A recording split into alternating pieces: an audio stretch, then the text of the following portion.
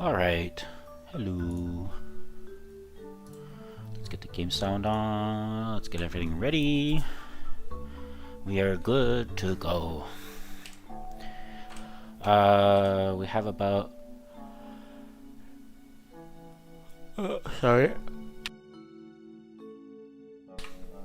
Ooh, yawn.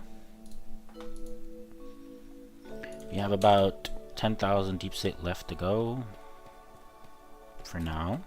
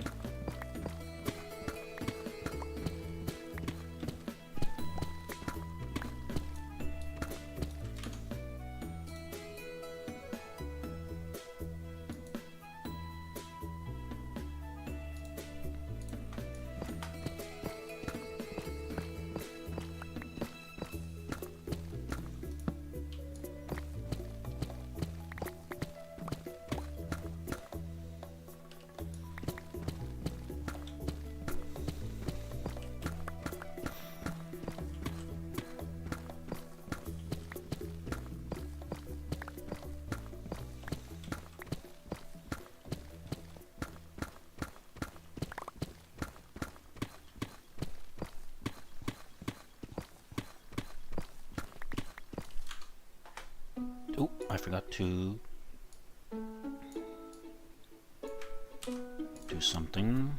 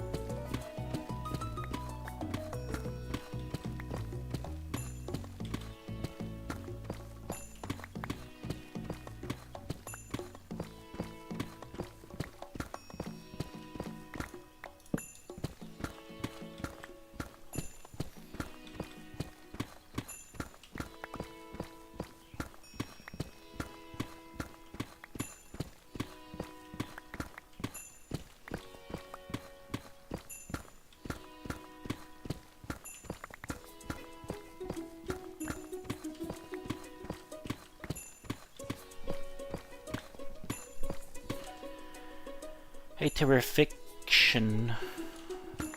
How you doing? Had a bit of a stroke trying to say your name. Reading it was easy, but for some reason my brain couldn't say it very well. I'll just call you Terry, or Terrific. How you doing?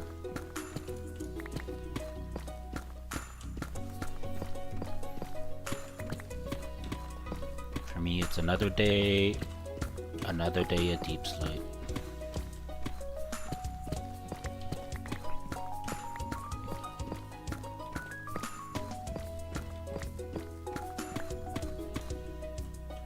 I'm also playing some Stardew Valley soundtrack, which I've never heard before, but I'm just playing to see how it is. It's not bad so far.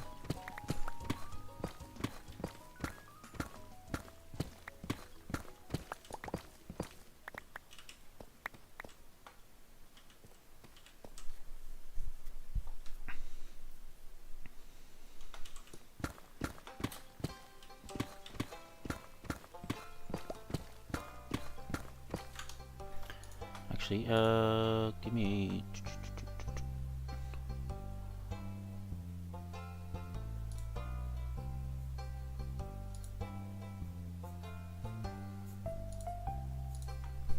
There we go. The timestamps keep disappearing from my Twitch chat. I don't know why. Every single time I stream, I have to put them back.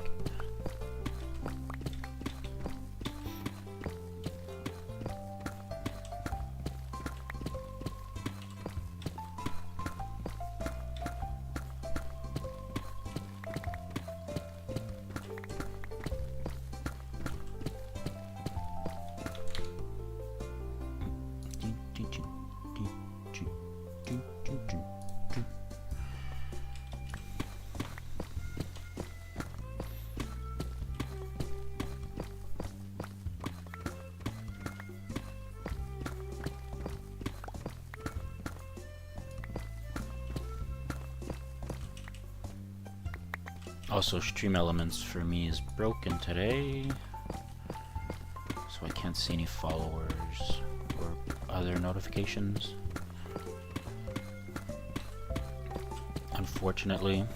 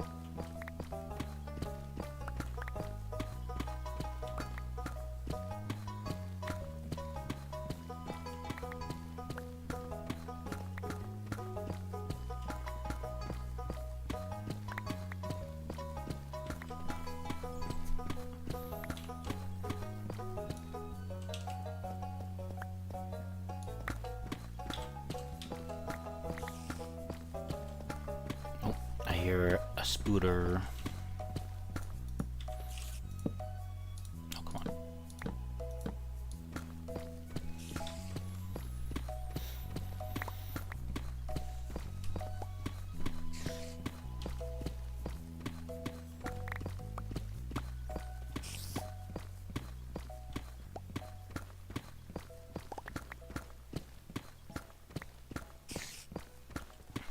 Spooter's quite close, actually.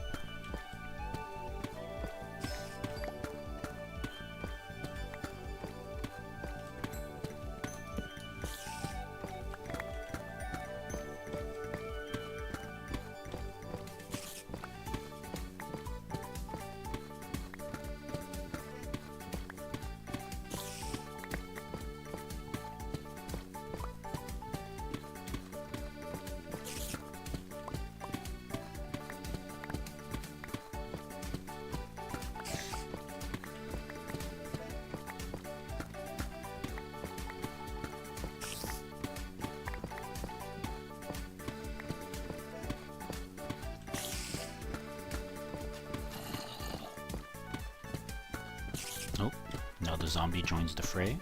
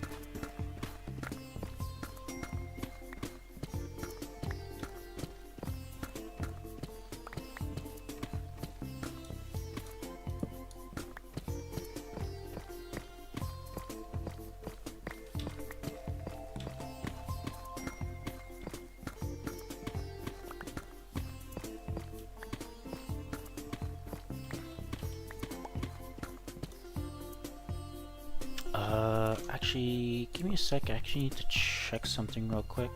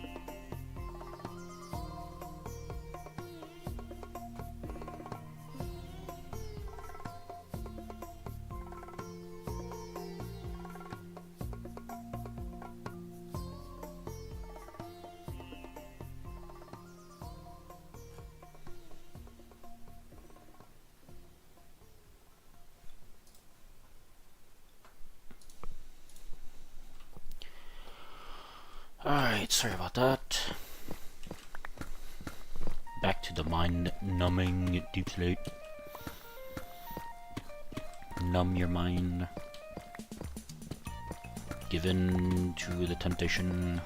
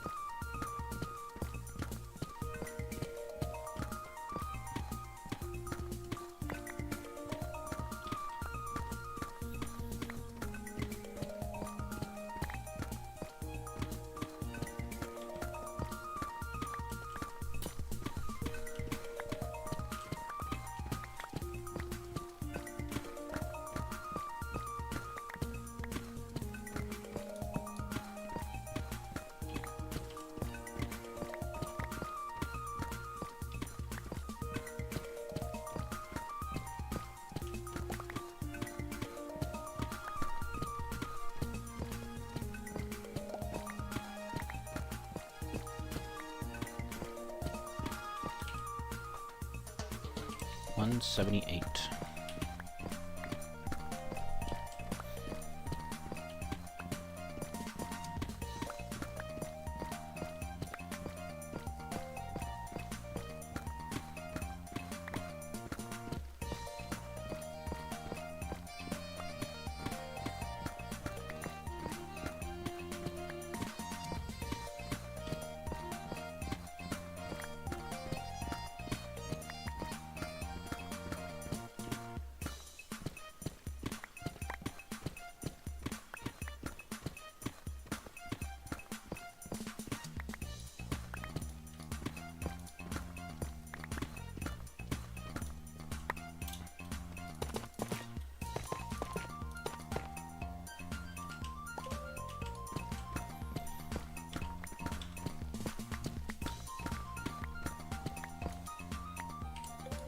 $140.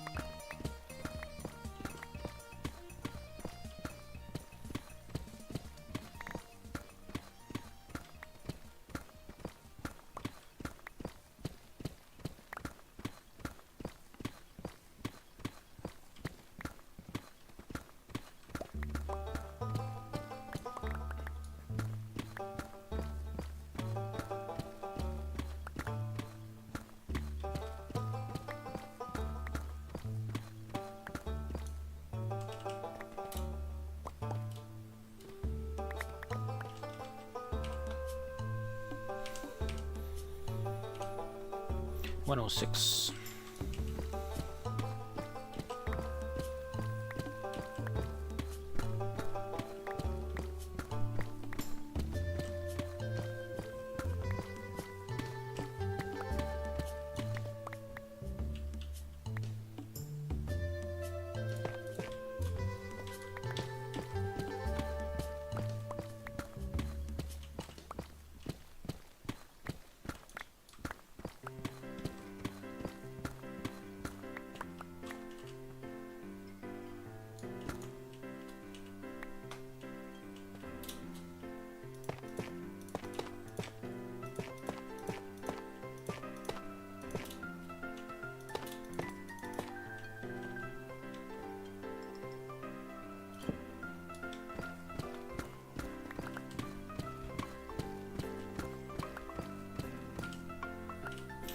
$91.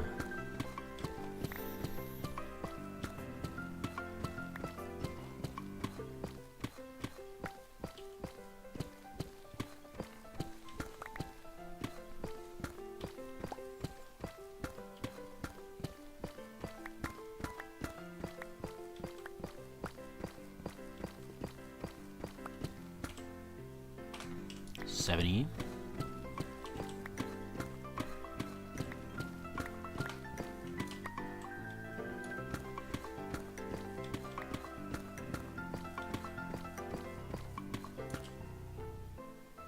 $63.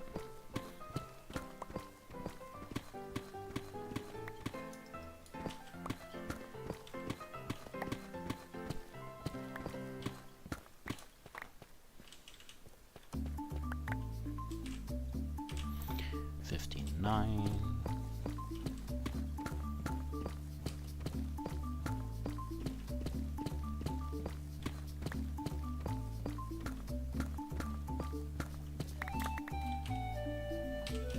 $51.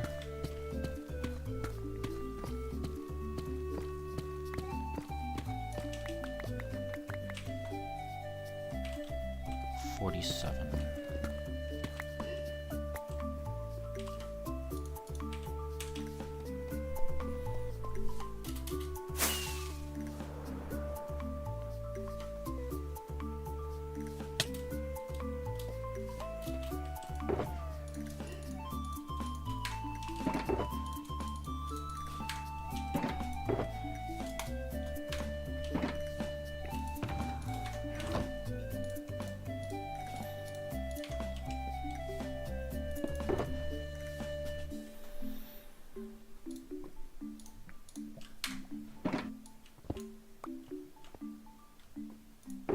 And I also need extra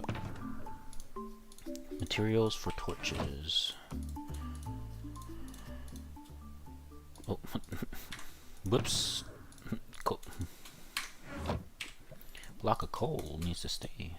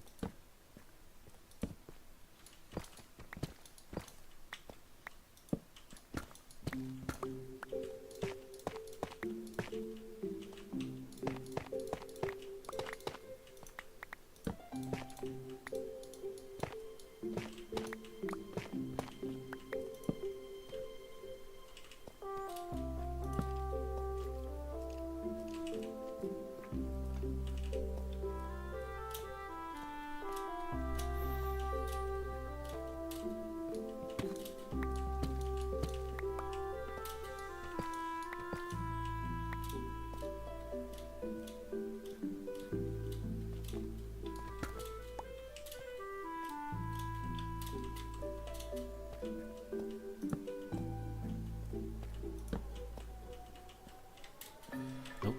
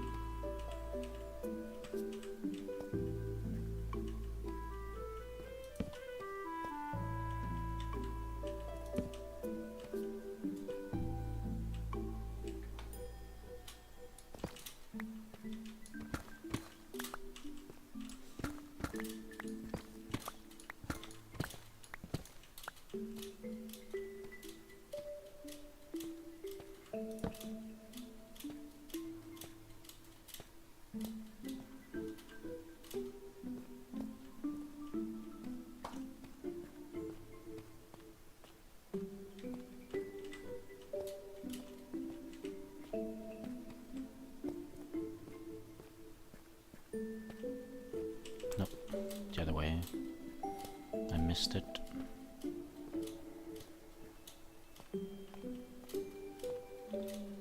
Here we go.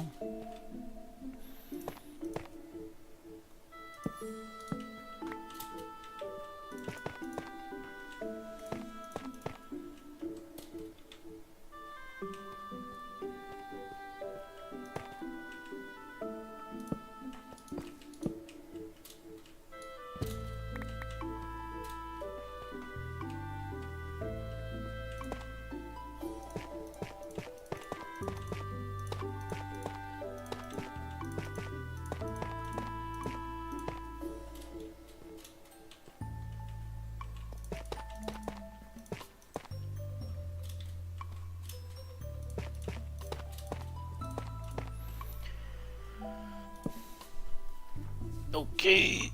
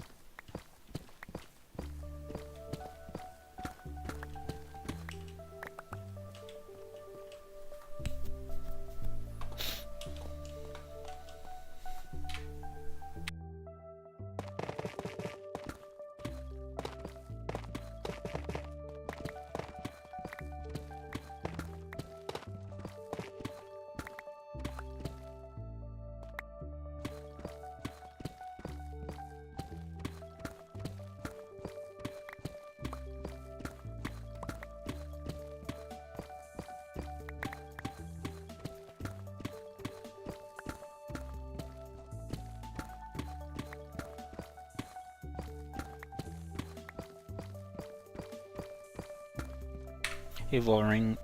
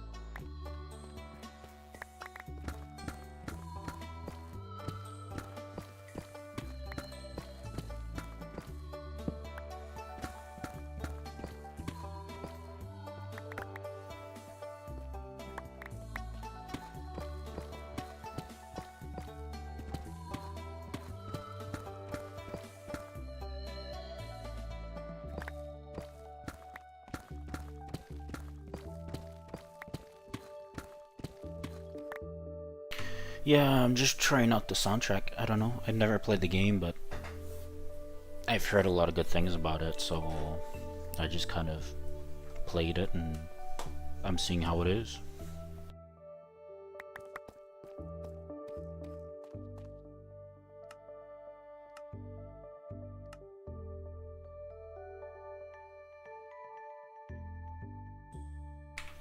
Almost 55,000, about 5 to 6,000 to go.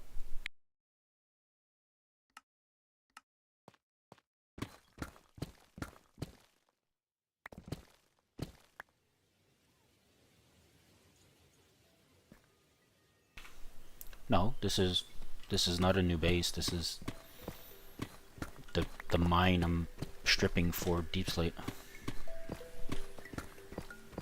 This is literally where I'm getting my Deep Slate for my castle.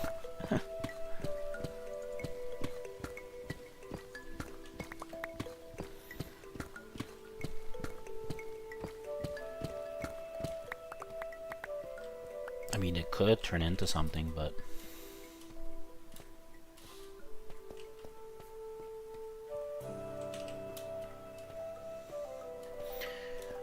maybe in the future.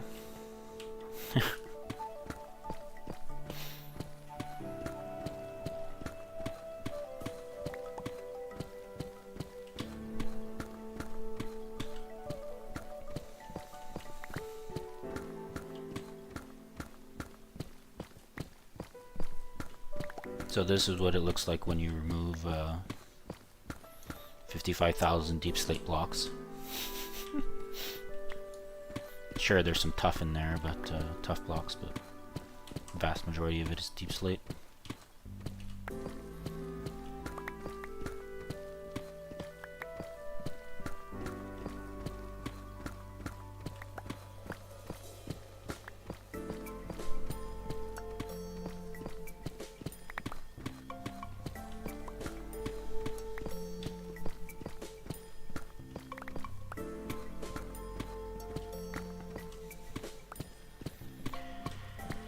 Yeah, I wish Deep Slate would go as quick as stone, but it's quite a bit slower to mine than stone.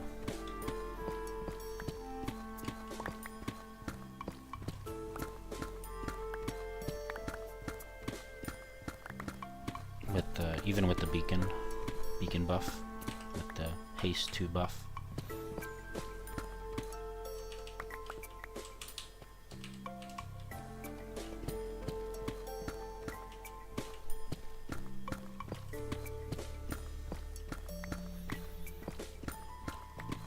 So I'm getting to 60,000 Deep Slate, and then I'm gonna use it on my castle, and I don't think it's gonna be enough, but it might be close-ish, so that I don't overmine Deep Slate by a ton, because it just takes so much time.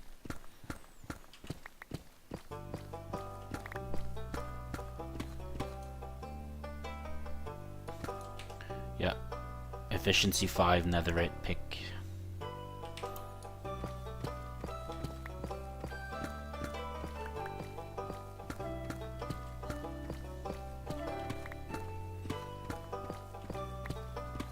Stone actually, just normal stone melts like butter, but yeah, Deep Slate is still a little bit of a delay between blocks.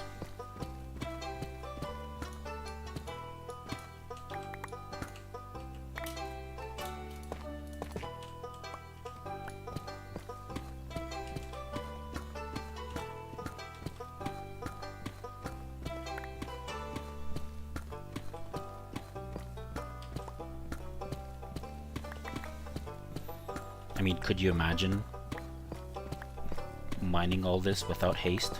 Oh. Or a netherite pick? Oh.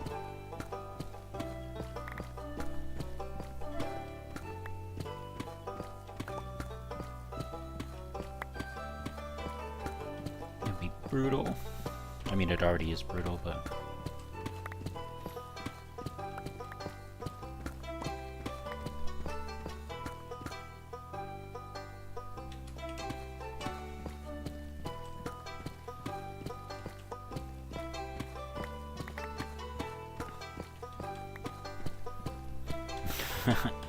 Well, there's more of us out there. I would be even more determined if I was doing this in hardcore, but I wouldn't have gotten this far in this world if it was hardcore. I think I died like something like 5 times so far. Something like that in this world. Not too much, but and mostly towards the start, but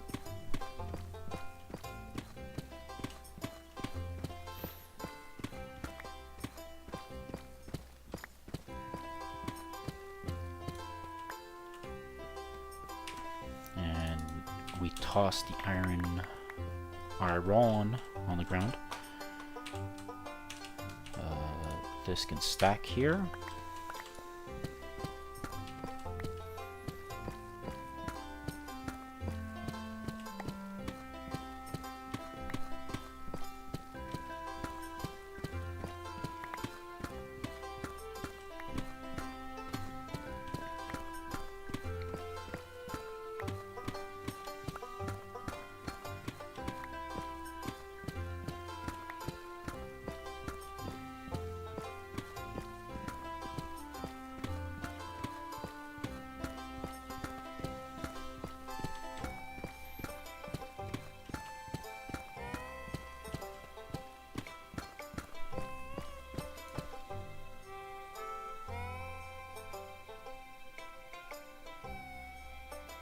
If I really want to play in your current save, it was on the edge, living life on the edge.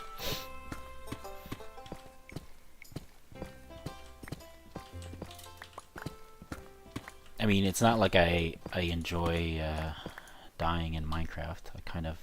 I try to avoid it if I can, but it does happen, and sometimes I am a little overzealous.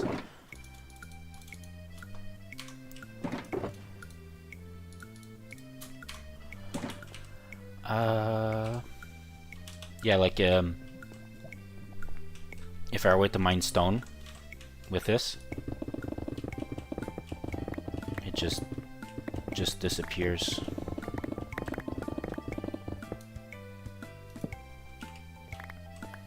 So yeah. Yeah, I have saves of this world.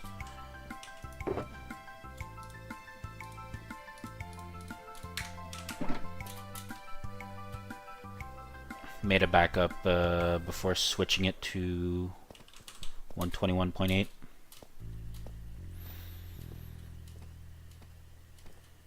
And probably gonna do another one after I'm done the deep slate.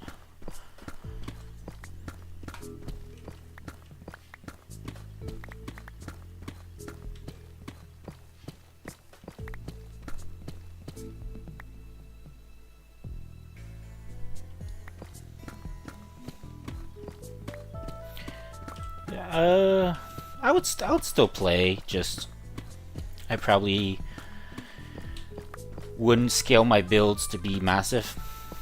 I'll just do smaller stuff.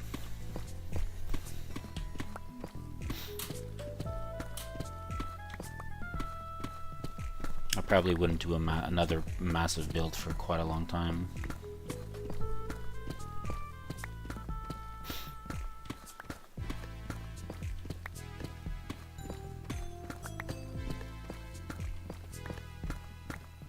Like, I'm talking if I lost the entire save, like everything.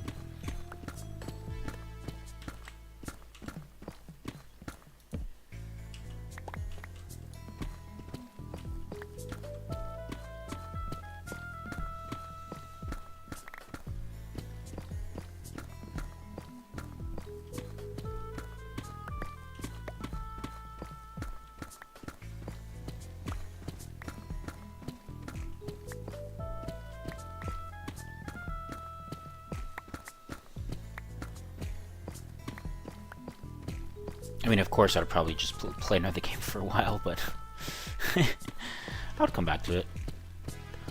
Just not motivated to put my time into something so big.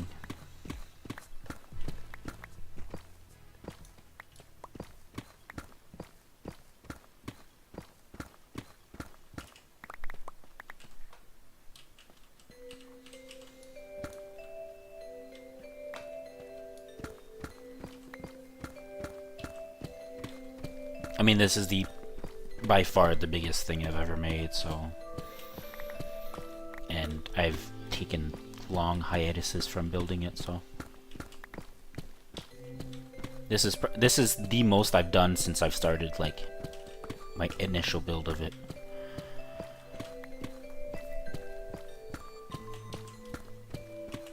Because, like, I put a lot of time into it when I first started building it. And then I kind of just... I stopped for a while. A couple months, and then I built a little bit more. Every couple months I would come and just add a little bit. And then when I reached a dirt part, I did some, and then I kind of got super demotivated. And I basically stopped for like almost 2 years. So it was just I had to use scaffolding, and like a shit ton of scaffolding, and I would do like 3 or 4 rows of scaffolding, and then I would have to like shift the entire scaffold down, which was like thousands of blocks, and it was such a pain that I just kind of like, it really put me off of doing it. And then when I saw the Happy Ghasts and the 21.8 update, and I was like, this is gonna make it 10 times easier.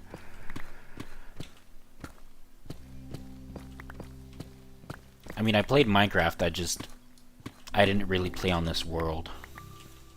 I played with some friends on other worlds and created new worlds and that kind of stuff.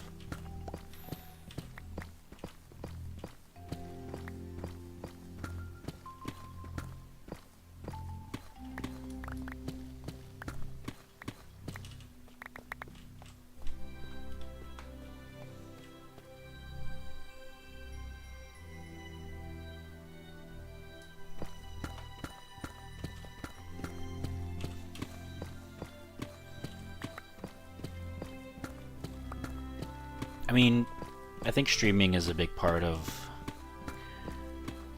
why I'm pushing for this build. It kind of helps me, allow myself kind of in a way in my mind to just push through this. Because once I'm done this part, it's gonna become a lot better. Because then I'm gonna be, I can start focusing on like a little bit more random stuff, like improving the design of the walls and that kind of stuff, and playing around with that stuff. Which, sure, there's probably gonna be a little bit of tedious stuff, but it's not gonna be crazy tedious. And then I'm also have a bunch of stuff where I'm gonna like, I need all the armor trim patterns. So I'm gonna need to go explore and find stuff like that, probably, like, and I'm gonna have to do stuff like mess around with the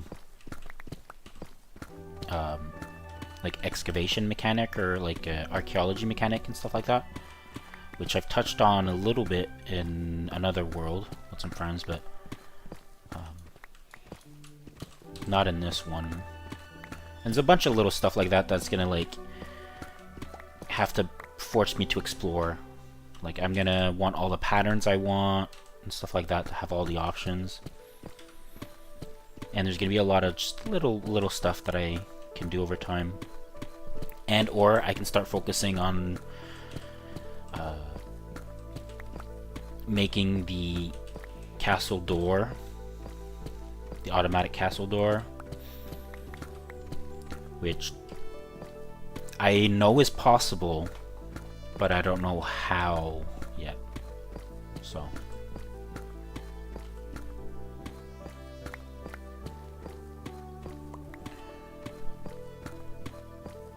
I mean, it's in the game, the gravel stuff with the brush and whatnot.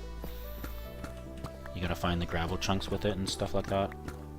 And then you get like pot fragments, and like you can get armor trim and a bunch of other stuff. Pot pattern fragments or something like that or whatever. And like a lot of the decoration is going to take a lot of time, and it's gonna be a lot of little bit of tweaking here and there, and just gathering a bunch of different kind of stuff, and it's going to be more less tedious and more just getting a lot of little stuff done over time and exploring and all that kind of stuff. Because I also need stuff like the Sakurai trees, the pink trees, the blossom trees, stuff like that I have never found yet, because that one is in the game when I explored last. So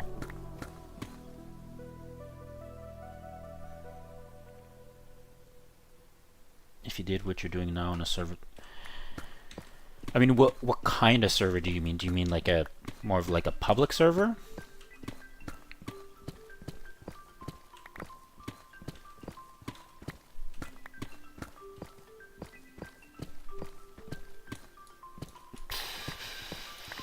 I would not have done this on a public server.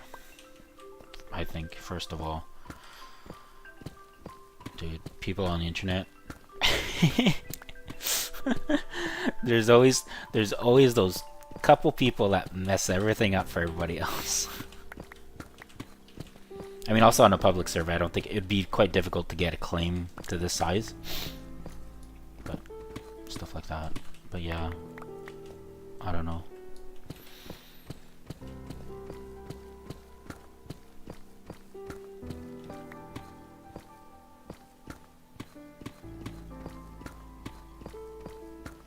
Yeah, I've never really played on public servers on Minecraft. I played a bit, but yeah,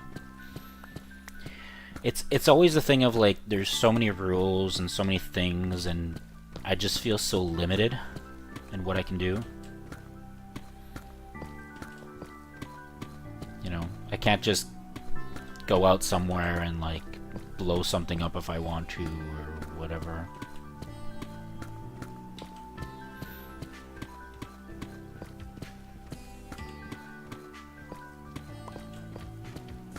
Like, just the thought of having to deal with potential griefers or people cheating or to grief and stuff like that.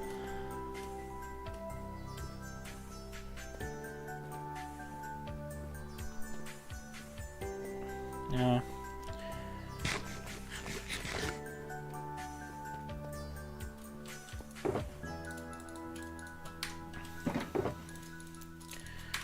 Unfortunately, a lot of people just don't really care about this in public servers and that kind of stuff. They mostly just...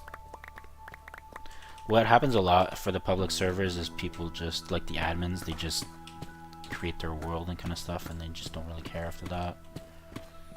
Because what people do for actual, like, big public servers for, like, big buildings and that kind of stuff, they actually make it in Blender software. And they basically just import it in to the game. Yeah. And like, the problem is also a trustworthy server right now might not be trustworthy in a month. Like, admins can rotate and stuff like that, or be less active, or just one moderator can be like a pain in the ass and stuff like that, or like... It's the unfortunate situation. Or like the rules of the server can change if like there's a player decline and that kind of stuff, and they're changing more to like a PvP or something like that.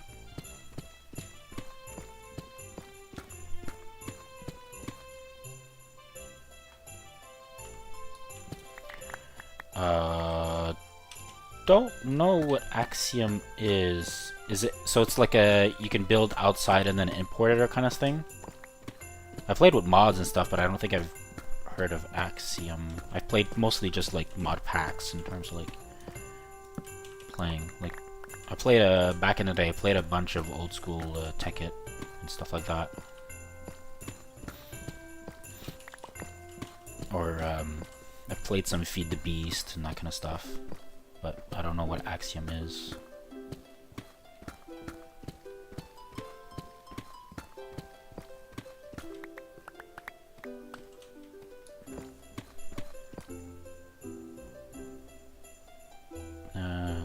Okay.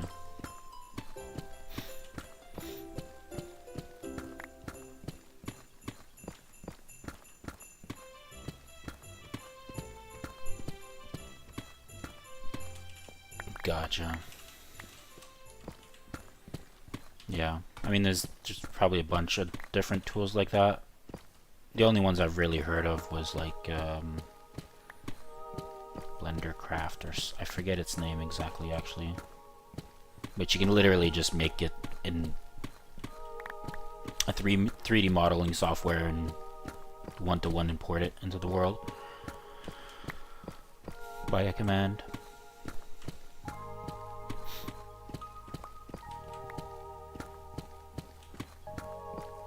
Similar things, I guess.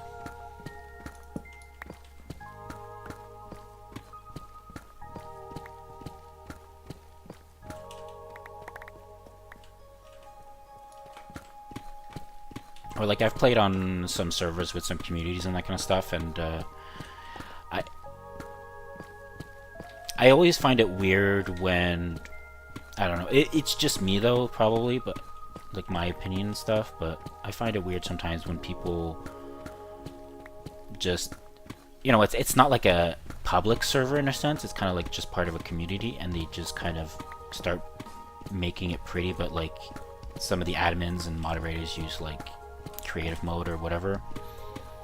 I just find it always a little weird where it's like, it's so much, I find it's always so much cooler when you're just fully just building it yourself, and like there's a bunch of community members coming together and making something possible, or giving their own little style on stuff and whatnot. But, you know, to each their own. Some people don't enjoy the grind, but I kind of do. I find it has its charm.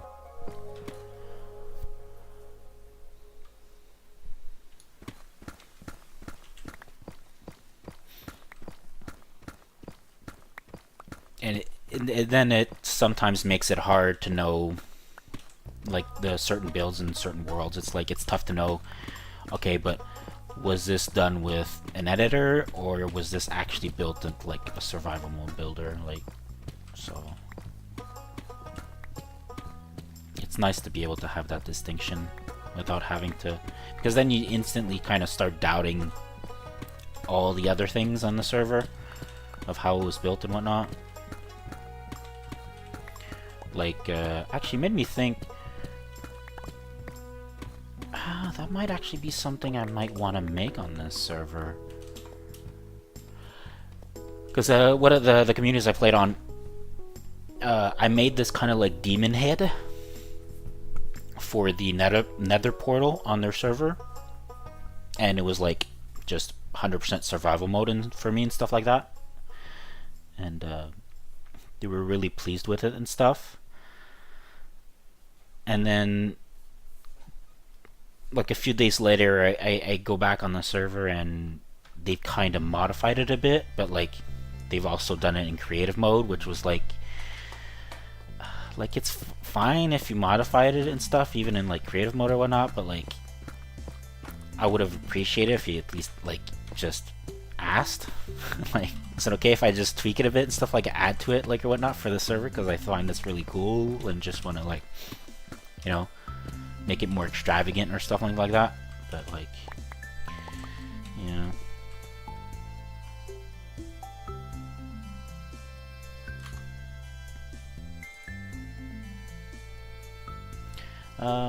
having players build stuff better than the server owners pre-building everything, but some servers are so heavily customized that the owners kind of have to set something. Yeah.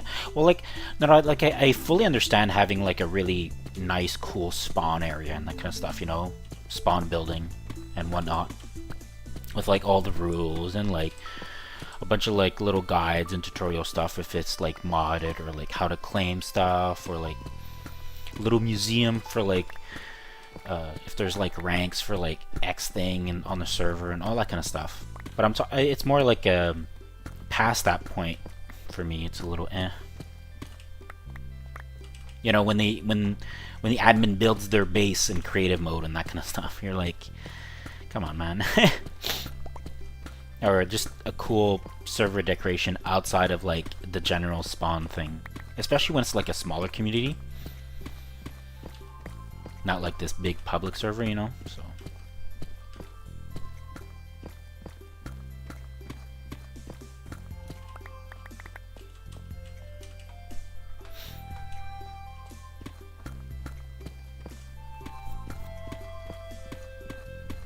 to me, it just kind of, I don't know, it makes the point of Minecraft a little bit moot, you know? You want to mine and then you want to craft. Isn't that the point?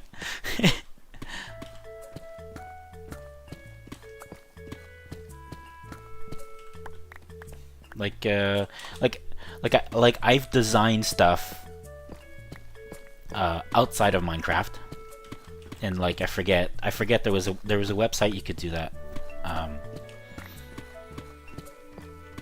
that I used. I used that website to get the kind of general size of the towers I made, to get to know like above on the circle and that kind of stuff, and knowing how round it would be and whatnot.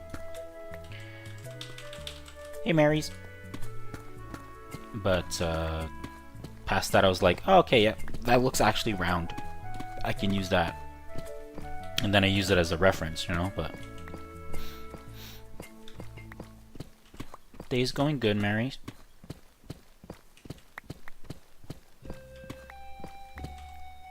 What's your favorite game, Marys? Have you been playing this game much, Marys? Where are you from, Marys?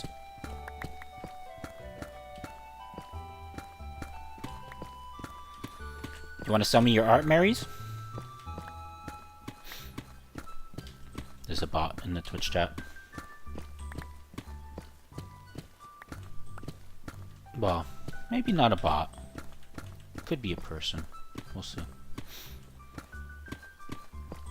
Yeah, they're giving me some predetermined questions and I'm throwing them back into place.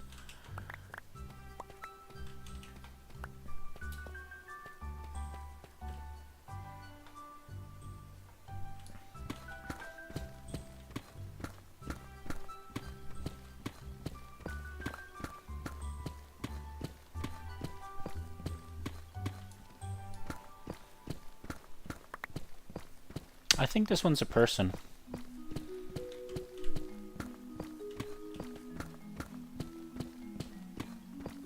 It's got a couple typos and some unconventional ways. It's also responding to my questions.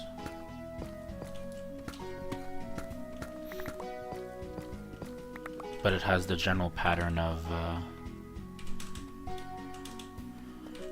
very, very same questions that they normally ask, and like in the same pattern, same way.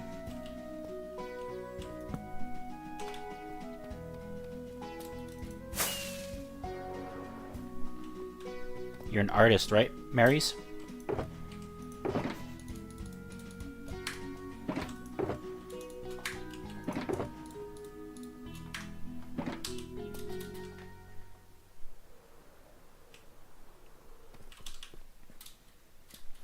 Ooh. Wait. Are you not gonna try to sell me your art, Marys? Are you not one of those people? Ooh, wait, let me look at this account. Oh no. Your account was created 2 hours ago. God damn it. Marys, why'd you gotta do this?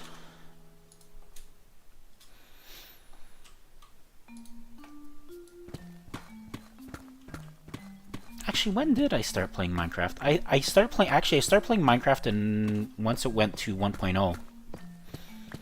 Whenever that was. When did Minecraft go in 1.0?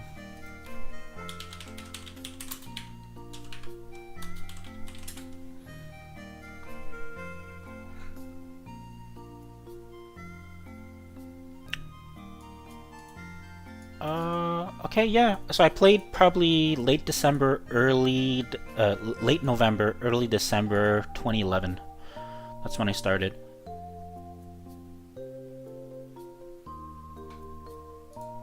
That's when I really started first hearing about it.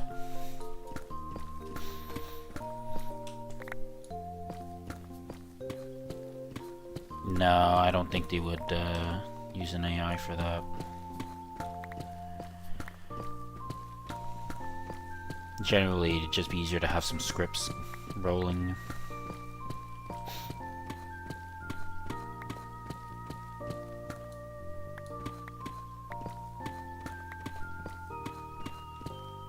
Look, Marys, you're good to be in the channel, okay?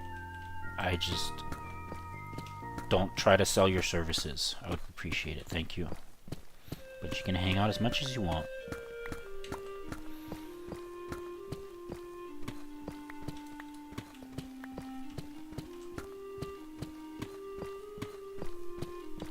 And Stream Elements is still... Stream Elements is still broken today, okay. Oh shit! Uh-oh. Mr. Voring is in multiple chats at the same time. He's gonna create a black hole.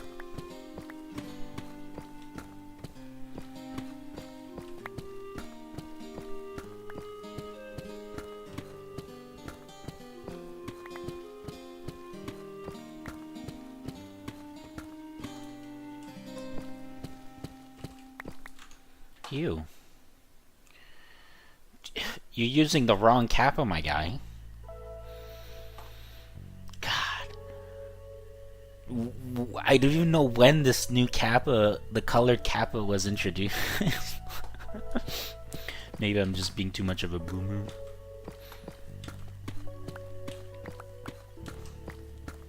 Like, I still use LUL. I don't really use KEK. I mean, I like KEK, but I don't really use it.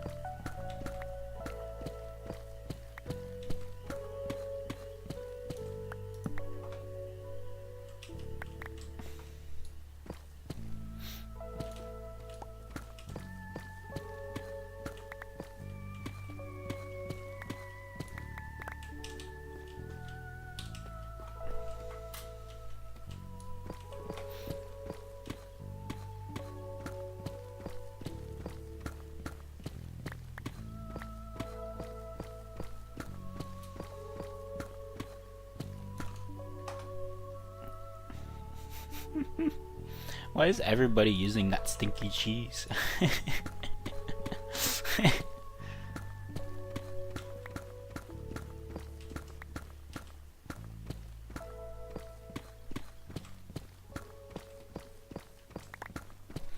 Like the first time I've seen that stinky cheese was like after I started streaming in my channel. I've never seen that emote before. And then we got what? A cheer from a channel I don't know, which is oh cool. It's a cute duck.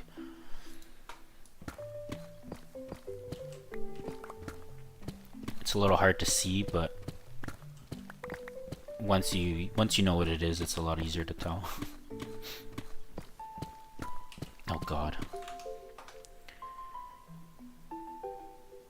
Oh, please, yeah.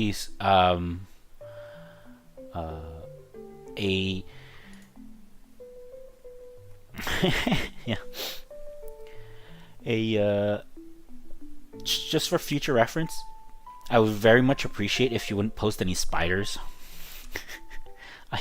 I very much do not like spiders. It is the one bug that I like. I can't, man. It just affects me to, like, at a certain level, and I really don't want to see them.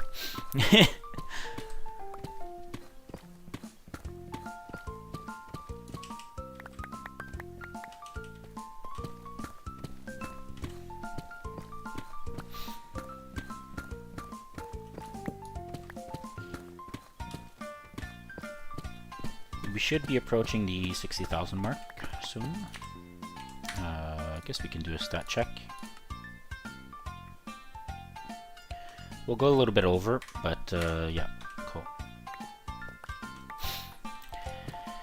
I've kind of gotten used to them over the years, but I still don't like them. It's more of a I've grown accustomed to tolerating them.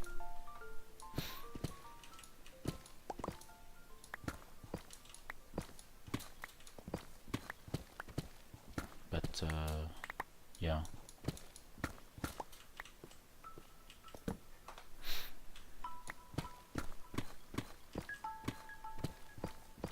It was pretty rough when I started playing Minecraft.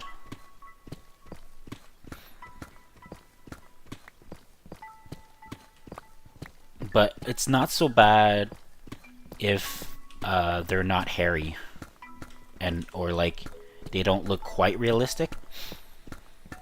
Since they're very like blocky kind of a thing, it helps a lot. Yeah. Australia's not really an option for me to live in.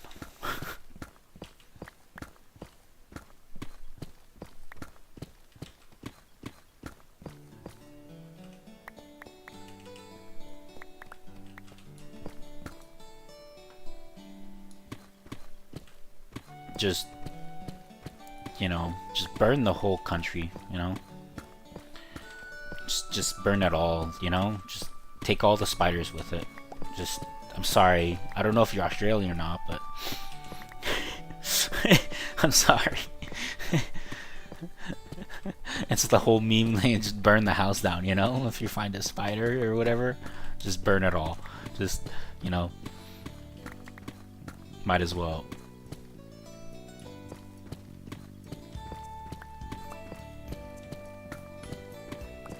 Like, I can deal with, like, little teeny tiny, like, millimeter size spiders and stuff. But once they start getting, like, a centimeter, or, like, close to a centimeter and bigger, it's like, oh, this is rough, man.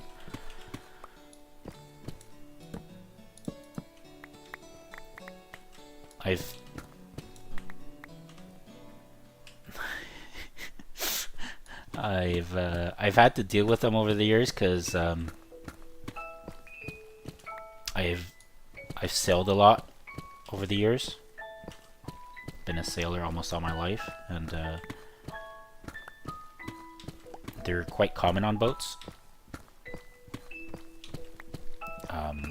So, you know, I've had my fair share of having to deal with spiders and that kind of stuff, and having to like smack them off the boat if I can, preferably.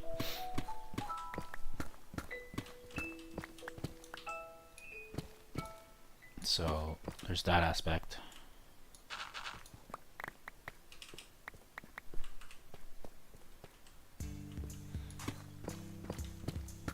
But yes, I will opt to not deal with a spider if I have the option to. But you're pretty limited on a sailboat.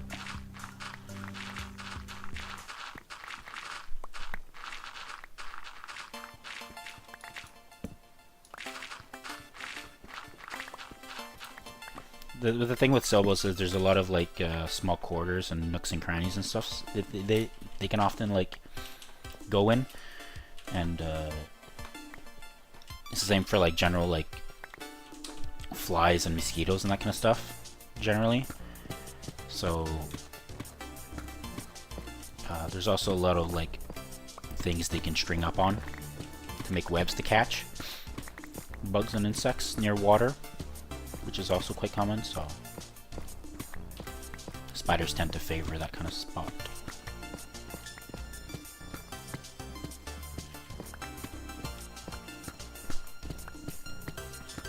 Yeah, the worst is when you flick a big spider off of a boat or something like that on the water, if you're like anchored somewhere, and then you see the spider just swimming back to the boat and you're like, oh god damn it.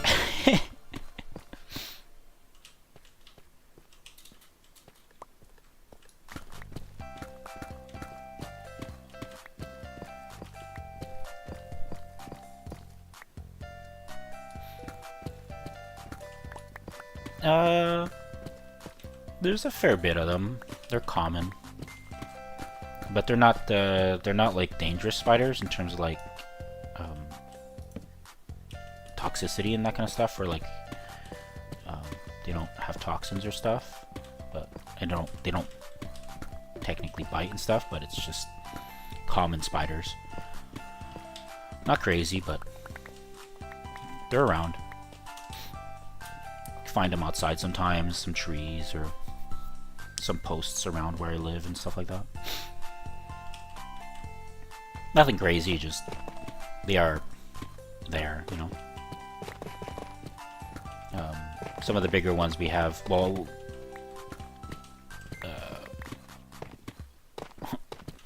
in the sailing term, we call them dock spiders, because they tend to live underneath the docks quite a bit, because it's very dark and kind of humid and protected, that float on the water. So when there's like multiple people on a dock, especially if it's like a wooden dock,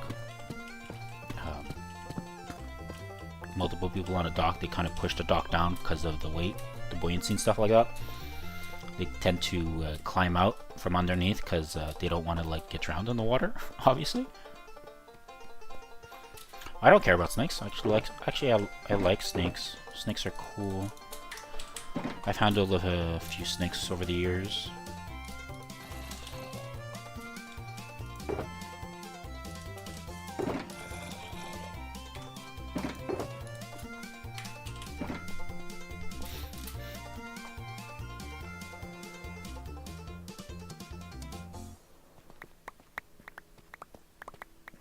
Like I really don't mind like the vast majority of well, almost all animals or insects. It's really just spiders, just really like I just can't deal with them like compared to anything else, like cockroaches or centipedes or earwigs or anything like that. I'll just deal with them, whatever. But like I could just literally just pick them up and like toss them outside or whatever, but ants, I don't want it to touch me. I don't want it to come close to me. Even like with a paper towel or something like that, smushing an ant, or even with my foot, like when I'm wearing a shoe, it's even that's like, oh, the feeling, I hate it.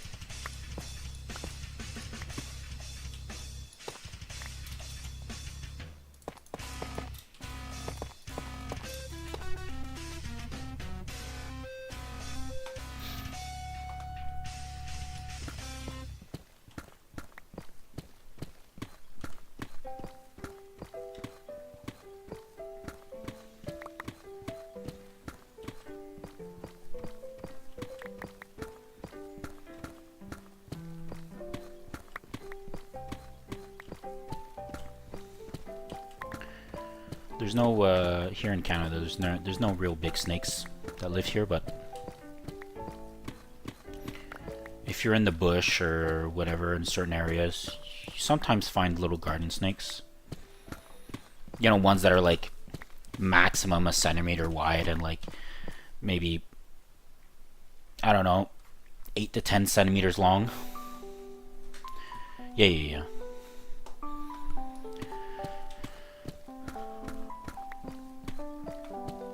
Right now I live on the west coast, but I grew up on the east coast and around in Quebec. Snow, yeah, only half the year.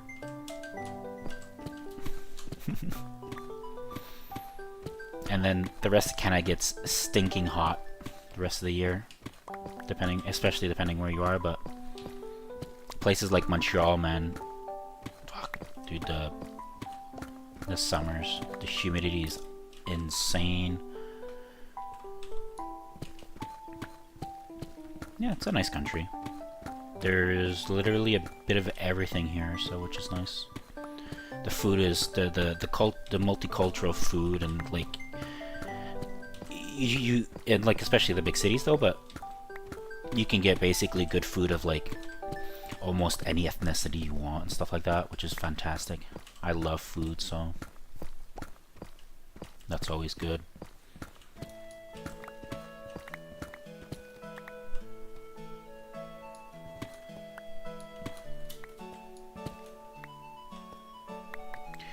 Yeah, mostly around Toronto and Vancouver.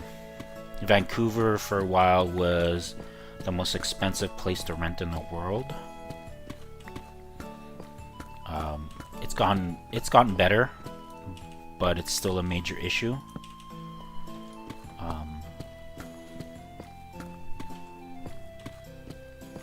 Yeah.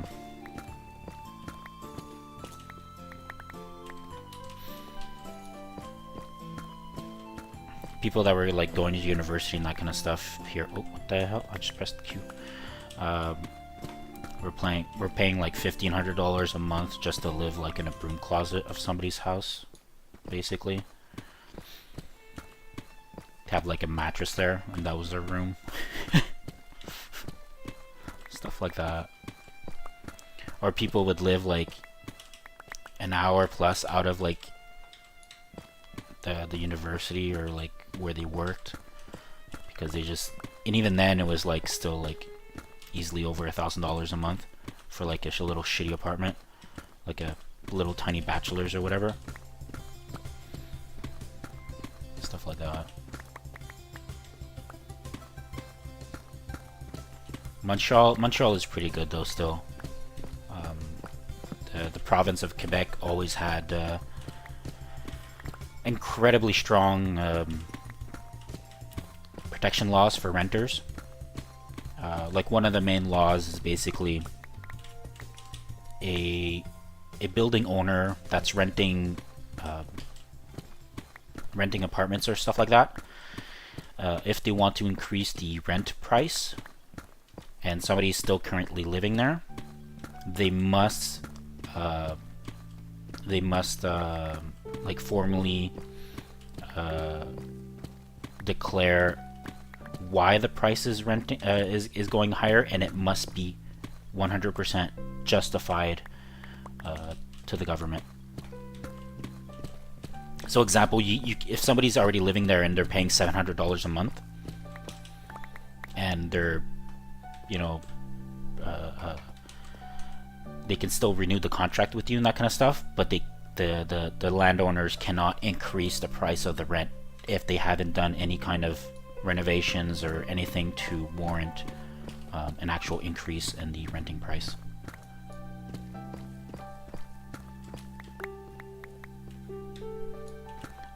But just finding a place in general can still be quite difficult though, because people tend to hold on to apartments and that kind of stuff as long as they can, because sometimes finding another place can be quite difficult. That's the really hard part in Montreal area,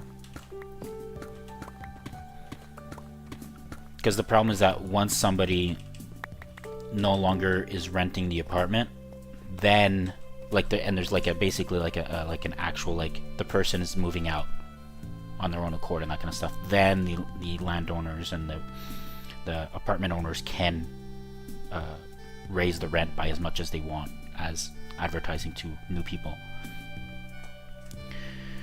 Vancouver and Toronto. Toronto is very bad as well. Not as bad as Vancouver, but still very, very bad. And just in general, the prices everywhere and renting have gone really, really excessive.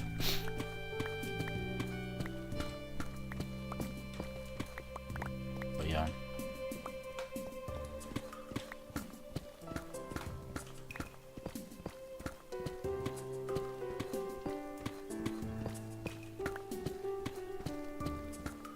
It's like a mixture of things that created the scenario. It's the lack of push for creating new homes and that kind of stuff, new apartment buildings and all that kind of stuff over the past 10-15 years. A little bit more even. Basically since the last 2008 kind of world, more or less, recession. There was kind of a drop off in new homes being built and all that kind of stuff. Livable residences. And that there was recently over the years there's been more and more of a immigrant like people arriving in Canada, and a bunch of other factors have just kind of stacked on top of each other. So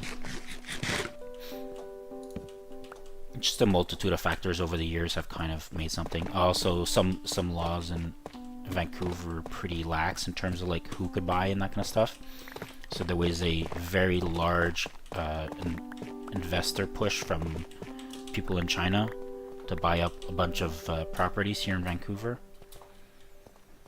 which created a massive problem. Which new laws have been put in place that the actual owners of the property must live in the property for more than 6 months or more during the year.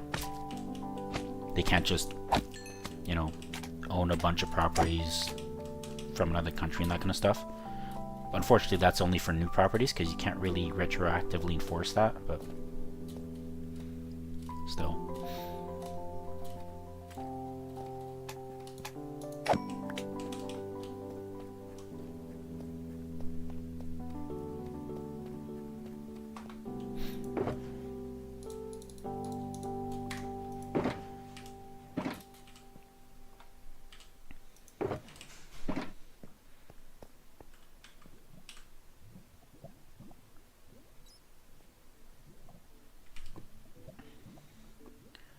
Cheapest prices? You mean like basically kind of like some of the cheapest places in Canada kind of a thing? Just like buy some land and build a nice small house, you know, like with like maybe like 3 bedrooms or something like that. Like kind of like a bungalow, I guess, like a 2-story house, kind of like a upper story on the ground level, and then normally we have a basement that's kind of like underground with like a cement walls and that kind of stuff that's later furnished and stuff like that. And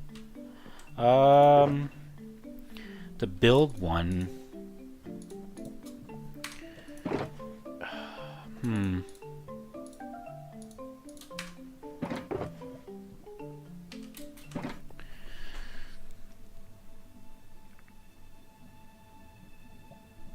you in like the really rural areas, you probably still have to pay like the cost of the lumber and the cement work and all that kind of stuff would probably be the most expensive in general. You probably still pay like $30,000 to $40,000 for the land, and then probably another like 150, 120, 150 for like building the house. So you'd still get close to like 200-ish, depending. If you're not going for like trailer park kind of house and doing everything in like a modern style with like new appliances and that kind of stuff. I'm talking building and furnishing a house completely from scratch. That would be my guess.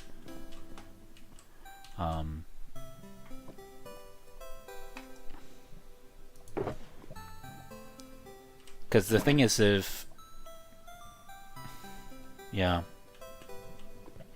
but the thing is, you got to look at is, there's a lot of places that could be like that, but they're not really close to any big cities or that kind of stuff. It's like a couple hours drive, and even that kind of stuff.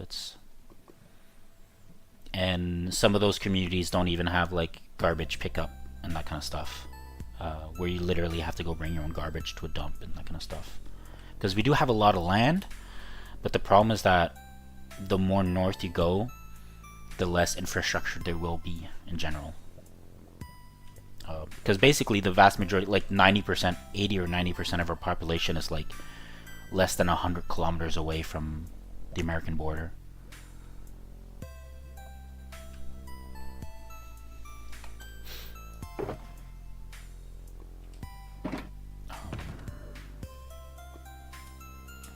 Yeah, I mean that's also a general guess, but yeah, that's that'd be a pretty standard guess.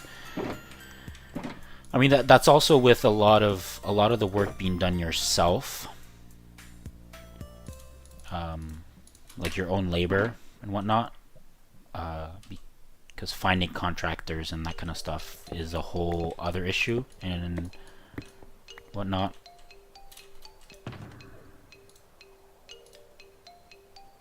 Oh, I still have one.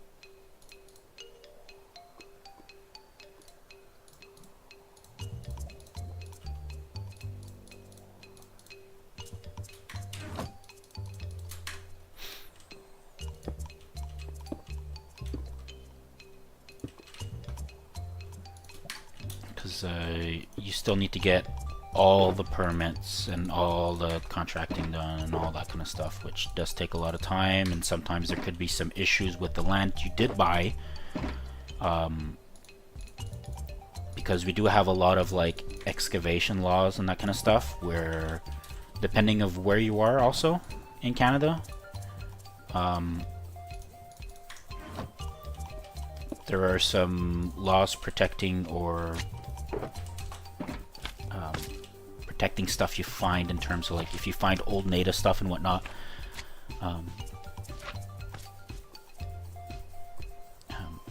you need to like let the archaeologists come in and like take care of the site and take care of the findings and that kind of stuff.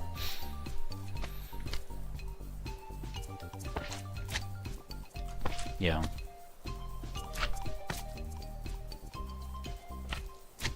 But that's also not including taxes and that kind of stuff. So, if you don't mind me asking, which country are you from?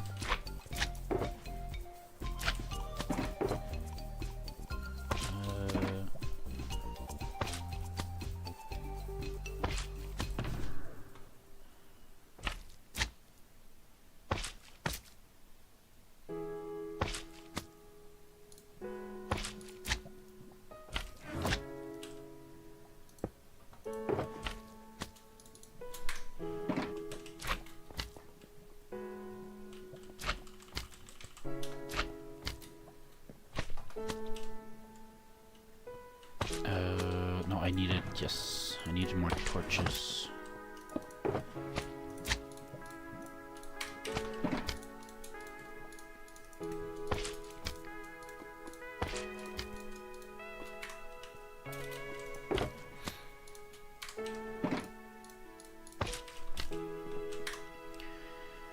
Stats, items, 59. I need a little more.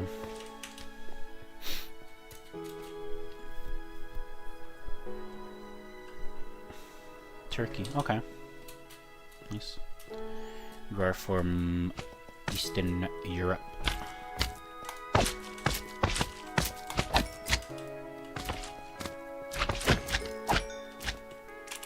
Actually, I think that might be one of the cuisines that I haven't really seen much of here in Canada in general. Like, you guys have all kinds of like interesting, I don't know, I'd call them salads and that kind of stuff, but it's just like it's like a mixture of ingredients, like cold ingredients and that kind of stuff, and like a bunch of cool meat I would call them meat on a stick kind of stuff, kebab related things and whatnot, which I've seen, which look great. Meat's good.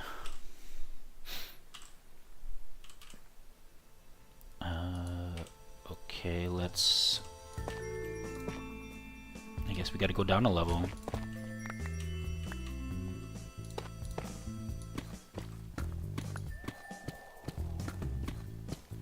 Three. 1, 2, 3, 4, 5. 1, 2, 3, 4, 5.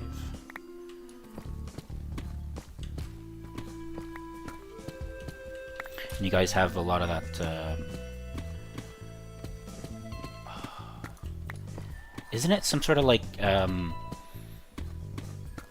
it's not like milk, but it's kind of like a mixture between, it's like a sweet kind of milk or something like that. It's a mix, it's not like a yogurt, but like kind of between a milk and a yogurt, kind of a drink.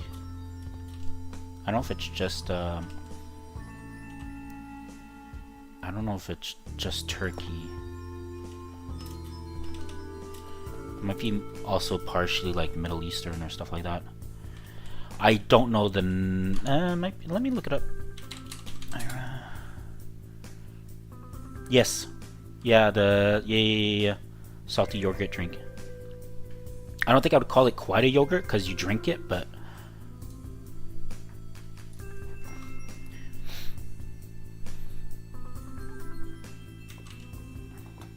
personally, you know, just my opinion, just my my opinion. I mean, we call a lot of things, but they're, you know, they're similar, but they're not quite.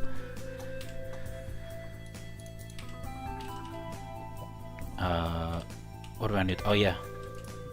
Wait, I already had stairs, right? Wait, I used all the stairs? What? I guess.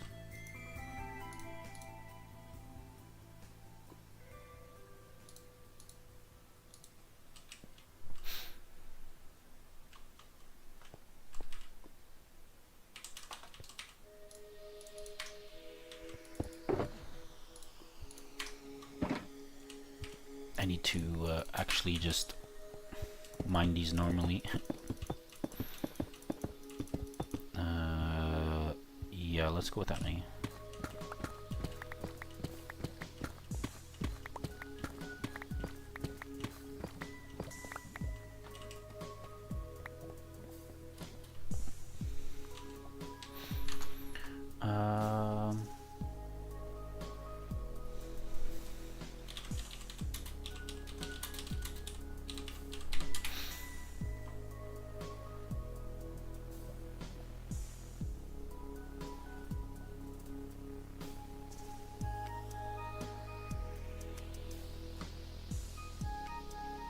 I forgot who it was that was...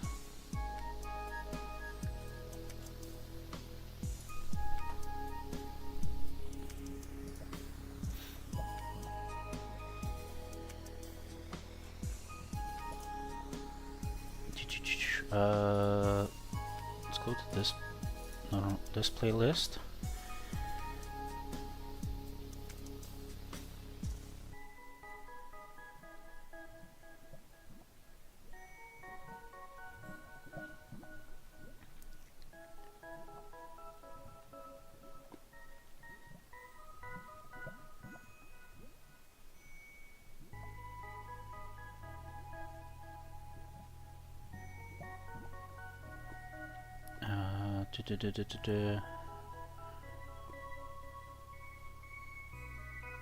Damn, I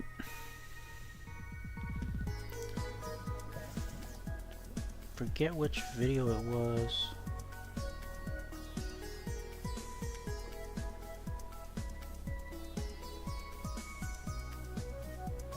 I guess I kind of lost it. Oh well. Forget the whole thing of the video, but yeah, it was pretty cool. Okay, we got stairs.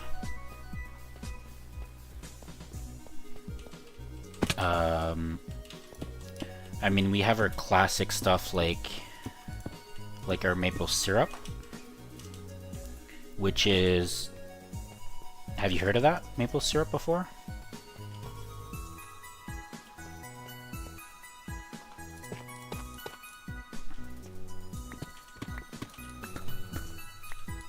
Yes, which is literally just basically the innate, basically the water kind of with the sugar that mixes into the tree that they create themselves to eat on with photosynthesis. They create that water, so we put basically a little metal tap into the tree, connected to either like a bucket like we did a long time ago, or now we put on basically plastic tubes, and we connect a ton of trees together, and they all drip slowly over time into like a big reservoir that we collect it from, and then we slowly boil it so that we condense it over time, and we have like different versions of it. We have like the more the lighter one, which is like more of a golden, and all the way to like the dark maple syrup, which is like a very, almost like a woody, very sugary, woody kind of syrup. Have that. We have, yeah, there's different kinds and stuff, which is great. During the winter, we also put it over fresh snow.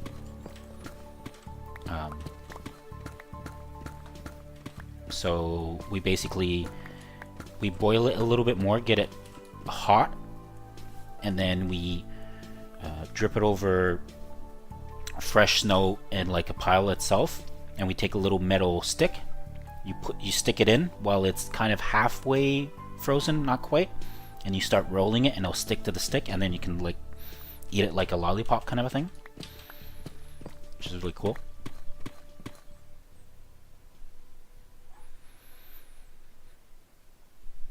Yeah, I mean, even here in Canada, it's quite expensive. Maple syrup. We, I don't know if you know this, but we actually have a maple reserve bank. Basically, like some countries would have like a gold reserve bank where they like store excess like whatever to like, in case there's a shortage, we can use it to like even out the market and that kind of stuff. We have a maple syrup bank. Where producers are not allowed to, depending on their size and all that kind of different kind of factors and their pre-existing market, they're not allowed to sell more than a certain amount per year, and the excess they store into big 55-gallon barrels, and there's a bunch of big warehouses all around the province of Quebec, and they store them in there. So then when there are years, because it's basically just sugar water, so it stores very, very well. Yeah, and so sometimes there are years like, was it 2023, I think, there was a shortage.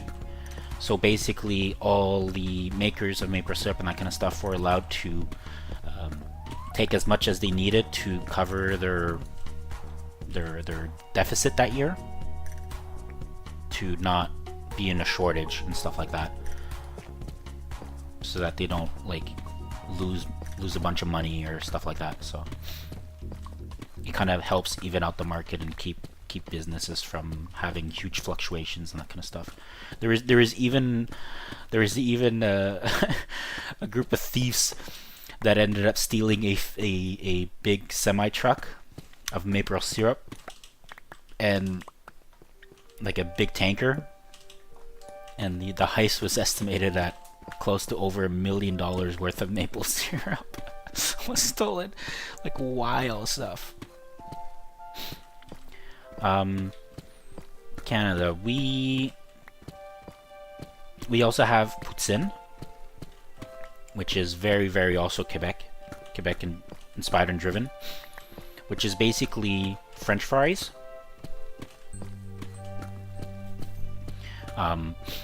with a strong beef gravy and cheese curds. Yeah, basically. Cheese curds that have not been refrigerated is very important, because they keep that very natural. We call it a squeakiness, but it's like a very spongy kind of not spongy, but they rebound quite well. I don't know if you guys use the word cheese curds or not, but basically while making cheese, you have whatever that's left over that floats to the top that normally people discard. We take that and we form it into, they when you do a large amount of them, they form into fairly sizable chunks. Like they can be like a centimeter cubes on average and that kind of stuff. And then we use that, and it's actually pretty good cheese, and we put that on top, and it melts quite well. And literally, when you bite into fresh cheese curds on like a poutine or whatever, it literally squeaks. There's a little squeaky sound.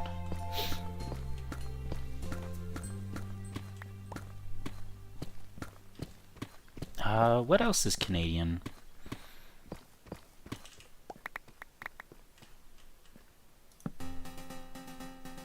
Yes, it's very much a kind of like after you've gone drinking out for the night and kind of stuff.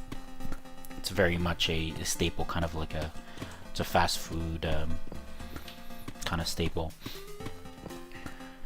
And generally, only really most of Quebec does good. Province of Quebec only does real good 2018. There are some in the other provinces, but the laws regulating food can sometimes stifle it a little bit, because in other provinces they have laws preventing you from keeping cheese out at room temperature, but in Quebec they have special conditions and that kind of stuff for that kind of food and whatnot.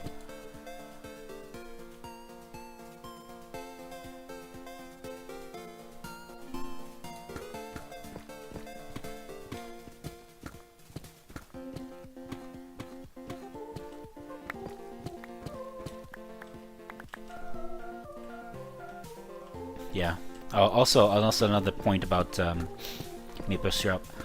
During very early spring, late winter, we have what's called, like in English, it's either the sugar shack or the maple shack. And it's basically like a breakfast and brunch kind of combo style, like North American or like English, where it's like sausages, beans, toast, eggs, bacon, pancakes, waffles, all that kind of like North American or very general European kind of breakfast stuff. But basically everything has some sort of like maple syrup, like either cooked with maple syrup or maple syrup like poured on top of it. And it's kind of like those one thing a year where you kind of just like go at it, which is special because it's like it's the time where the maple syrup really starts to kind of ramp up. So like that's like thousands of calories like in one meal kind of a thing. But and you typically go there like in a big group of people, like easily, you know, 8+ people go there at a time and that kind of stuff. You go as a big group because you gotta like generally have to reserve it like a month or so in advance, or else everybody else is still gonna be booked. But yeah.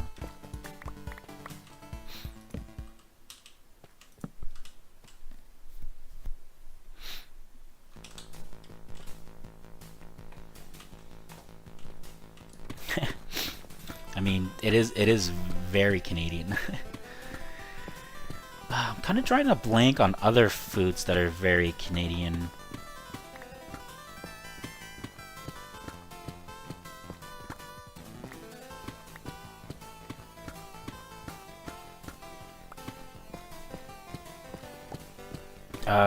Actually, we have blueberries are very big in Canada. We have a lot of blueberries. And even certain parts of Canada, we have some areas that have these that just naturally grow massive blueberries.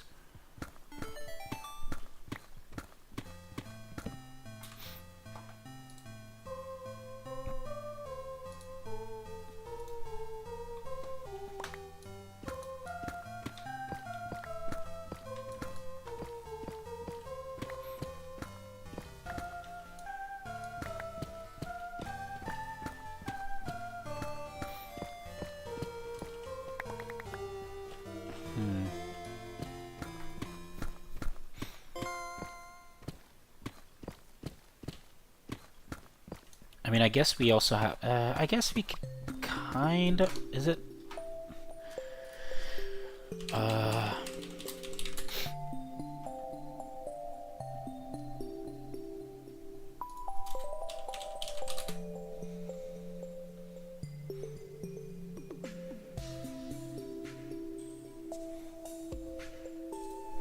I mean, I guess shepherd's pie is quite Canadian, although it was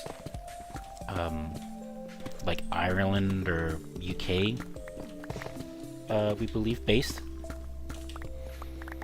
but it's quite a thing here as well.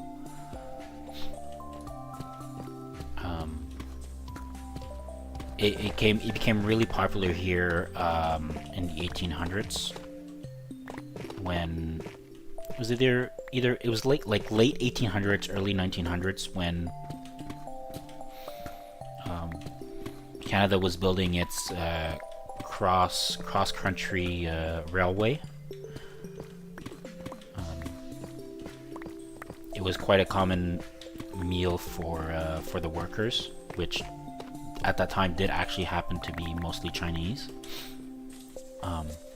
That's why in Quebec, in French, we call it pâté chinois. So it's like it's a pâté, like a liver pâté or something like that, but like a Chinese pâté, basically, direct translation, because it was like basically the main food for the workers, which were majority Chinese.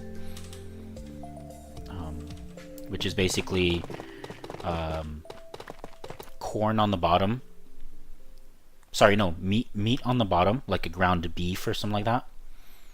And then corn on top, and then a layer of mashed potatoes,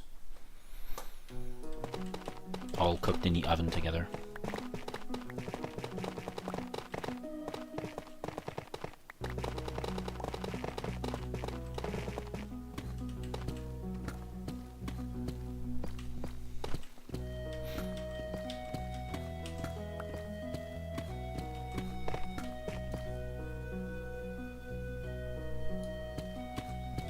Yeah, it is. It's really nice. It's nice when you're able to like try to find something that's like a different culture and stuff like that. It's not too difficult to find either, like even like certain activities sometimes can be found and whatnot. Although there are a bunch of like Eastern Europe and or even like Middle Eastern sports and that kind of stuff that are not quite common or easily found, because there are a lot of little niche sports, but yeah, I mean there's also stuff like field hockey, regular hockey, even if you didn't know, basketball was invented in Canada.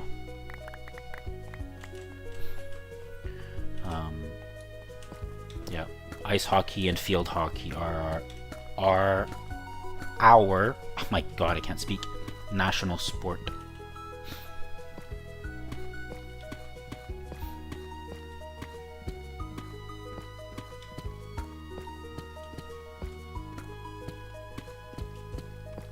We do also have a lot of soccer, as we like to call it, which, you know, the Brits started the word and then they made us use it, and then they just started ditching it, and then we're like, okay, well, screw you, we're still gonna use it.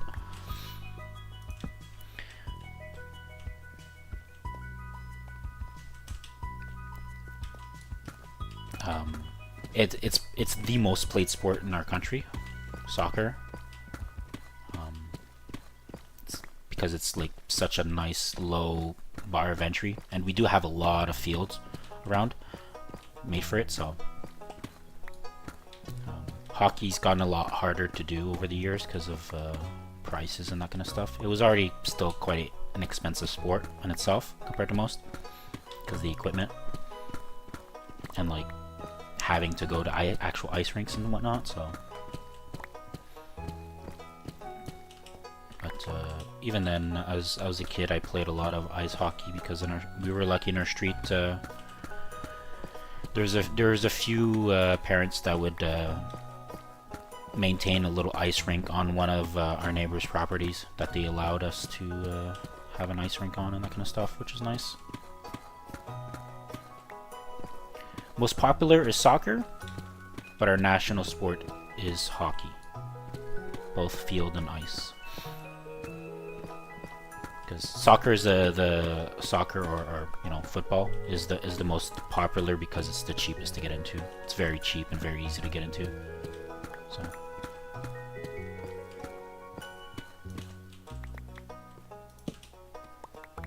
you basically need a pair of cleats, and then basically a pair of football shoes and a ball.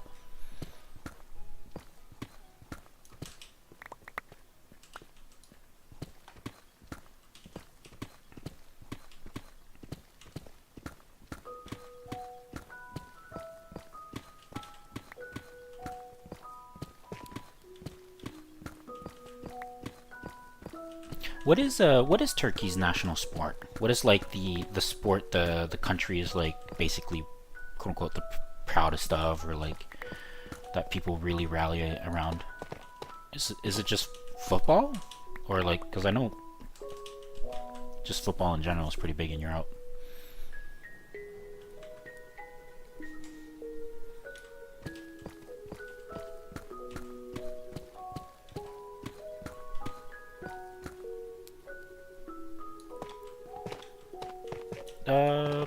Basically, kinda, yeah.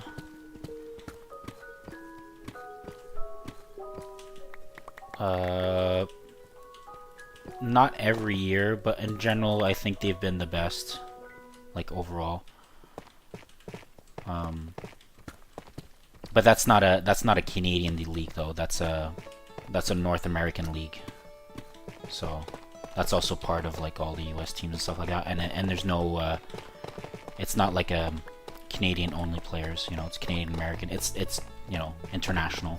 So, but we have done, yeah, MLS is the soccer league. Canada has gone into the top 16 a couple times now for like World Cup and that kind of stuff. We've beaten some good teams. Canada's coming up in the football world. We're no longer a bottom tier team.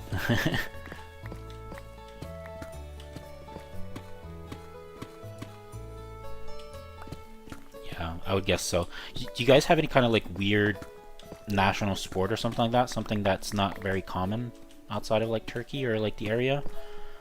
Because I know like a lot of Eastern Europe has a lot of interesting different niche sports.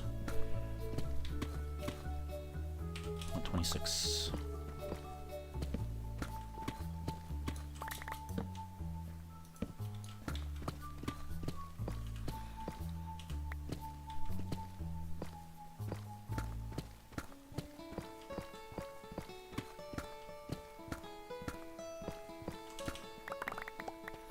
I mean, I think Turkey's decent in arm wrestling, I believe, also.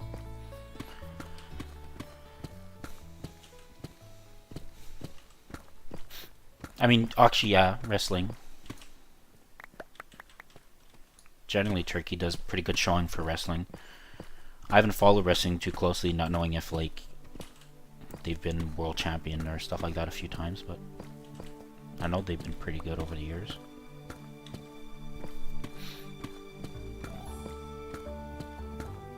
I mean, also, like weightlifting, guys have done decently over the years on the world stage.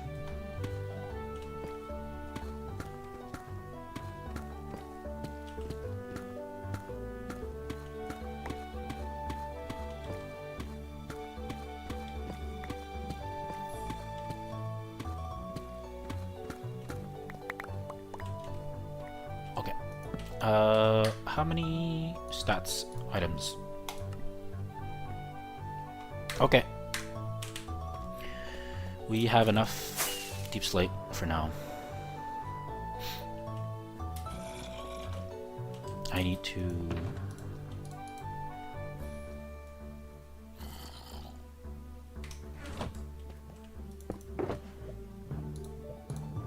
switch this out to this one.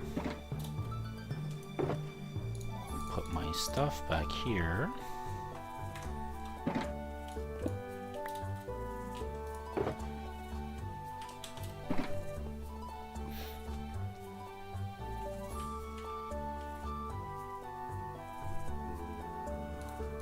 Gotcha. Oh, no, I don't want to throw that.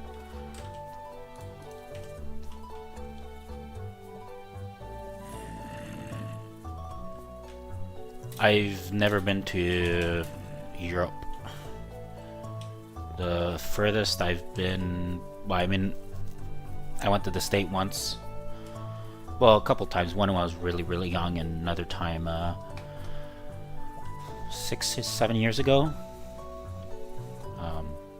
Basically never been outside of Canada mostly. Actually no, I went to Cuba with a family a long time ago when I was in Grade 9.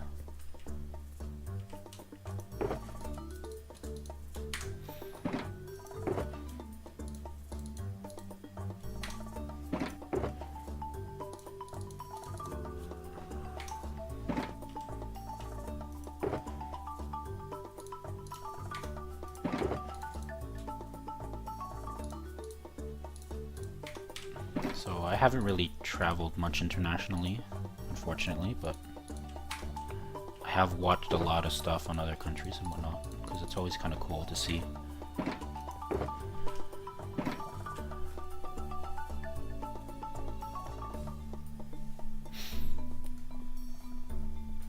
I mean, it's also everything is far from Canada.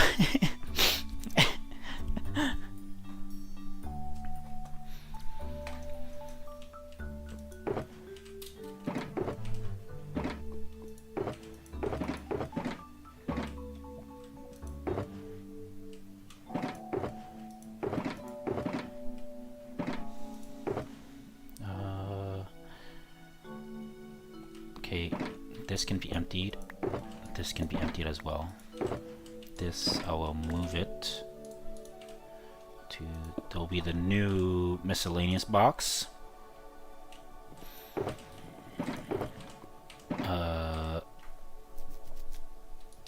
These need to be put back in my ender chest. Alright, this one is full. These ones are full as well. I take the bed.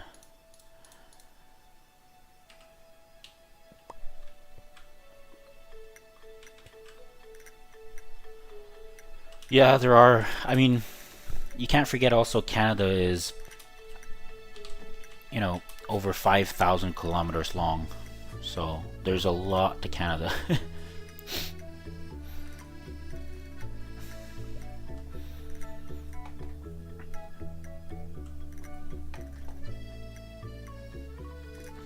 The one thing I sometimes find funny is some people just sometimes foreign people don't necessarily realize how big Canada is when they want to come visit or want to come, you know, be a tourist or something, and they'll be like, oh,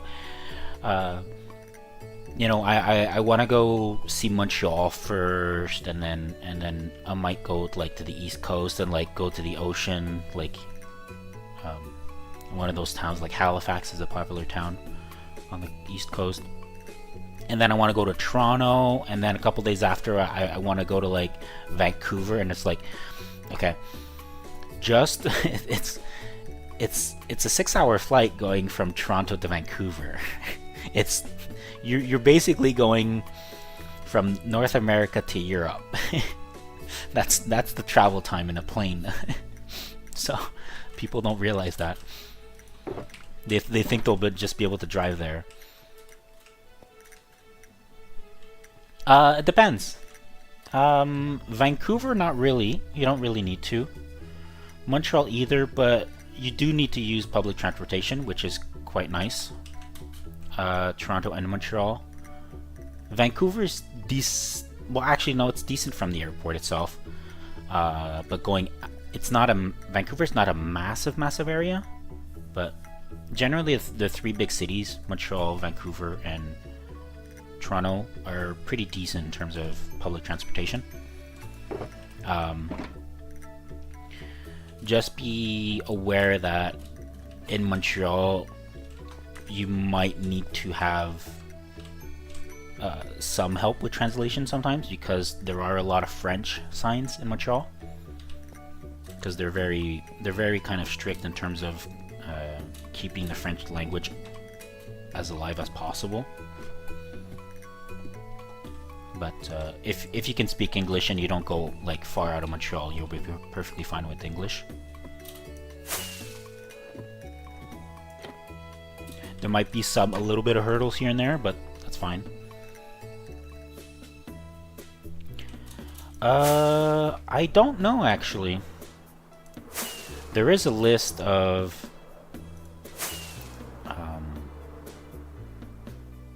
licenses that are valid and not. I don't know. I don't know which ones they are. I know, luckily enough, the Canadian driver's license is like part of the world thing. But also forget, our license here, our street signs are not fully the standardized signs that there are like in Europe and that kind of stuff. Yes, French and English. The vast majority of the French population is very much East Coast. So from basically Montreal to the east side of the ocean. And then there are some French pockets in the rest of the country, but it's vast majority just English, the rest of it.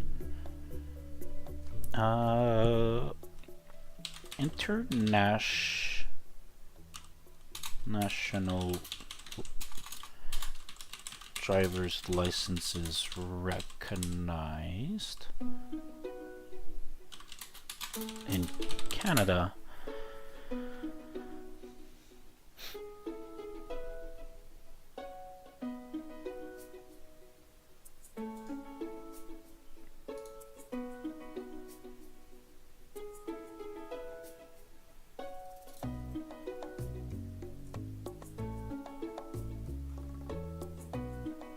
It's only giving me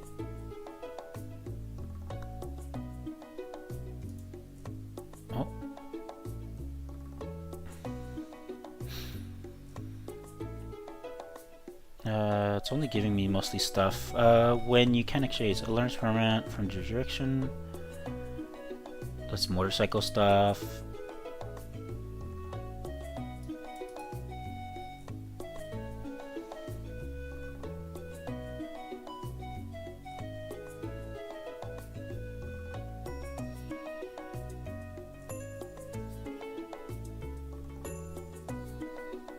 I don't know actually. It's giving me just mostly like how to get an international license in Canada.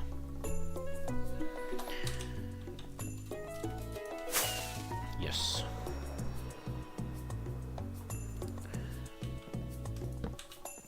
Also, the French is not. It's not France French. It's very much kind of its own dialect.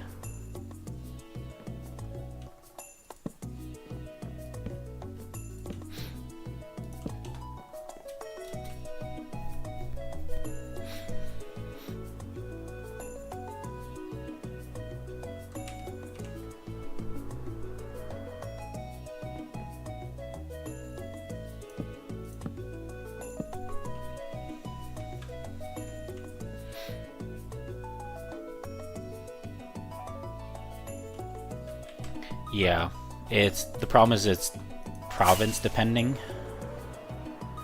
So we have 11 provinces and 3 territories.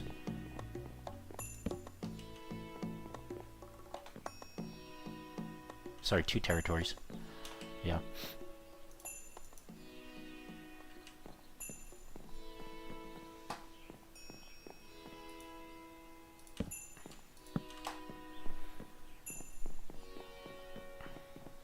So if, like, example, if your driver's license might be valid in Quebec, it might not be valid in Toronto. So for Quebec, you have to be, like, Montreal is Quebec, and then Toronto is Ontario province. And then there's British Columbia, which is the Vancouver province. So I don't know where to check for that, but it's probably somewhere. And I don't necessarily 100% trust ChatGPT, unfortunately.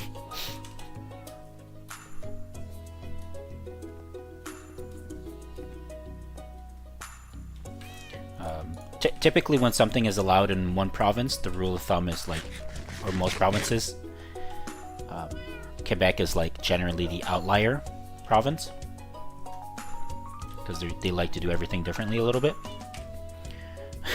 Funny enough.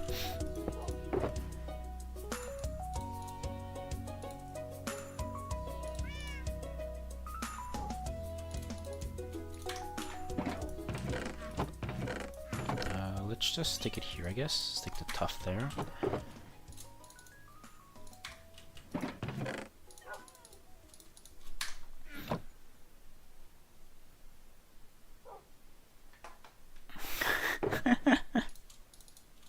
Yeah, the thing is like, it's always the thing with like AI is like, you can kind of trust it until you just can't. It's like it'll be fine for sometimes like a decent amount of stuff, and then it'll just spew absolute nonsense. But the problem is that you have to be knowledgeable enough in that subject to recognize when it's spewing just complete nonsense.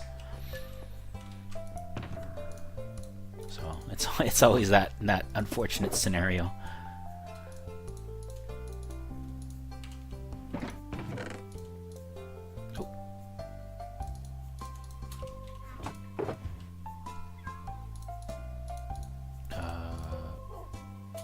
Stone is up here.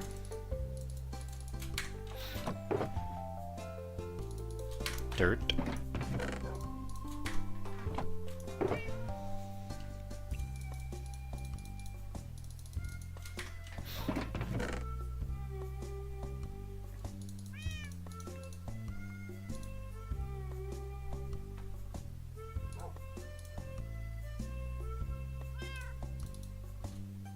Let's move all the gravel up here.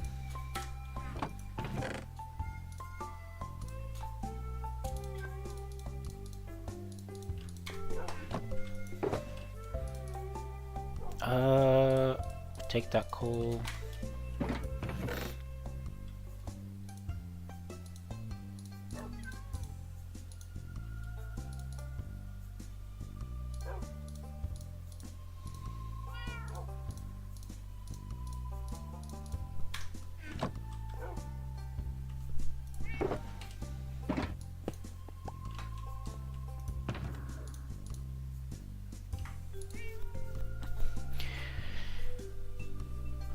Yeah, I've heard that also.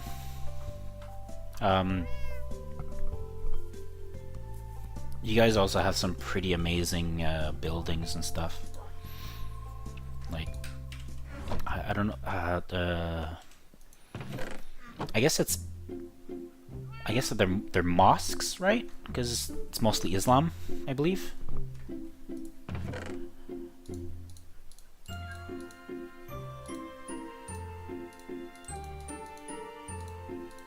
They were like place of worships and that kind of stuff, I believe.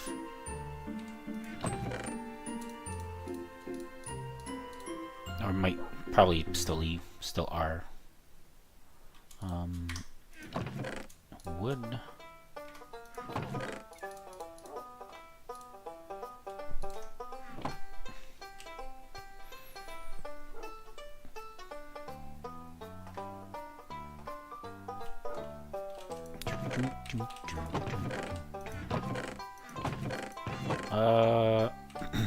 Am I good?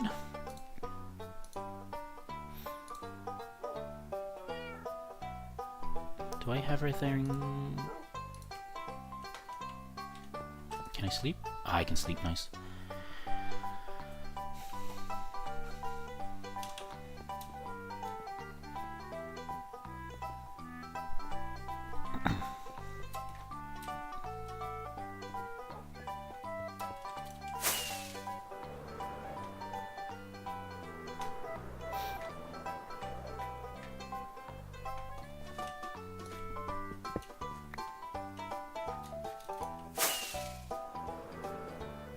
Ooh, actually, I should go repair all my stuff first.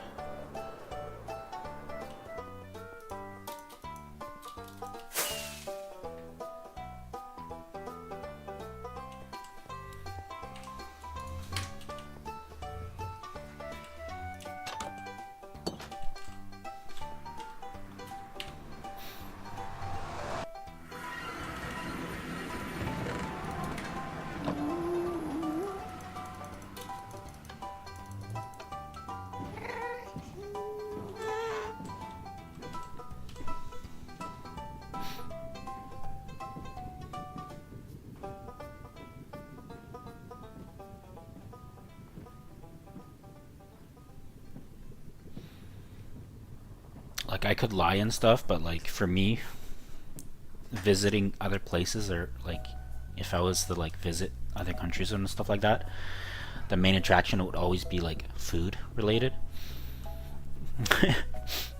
Like it would be really cool seeing like really like old intricate buildings and that kind of stuff. Like I'd still go see them and like love to see it, but my main reason to go places would often be food.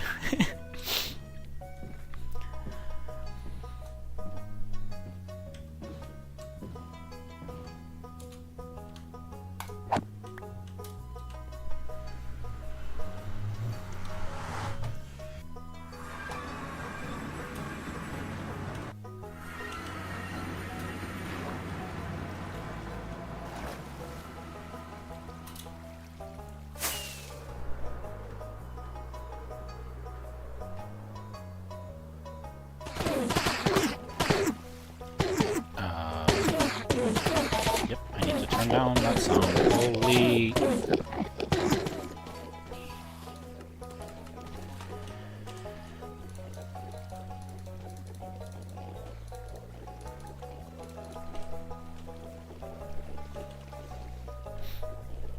Have you not seen my Enderman farm?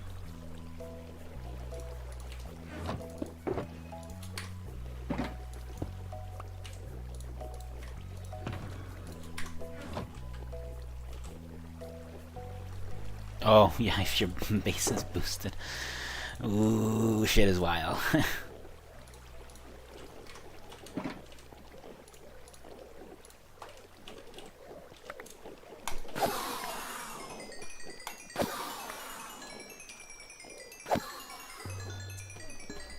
Just an old school, simple Enderman farm. Nothing crazy, just good enough.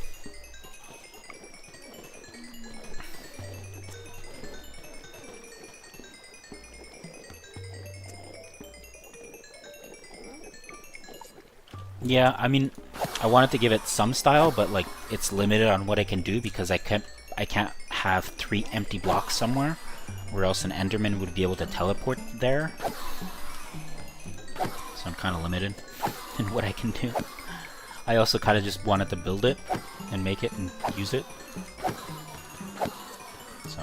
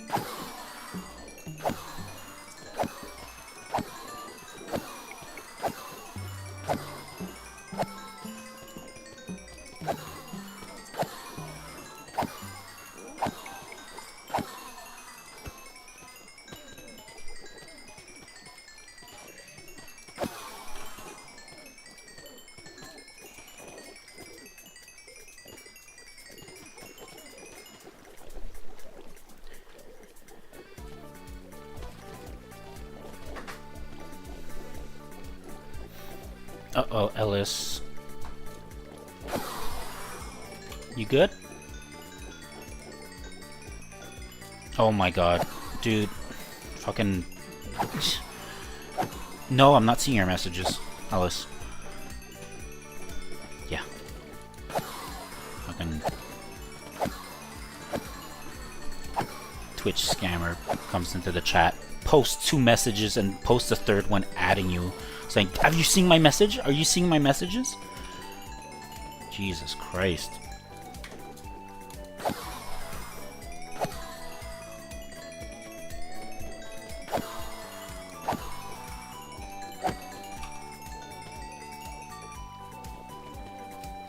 Oops. Finger slipped. I removed your messages. Whoops. Oopsie.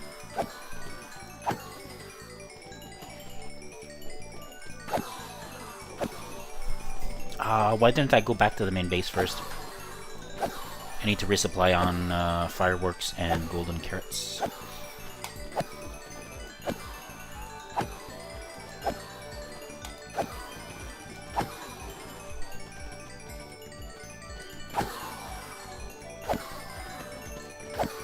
I just find it annoying and I just want to clean it up a little bit.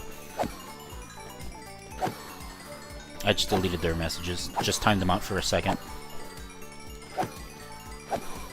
So that if something else pops up, it's easier for me to see.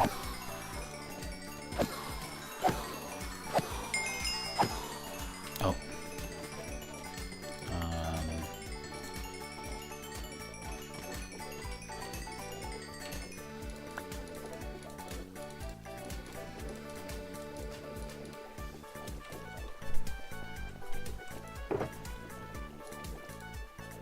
Don't worry, I just deleted their messages.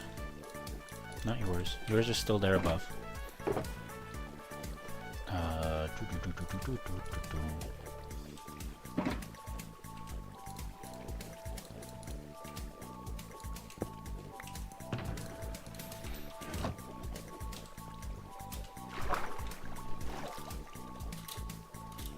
Come on.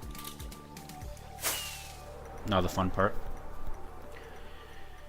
Getting over here and not looking at any Enderman in the face. Oh, there we go. Back at the castle. I need to go back.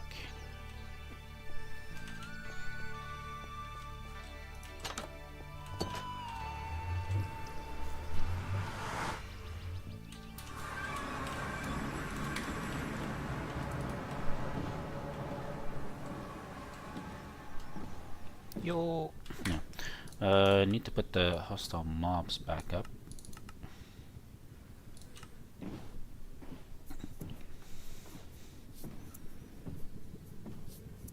Then now we can do this in Twitch chat.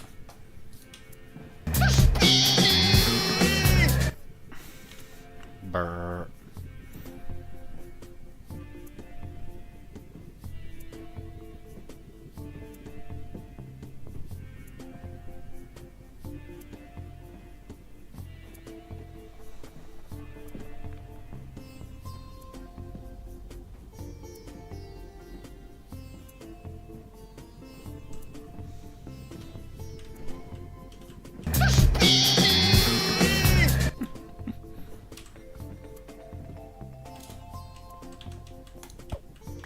If you do exclamation mark items with an S, you'll see all the commands I have on Twitch chat for all the soundboard items.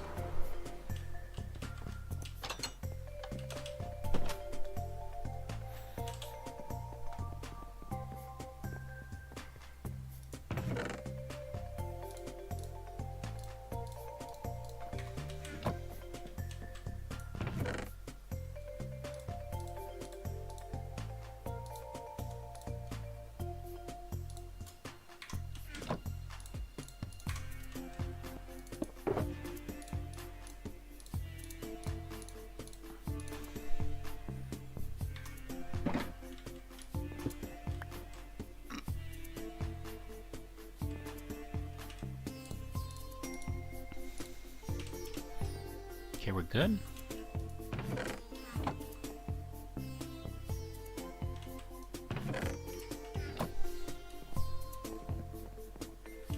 Did I ever show you my bell room? My golden bell room?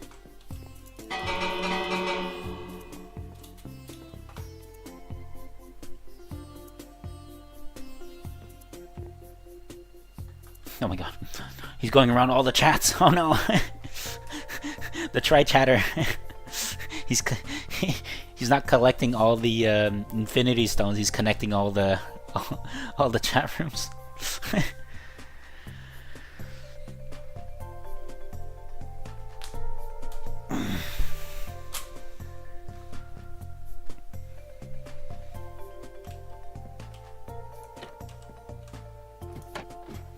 if I haven't shown you this, this is my build room. You might want to turn your volume down a little bit, by like probably 30%.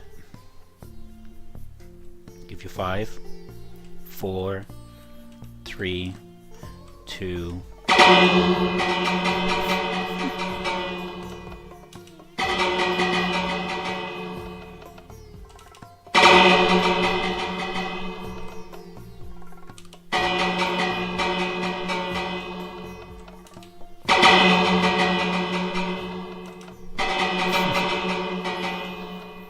So that's what I do with all the bells I find.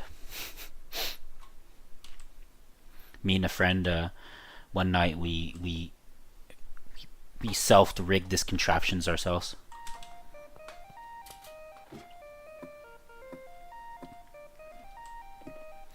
That is the only redstone contraption on the server that wasn't like taken from like a YouTube video or something like that, from somebody else's build.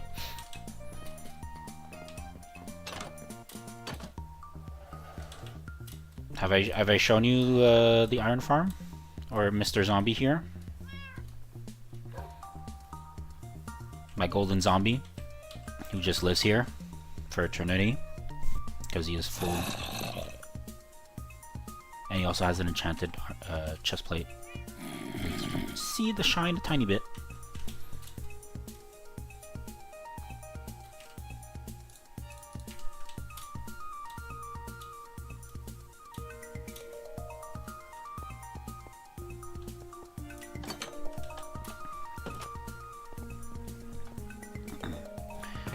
I have a few blocks of iron.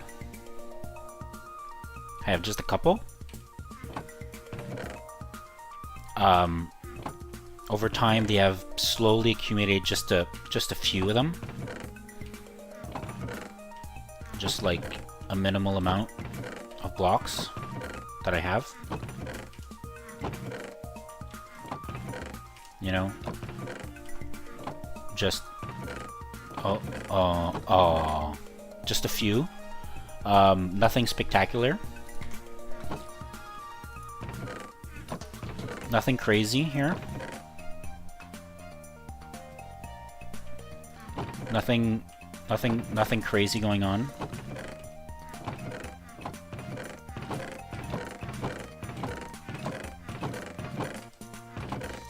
Nothing absolutely insane happening right now. Oh. Everything is perfectly normal.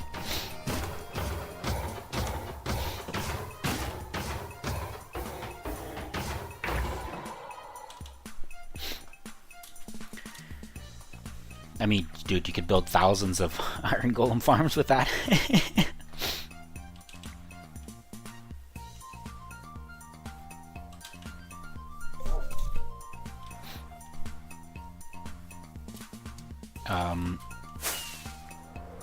I have my bee farm.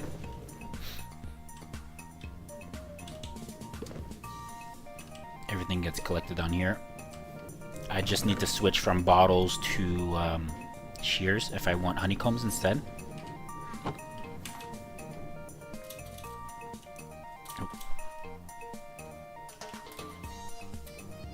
I have my cactus farm over here.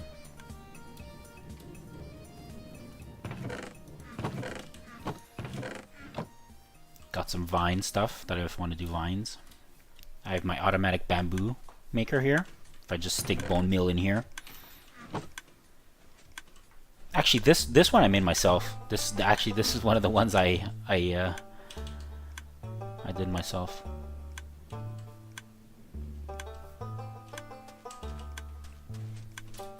And then there's also this one here. My kelp farm.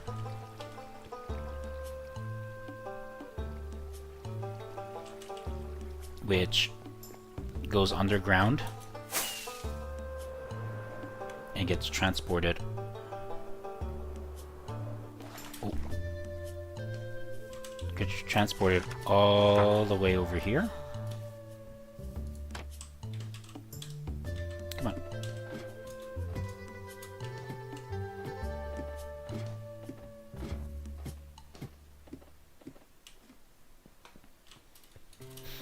You know, just a few hoppers because I had the iron to do so, so why not? They all get pushed into here, and when this one gets full, it slowly fills up everything. And then I make the blocks myself, where this is overflow here, and then I can just fill this up here, and these hoppers automatically feed all the smokers on this line here because they go in the middle and the back of it, so these will always be full.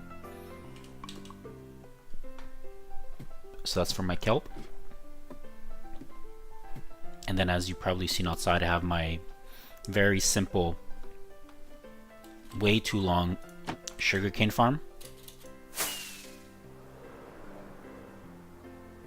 That's has a little bit of length to it.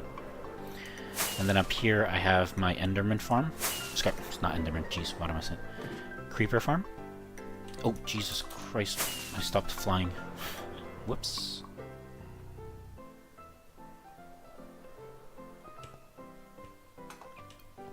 So creepers spawn up there and they fall. Are they gonna come out? Are they gonna come out to play?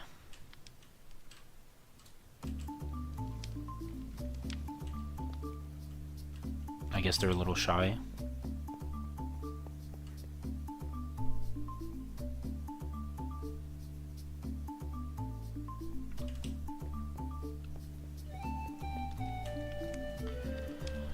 Man, Skyblock gets boring real quick when you have to farm all your cobblestone and stuff. But it would be interesting. Skyblock would probably be the thing I would play with others and not just by myself, but yeah. Anyways, creepers come down there and they die. They're a little shy right now. Basic farm.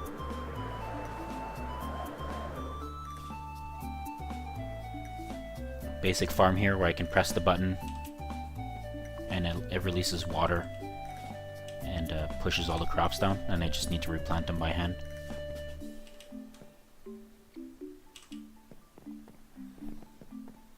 If I ever need them. Basically, vast majority of it, yes. Some of this I didn't do by myself.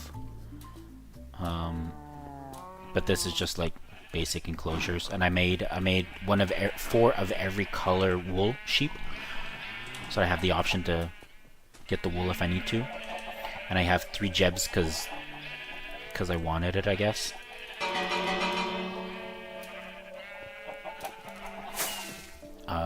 The only thing I didn't make myself was part of this building here. The original building here I made with my friend Zen. And then I kind of expanded it when I needed more expansion. This world is just under 10 gigs. The world file.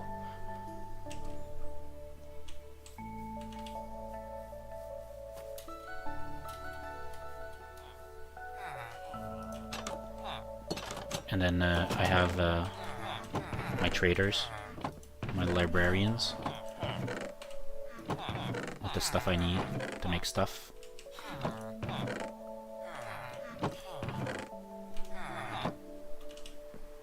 Yeah, because my castle is 19,000 blocks north. It's at minus 19,300. And then my friend Zen also started making kind of like a building, and he has it southwest, about plus 10,000 minus 10,000 or something like that, or plus 10 minus 10, something like that, but like it's 10,000 that way, basically in both directions, both cardinals.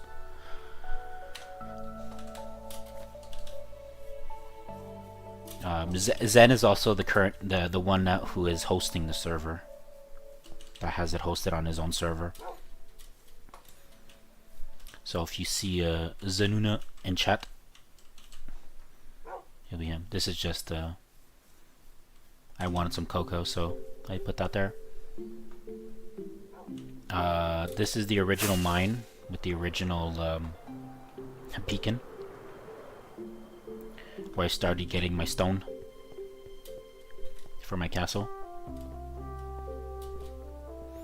I started having too many issues with lava and stuff and water that I just gave up on this one. And I started making the one at the other end by my castle. Oh, there's some emerald there. Back when I didn't have the creeper farm yet, made a water elevator.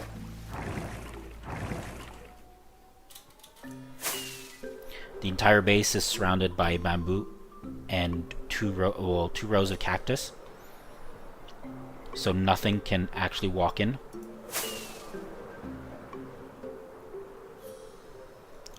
Also, the base is entirely lit up, so that also helps. Yeah, so that's my base. Got the horsies, got the dogs and the cats. These guys sometimes spawn in there, which is funny. I kept those. Yes, cactus. The trick is cactus and bamboo, because sometimes they can kind of glitch by if they get stuck and stuff like that.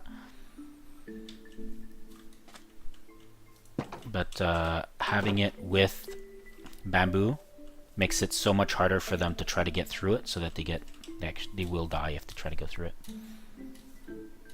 Yes, the horse skeletons. They just kind of appeared out of nowhere. I guess it's like the first time I saw them, it was like, wait, that's actually possible? And I was like, oh, okay, I guess it is. And then I just brought them all here.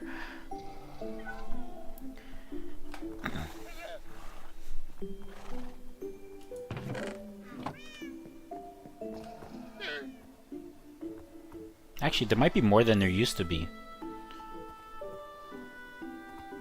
Maybe lightning hit them or something, I don't know.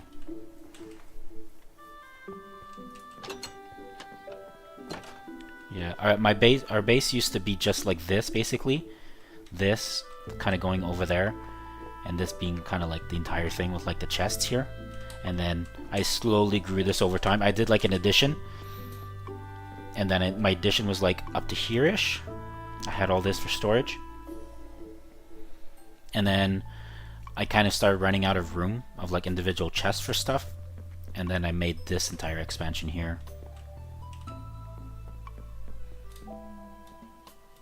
When I'm playing solo Skyblock and stuff, I've managed to make a bed. I line up cacti like that. Oh, that's true. Oh, I haven't played Skyblock since Phantoms were a thing. Ooh, that makes it another difficulty.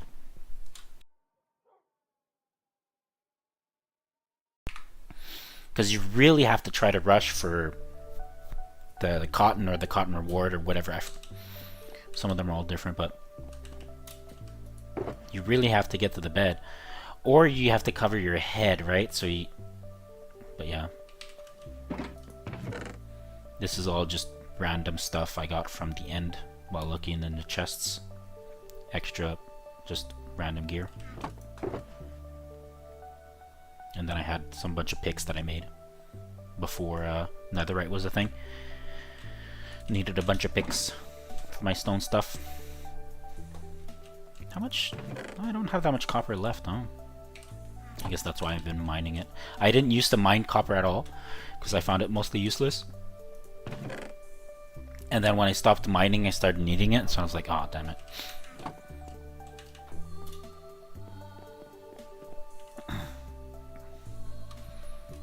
I mean, a lot of people that make their games don't don't necessarily play their games too much. But if you want to see someone that's crazy, I would look up Filza. Oh, Hello, zombie pigman. I don't know. You probably know him. Probably seen him. But he does this stuff in hardcore, which is insane. Hey, buddy. Can you not?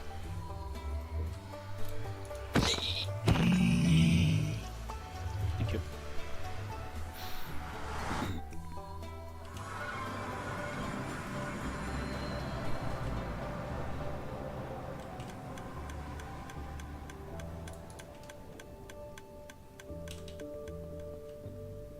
How'd they get in there? I don't know how they get in there.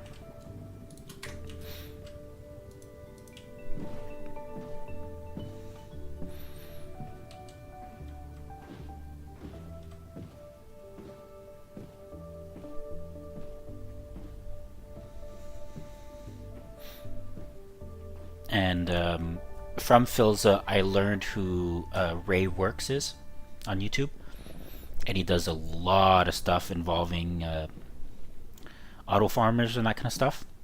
And I've gotten a lot of my builds are yeah, Autobahn. Most of my farms are based off of some that are on his channel.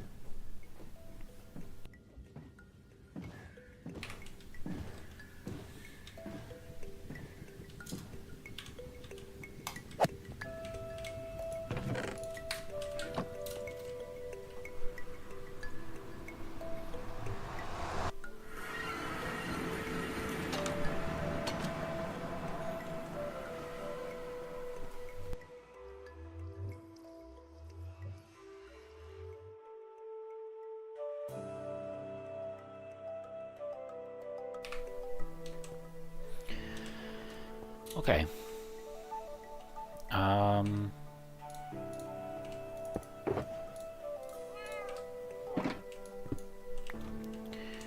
So we're gonna have to keep going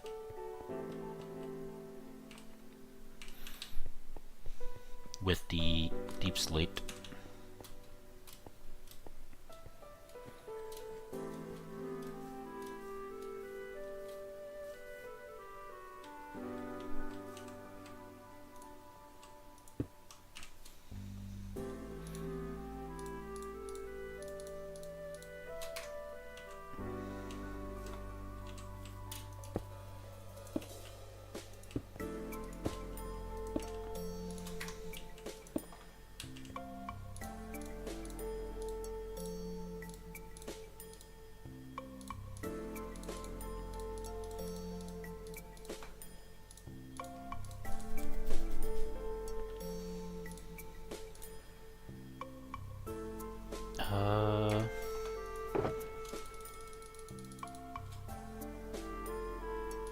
I guess I can put the torches in there, that in there, that in there.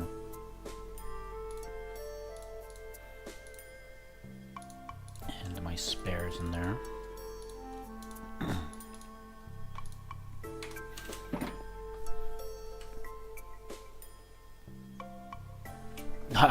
No, I haven't been 33 million blocks or 3 million or whatever the edge thing is. No, I have not.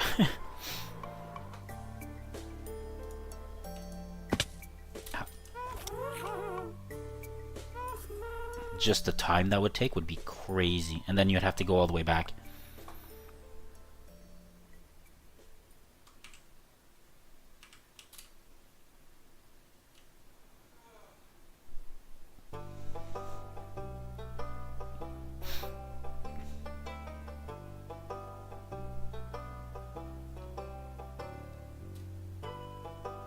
And the size of the file would be insane as well, just for that.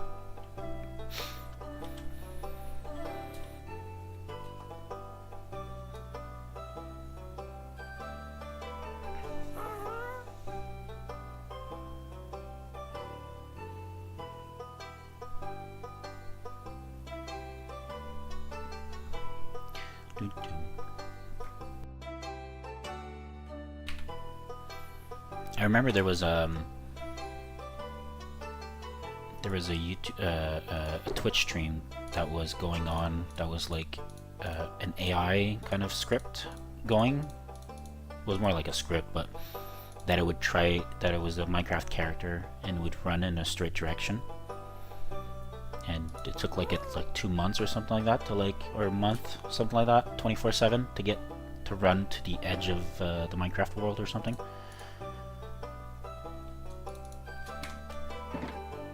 Something crazy.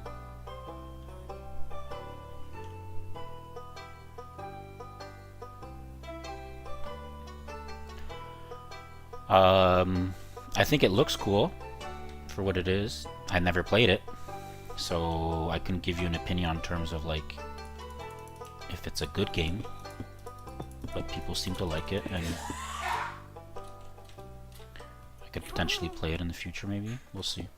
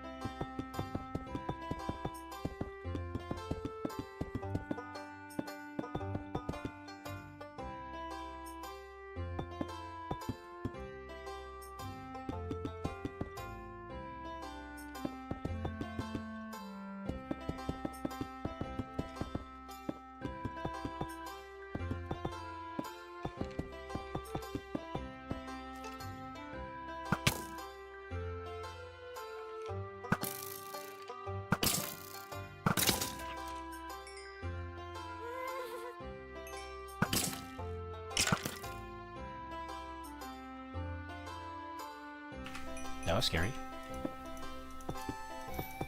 Two at the same time.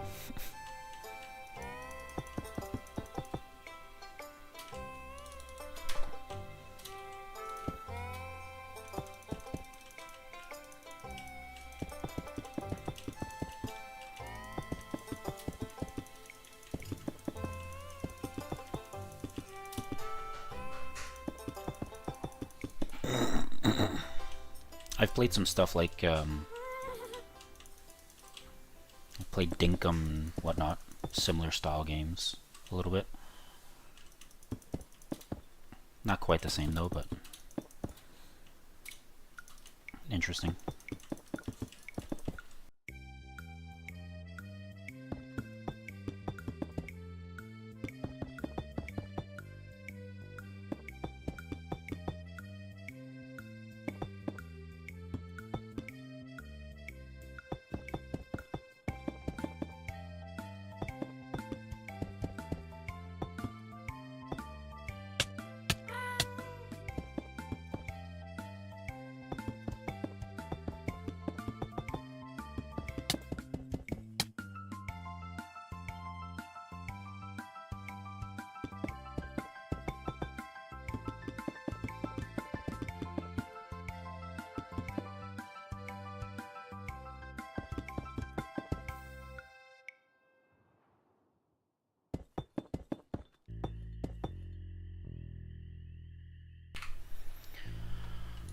Ah, who cares? Who cares about real names? Your Vol ring, that's all I need. That's all I care. Doesn't matter. FK.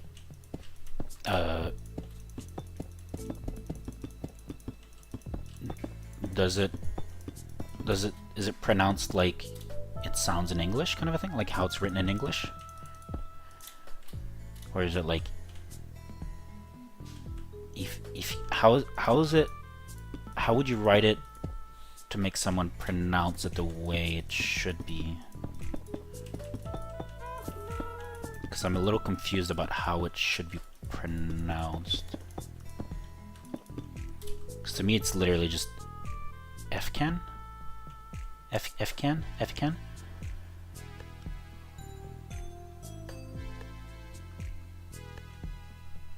Yeah, yeah, yeah. It's just, how do you even pronounce that? If can? Is it like an E? Is it an F? Is there like a silent letter in there?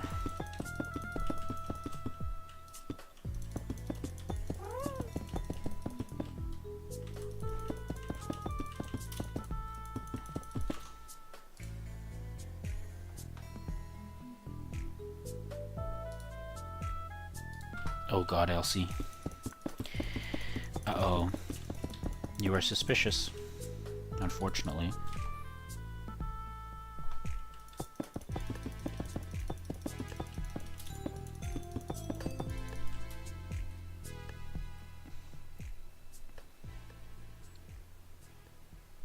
How is the letter C pronounced in Turkish?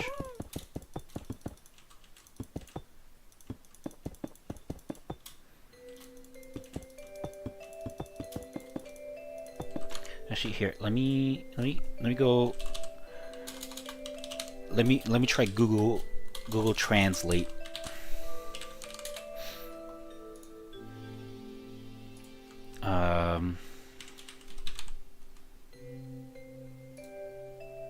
And let's go TU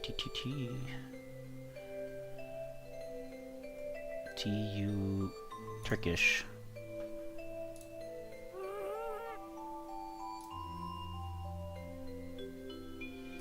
So Efecan. Okay, so it's more like a J. The C is pronounced more like a J. Efecan. Like that, I guess?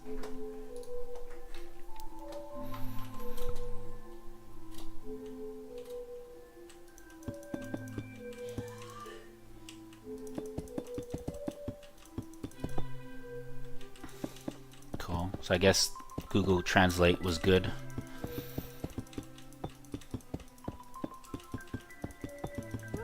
So it's like in Spanish where the J's are more like H's. In Turkish, the C's are like J's.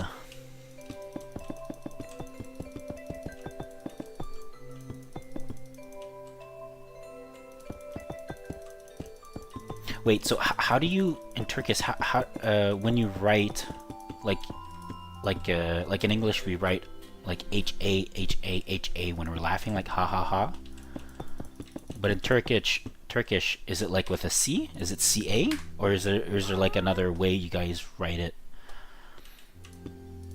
Because in Spanish they also write it in the similar way where it'd be like, it would sound like an H, but it's literally written the same way? Okay. Because you know, in Spanish, when people laugh and they write in Spanish, for them it's J-A, J-A, J-A. So, okay. So it's no different. Interesting.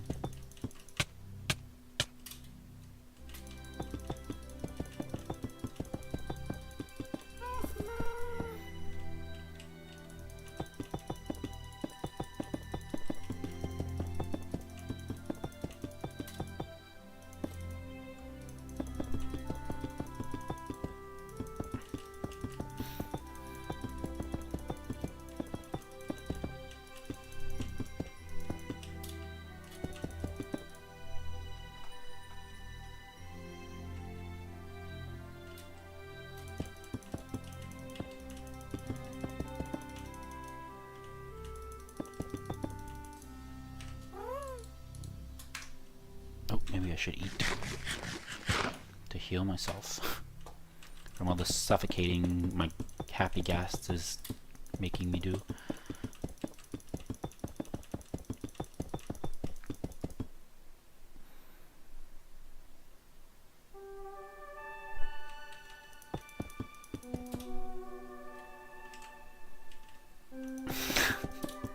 Okay, that's interesting. You basically just roll your face on the keyboard and that's basically what happens. Okay, that's Turkish laughing. Okay. It's the keyboard spam, you know?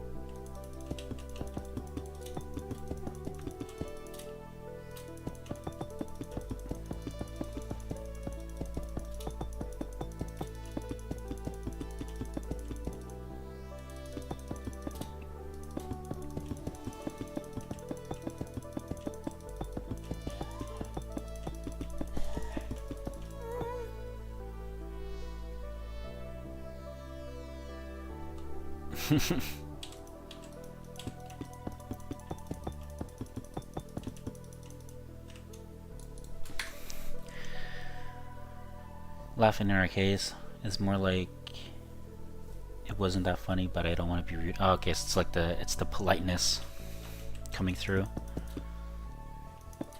Yeah, well, it's like it's kind of like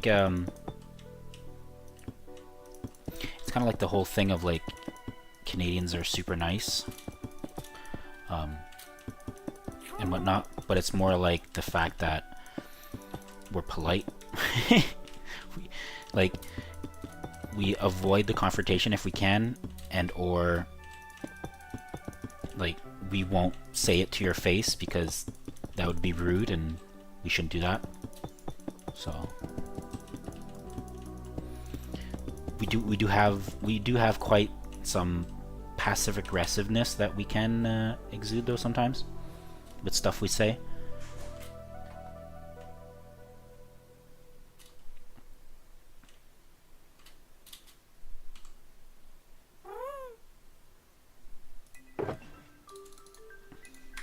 I mean, I can understand. It sometimes the way people laughed is much more of a kind of cultural thing than like individual thing. Sometimes in the way that it happens.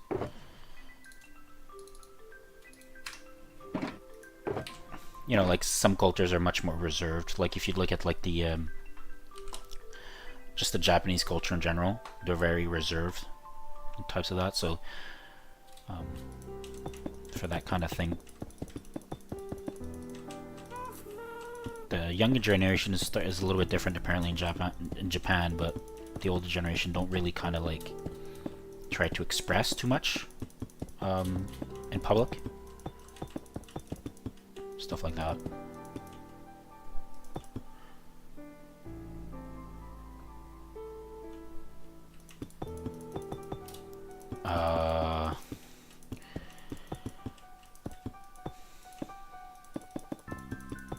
I mean, I would say we're pretty standard in how we respond to stuff when you find it funny.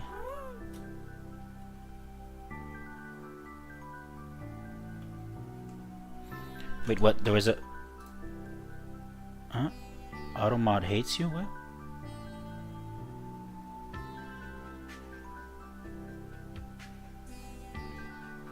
Oh, wait. Okay, the Automod doesn't show in my pop-out chat. God damn it. No, it's not. It doesn't even ask me to allow it or something.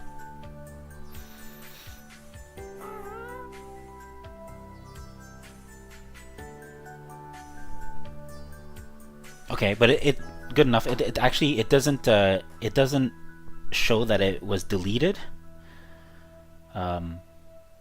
In my pop-out chat, it just shows the message as normal without anything around it. So, okay, so that's why you said deleted earlier. What was deleted earlier? Was there something else deleted earlier? Oh yeah, it was. I guess maple syrup is one of the things Canadians just can't live without in most things. Wow, that's so weird. Dude, the AI mod is terrible. I still saw it. Like it. Oh.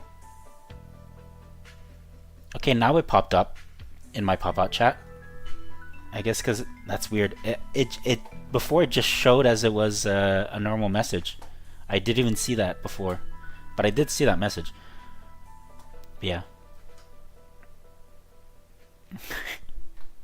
Dude, like I understand having automod and stuff like that, but like this dude, that AI mod needs some tweaking, my guy. Holy.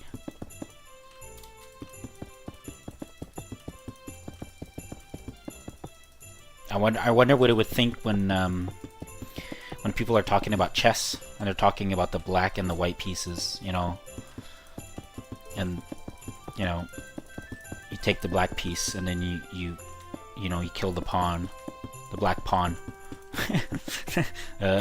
Ooh, what is a good thing then?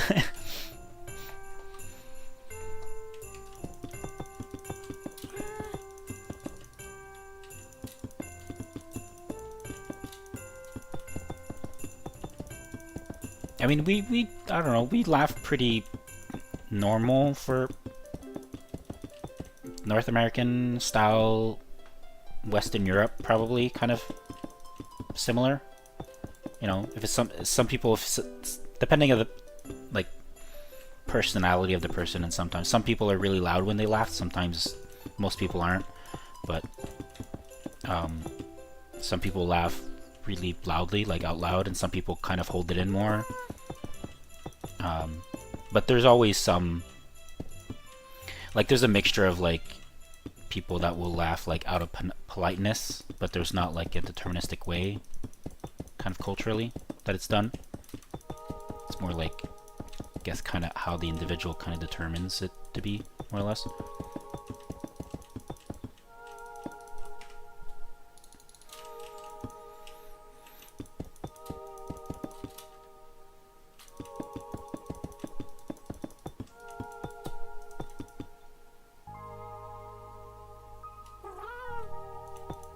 Yeah, well, it's like there would be some people that would kind of laugh like that for in terms of like, oh, it's funny, you know, just like, okay, like I don't really want to have this conversation with you or like talking right now, but I just kind of do it to be polite and stuff. But there's a bit of everything. There's like the little laugh, you know, just a little giggle, or kind of like a little smile and like, oh, it's funny, you know. There's a little bit of like everything kind of mixed in general. It's not like one of them is used by most or not for us, I think.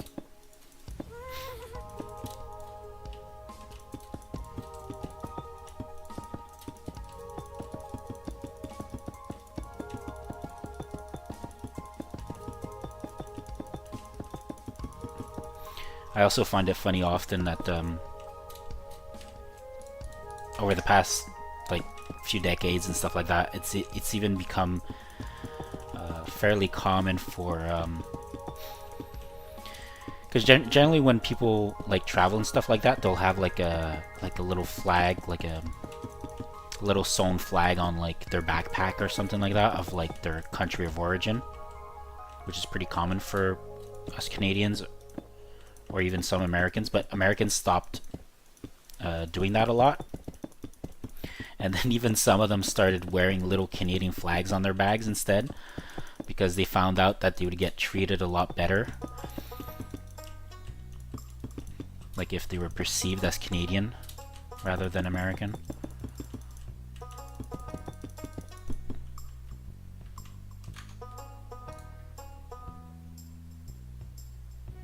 What the hell is that, man? Hi, man, I'm a single father and also a very Kick and Twitch streamer. And of course, just getting to know more people, make new friends, maybe host a collaboration with a new streamer and thereby helping them to get more visibility and audience through the process, which I would see would really help you. You down? Here's my Discord. It's like, it's funny how this message is written.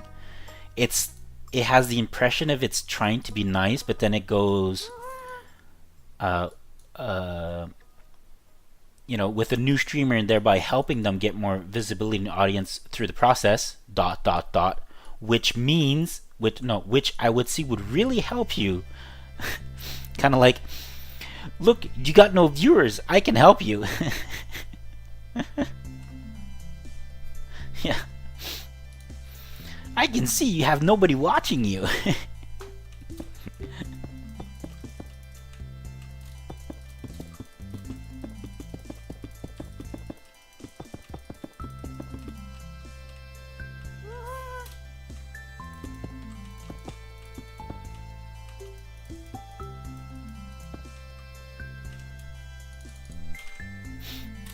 You have 0 viewers.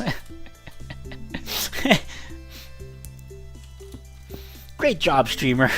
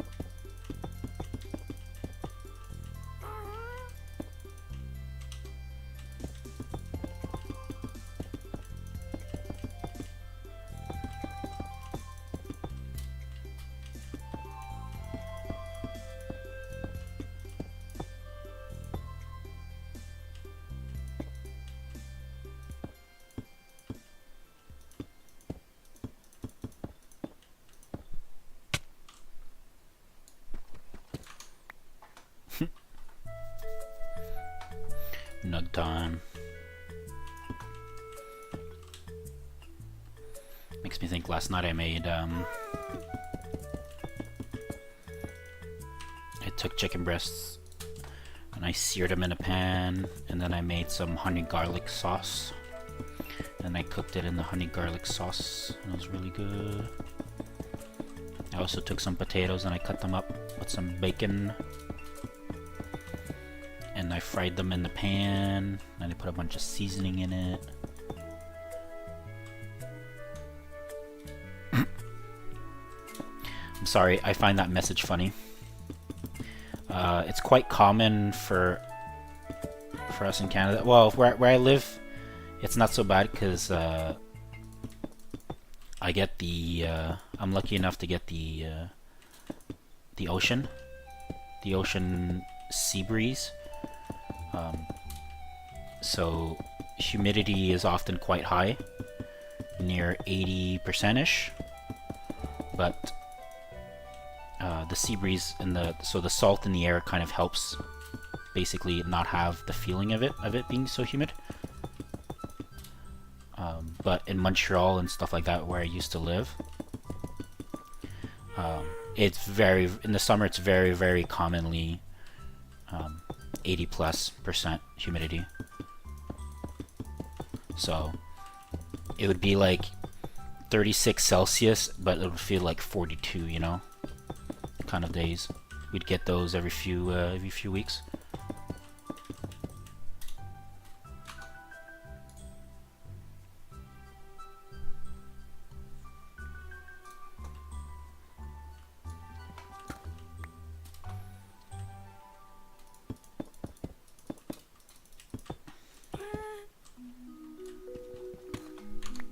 Actually, looking this up real quick.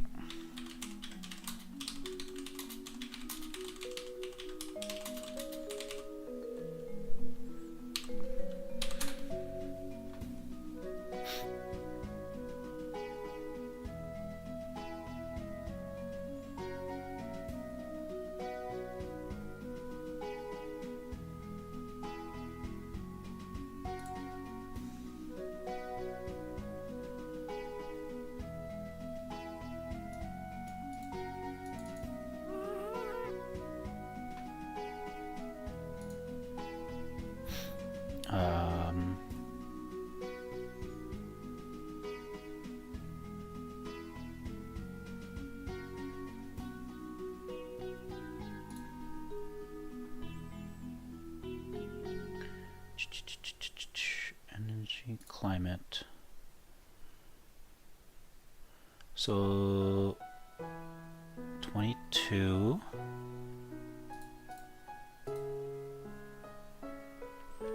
Yeah, you guys do get a lot more heat in general though, just straight up heat. But yeah, it's a little hard to average out. Yeah. Like I honestly don't really mind it being that warm during the day. It's like, sure, it gets uncomfortable and you're sweaty and all that, but if it cools down for nighttime, I'm perfectly fine with it. Like if it cools down to like honestly, like I'm fine with like low 20s and stuff like that, but like ideally I'd probably ideally for sleeping I'd probably want it like at least like 18 degrees, but that's just me. I'm always running a little warm, so. But if it stays hot during the night, that's when it's awful.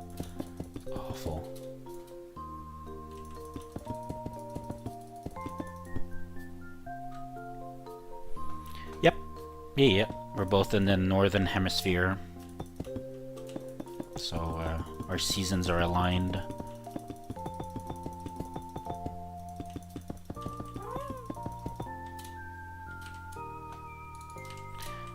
Also the West Coast summers are a lot more milder than East Coast summers.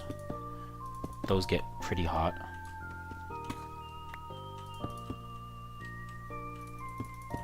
Especially if you go into the big cities, where basically there's just less airflow in general. So the temperatures also go an extra few degrees up because of that. Once you get into like big buildings and stuff like that, areas. So.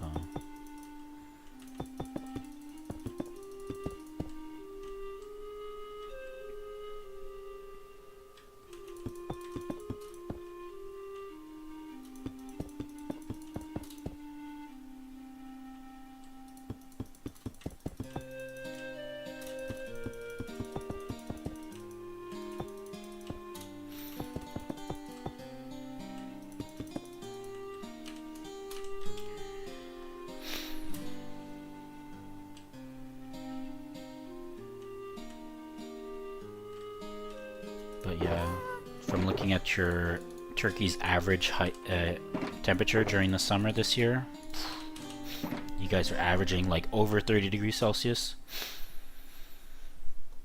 which gets kind of rough. Like, we would get heat waves in Montreal where, you know, it averages over 30 for the week, and then you have a few hot days where, you know, with the humidity, because it's basically always humid in Montreal. There's basically almost no days where it's like below 60. So our humidity would normally bring it up over a little bit over 40.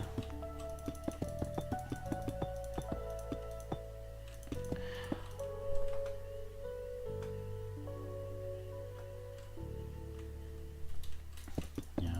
Is our air conditioners not really much of a thing for you guys, similar to the rest of Europe?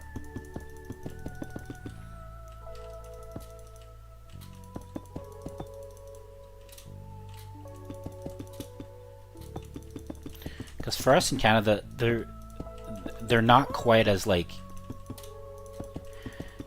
a staple as like in the US, but it's still kind of common for us to have like a room air conditioner where it's basically one that just sticks out of a window, and like you would have it just for like 1 or 2 rooms of the house or whatever. Generally people would do it for like their bedrooms so that they could sleep better at night. But I know that it's very uncommon in Europe in general to have air conditioners.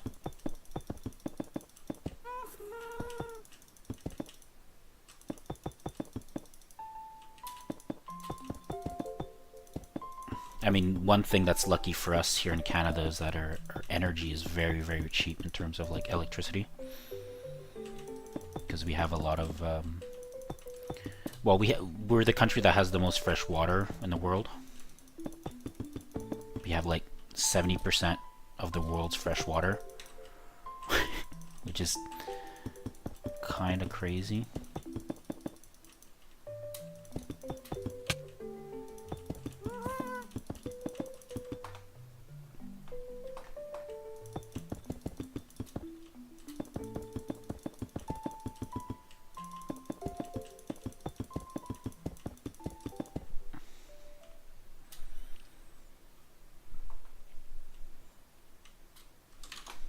Yeah.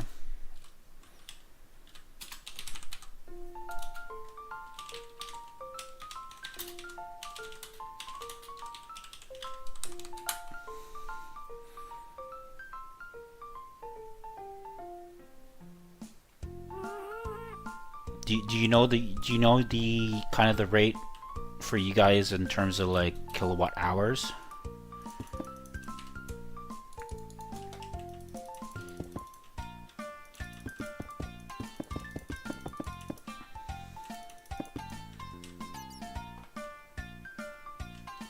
Because I know some parts of Europe, electricity can be quite expensive. It's just sometimes it's hard to grasp without actual numbers, especially when you turn on the yeah. Well, yeah. Well, that's why here, even well, like in the US, it can, like, I don't understand sometimes how it is, but for here at least the electricity wasn't very expensive, so it wasn't that bad. But still, we wouldn't have like. It's only more like in the recent 10 to 20 years that a lot more houses have been built in with like fully like vents that go to every room and that can like either heat or cool depending on the month if needed for the hot summer days or the cold winter evenings.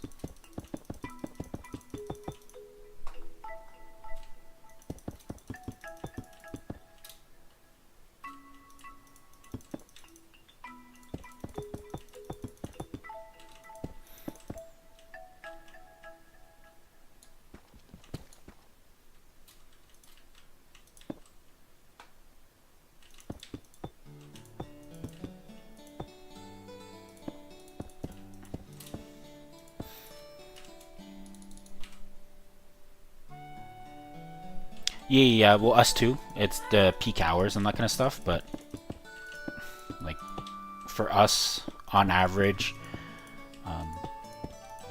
we pay. On us, we pay on average around 7.5 to 8 cents per kilowatt hour.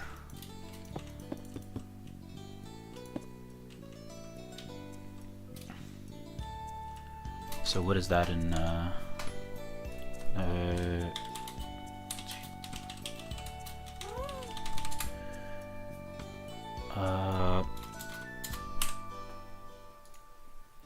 it's basically 2.3 Turkish lira per kilowatt hour.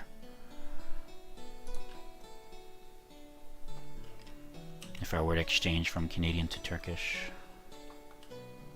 currency.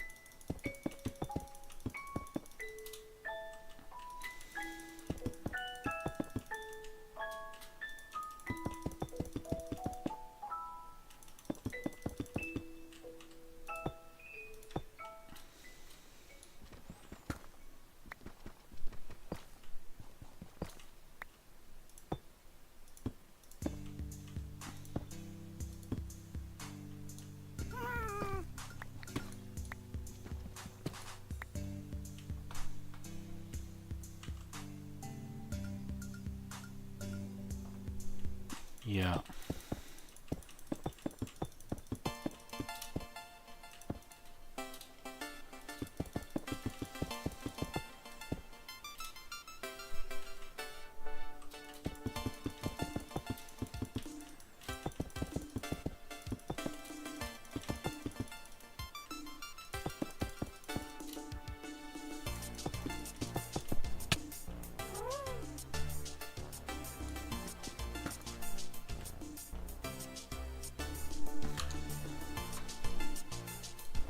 Yeah, something like that.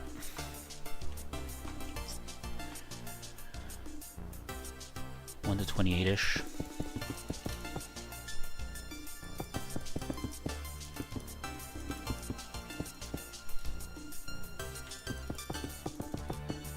Our power is extremely cheap though, comparatively to parts of the world, because we're able to get a lot of hydro dams and stuff like that of that nature.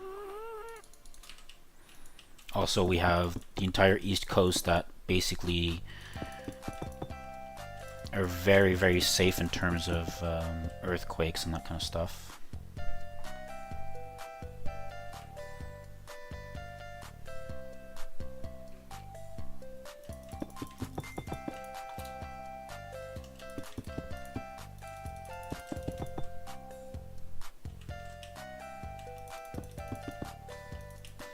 The West Coast, though, we do get earthquakes frequently, comparatively.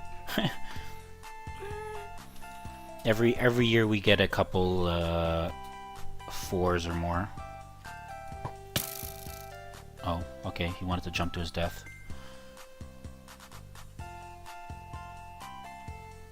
Hey, buddy.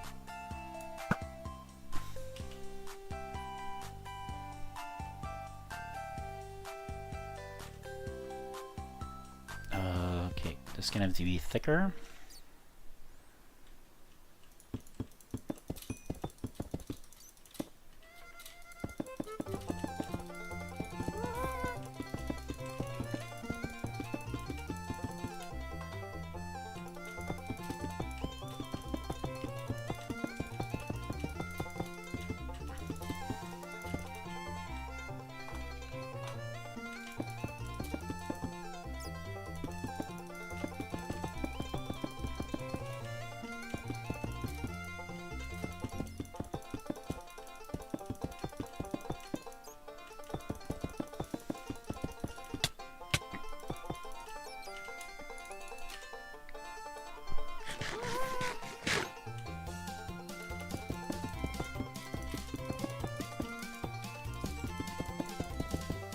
Like if you go on back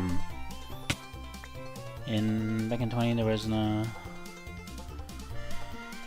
yeah, 6, that will do it. That'll be pretty pretty tough, especially on older buildings, because generally as time moves on, there's a little bit more and more regulations, especially in terms of building constructions that advance with technology and that kind of stuff for safety for earthquakes.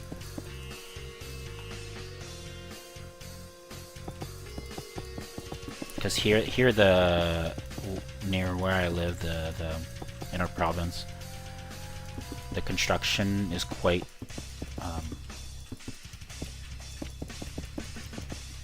quite stubborn on terms of how you can build stuff and whatnot because of earthquakes and whatnot. So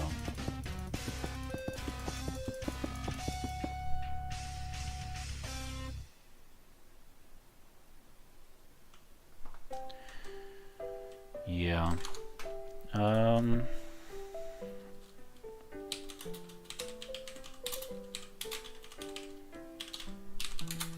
When was the last time we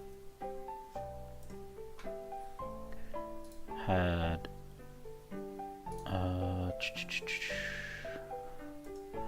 earthquake track?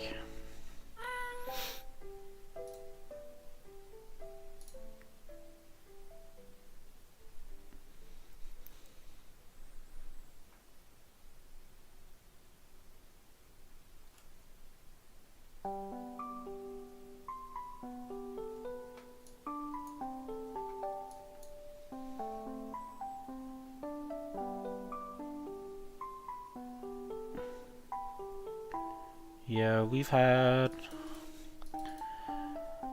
a 6.4 last year in British Columbia, and then the last one was 11 years ago. After that was 12 years.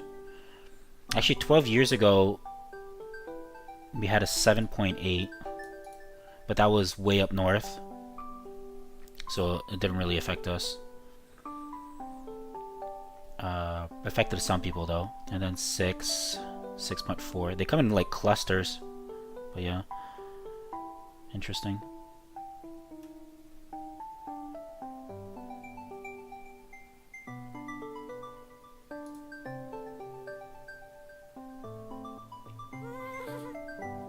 There's a few of the big ones that have come off near for us, but yeah, but we have a lot of the plates that don't necessarily run underneath our land necessarily. A lot of them are also right in the ocean, so they don't directly impact us like they would in a country like Turkey. So like for perspective, the 6.4 was about 300 kilometers off the coast in the ocean.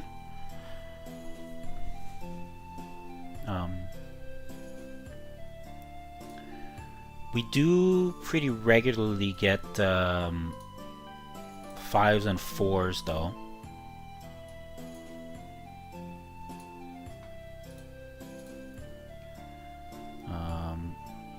Yeah, we had one a 4.5 4 months ago, a 4.8 5 months ago, a 4.0 10 months ago. One, two. We had two last year. And then before that actually was 5 and 6 years ago, and another 6 years ago, 8 years ago, 9 years, 9 years, 10. So like there's some groups of years that actually there's a few that happen every year, and then there's a bunch of years in between that like nothing happens sometimes.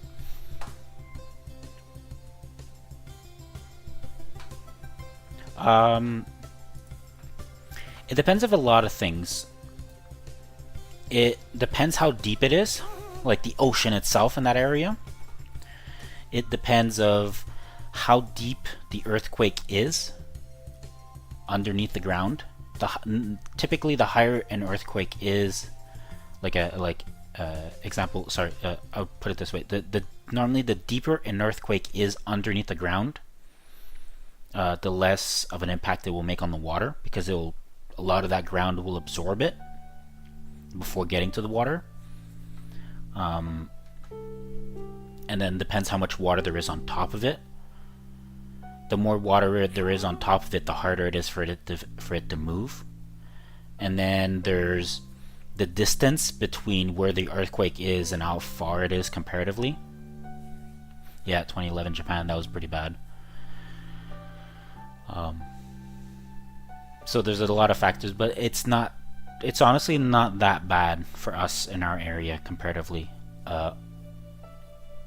There's also a lot of little islands and that kind of stuff, or like there's the island of Vancouver, which is quite a large island, which also helps very much dampen a lot of the tsunamis kind of potentials and stuff like that. But we do, when there is an earthquake, we do generally get a notification on our phone warning us about potential tsunamis in X region and that kind of stuff like that we have set up from the government.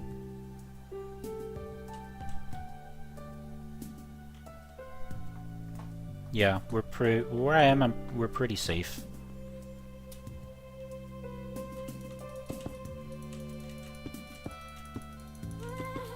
The worst that's happened for us was, well, for me, it was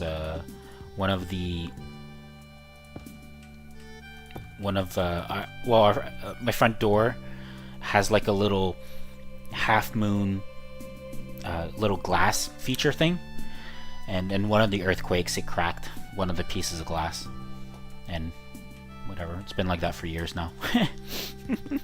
That's basically the extent of the damage. I know my parents, before, when they rented at one of the houses, one of the glass panes of their windows broke from an earthquake, but stuff like that gets covered by insurance and all that kind of stuff, so it's not too bad.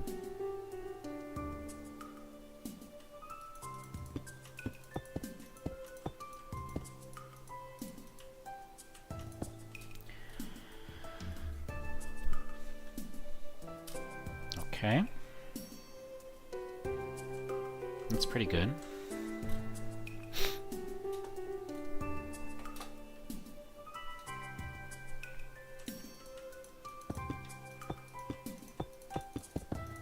There are some areas, though, in British Columbia which they have to be very careful in terms of either tsunamis or because there's a lot of mountains in the area, stuff like landslides that, like, because of the earthquake creates landslides, or it weakens the ground over time and it shifts big chunks of land around.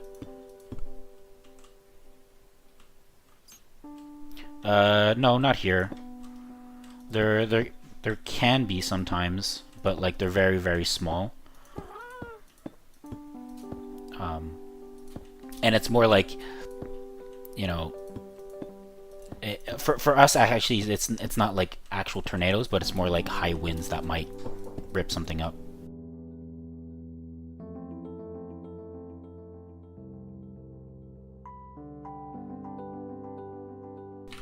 So it's more like storms sometimes we get, but it's not like actual tornadoes. There can be sometimes a little bit of tornadoes towards the middle of our country, more in the big prairie farmlands kind of areas. But even then, it's very rare. And there's not like it's not nearly as bad as like in the U.S., where like central U.S.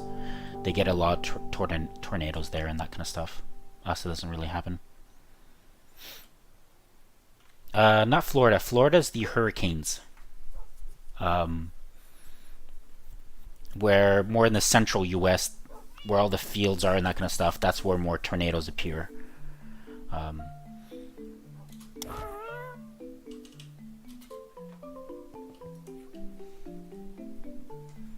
Those are like big storms, like big hurricanes and that kind of stuff. But yeah, well, typically hurricanes hit us, and they've been dampened a lot by the U.S. or that kind of stuff before they reach us in general. All sides of Canada. Okay, I'm gonna have to go AFK for a few minutes. Gotta go do something that came up real quick, and I will be back. Actually, let me put this to 10 minutes. Alright, be right back.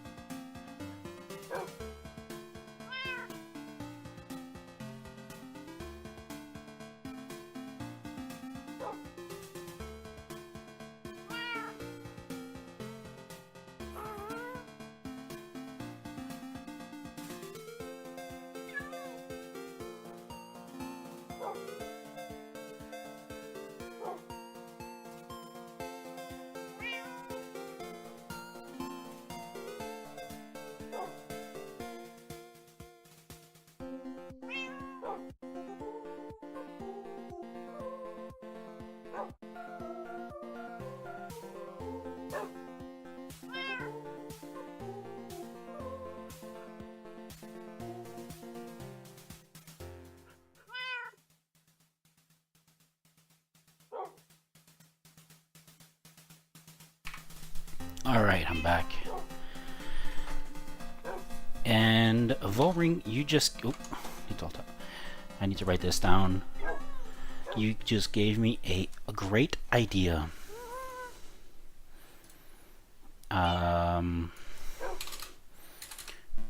What? What? No.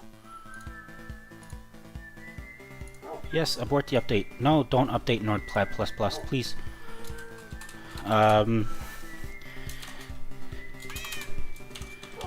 Castle rooms. Make a chill room with fireplace. The low-fi style with automatic disc player.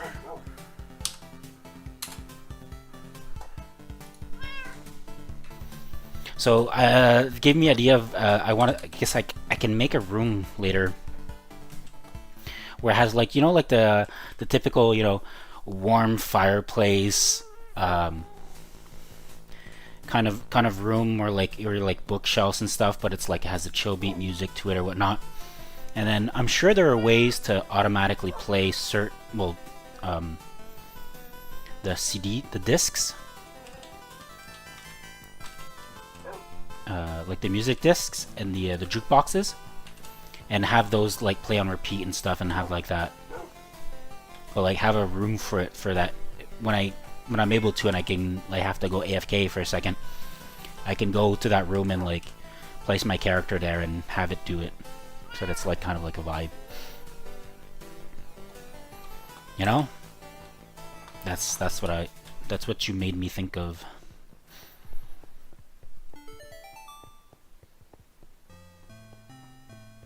Oh my, please stop. Please stop. I mean, I did, okay? I did watch the Minecraft movie, alright? I did watch it, okay? I watched it with a friend, though, and we had fun making fun of stuff and kind of enjoying it, and the best parts were indeed, God damn it, I keep forgetting her name.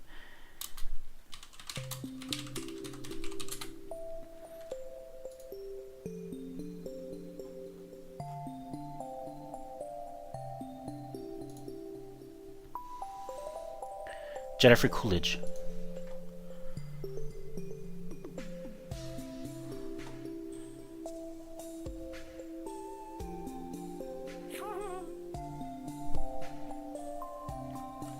She's like the best part of the Minecraft movie.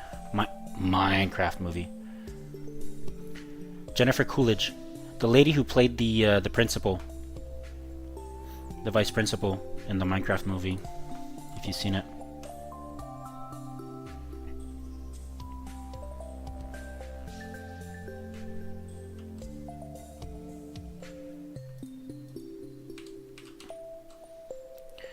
I don't need the bone.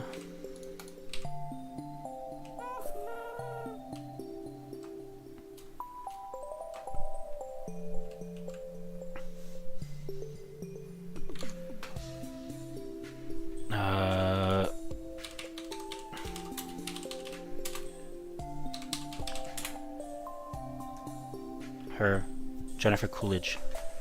She always plays the similar characters and stuff like that, but her with the villager kind of love relationship they ended up having or whatever. That was the best part of the movie. When she started it by hitting him on the road there.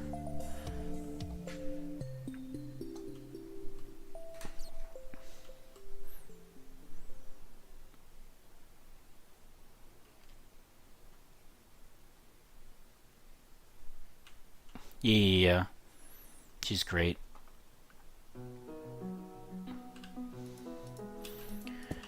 No one plays that style of character better than her.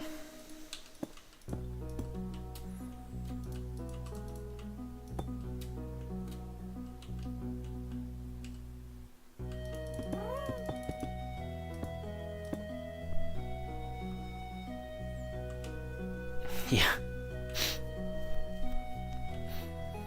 And he never says a word, so, you know. Nothing to argue about.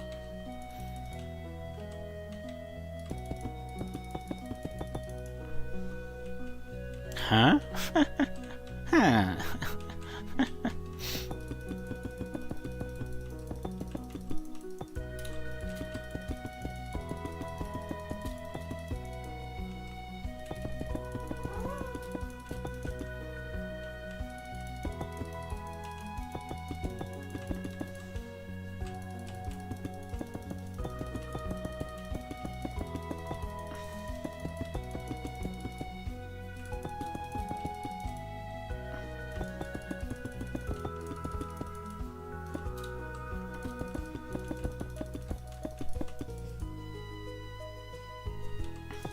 Yeah.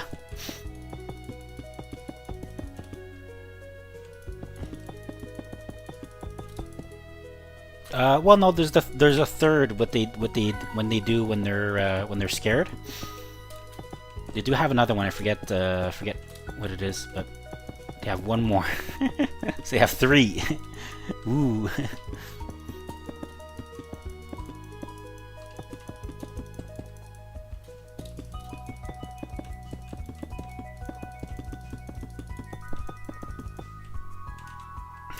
Yeah. There's a huh? There's a There's a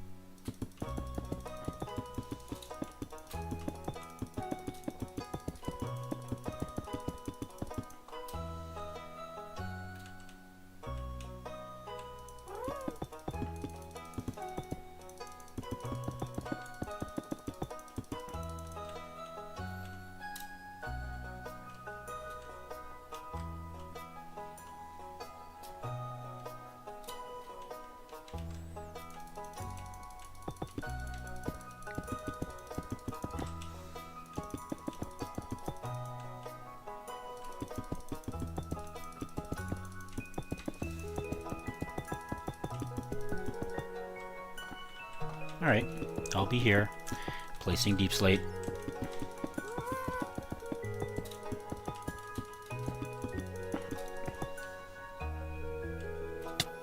Ah.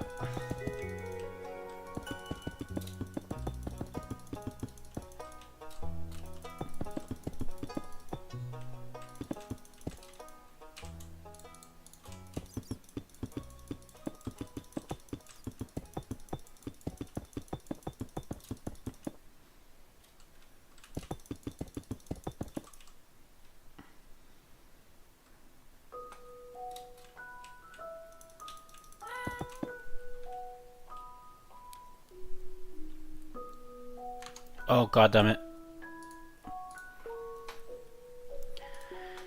Oh, I was like thinking about it like this, like a few seconds before you said that. I was like, I didn't take off the message, did I? Classic.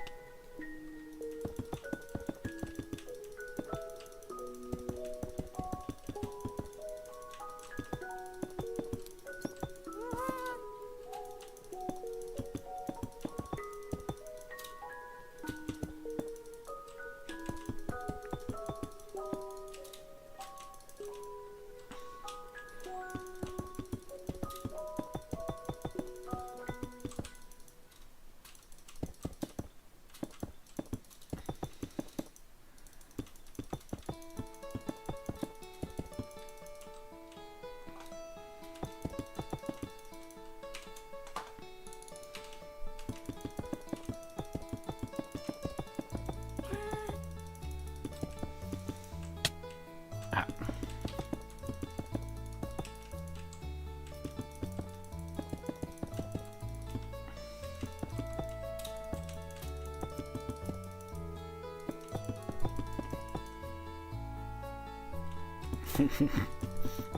Watch.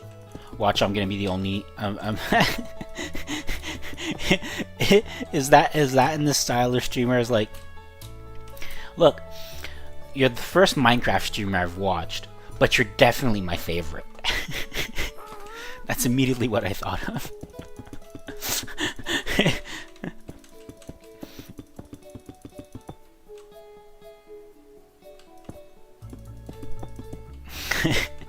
Okay, so you're not denying it. Alright. Hey, I'll take it. Alright, that's a win.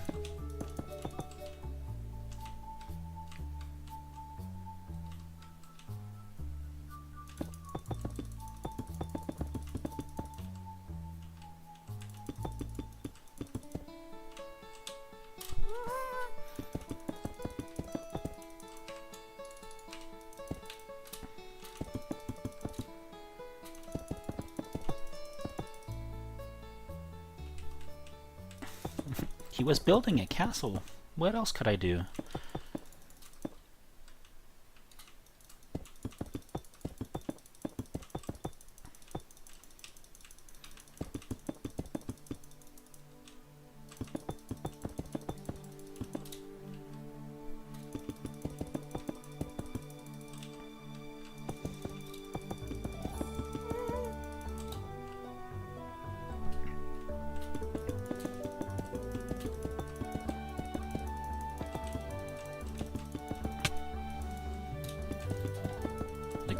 The good old caveman brain thing.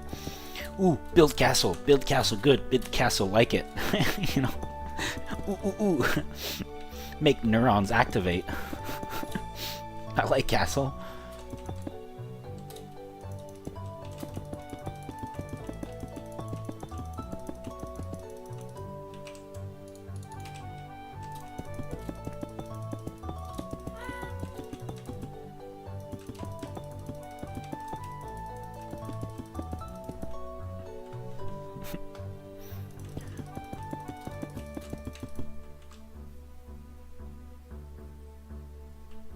Yeah. Yo, gotta make that number go up. You know, number go up good.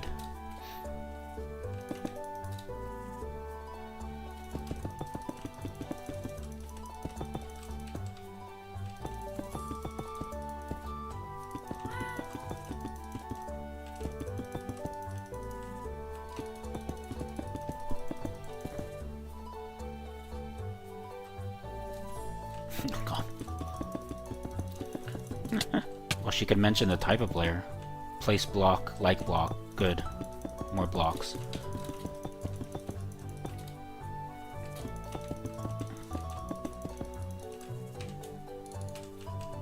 Just get it straight. Agnes is one of the presenters, right? For the Minecraft update stuff stream they do.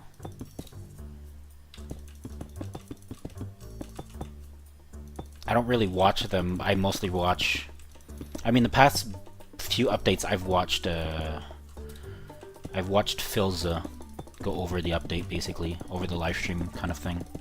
That's how I've gotten my updates, because I don't want to watch the whole goddamn thing. Gotcha, okay. She's a game director.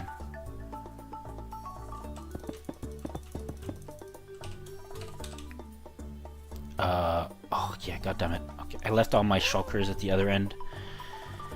Well, I'm up to this part. Okay. Yes. The game director.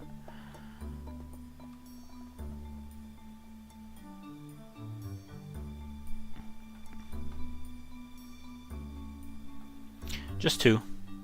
French and English. That's all. Nothing spectacular. My parents are bilingual in French and English, so that's how I learned them. I mean, since I grew up in Quebec, you're kind of basically forced, in a way, to go to school in French. So my parents basically spoke a bunch of English also at home. So that, you know... Oh, actually I should...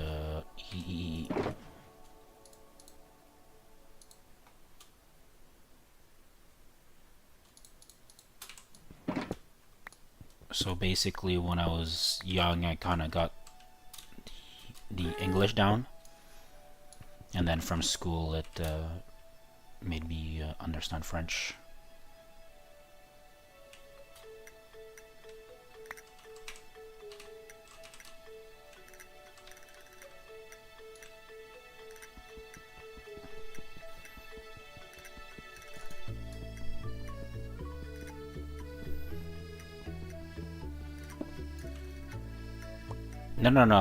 No, you got that wrong. I am a French Canadian citizen. Because I consider myself French. So you put all three of those together. My main language did become French because of school and all that kind of stuff, so. And honestly, when I was growing up really young, I didn't know any French before going into school. I knew some words and stuff, but like I was mostly going in blind. But because I learned everything in French, the way I think typically goes in French first, and then it switches to English. Like all my math and that kind of stuff is all through French terms and that kind of stuff.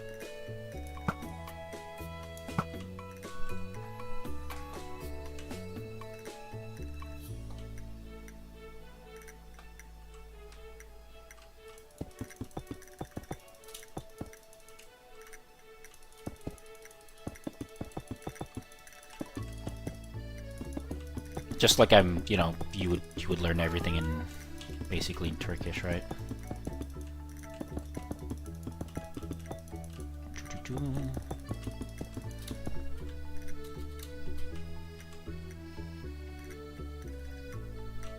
Yeah,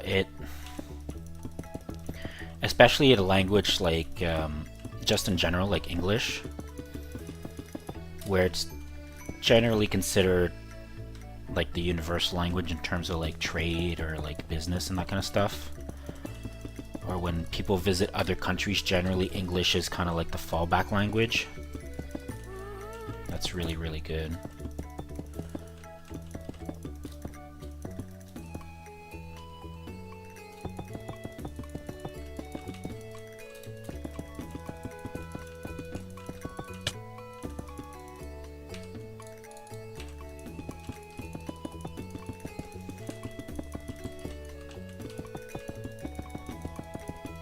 I mean, even in Canada here, being bilingual like that, French and English, can make it a lot easier to get certain jobs and whatnot, especially when it's public facing, when it's like working at a store or like anything that can potentially have French and or English people involved.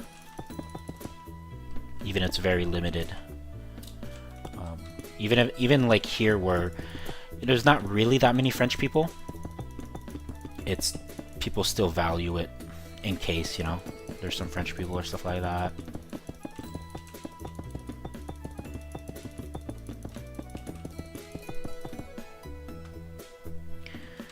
Nice. Some Germanic.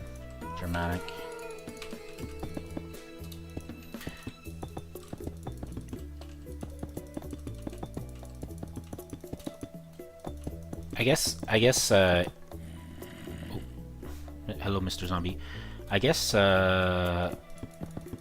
what language is Turkish based off of?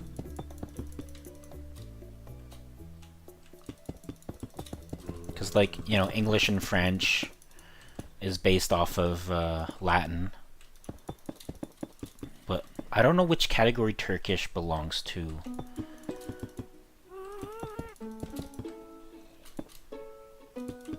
If it's more like an Arabic kind of style.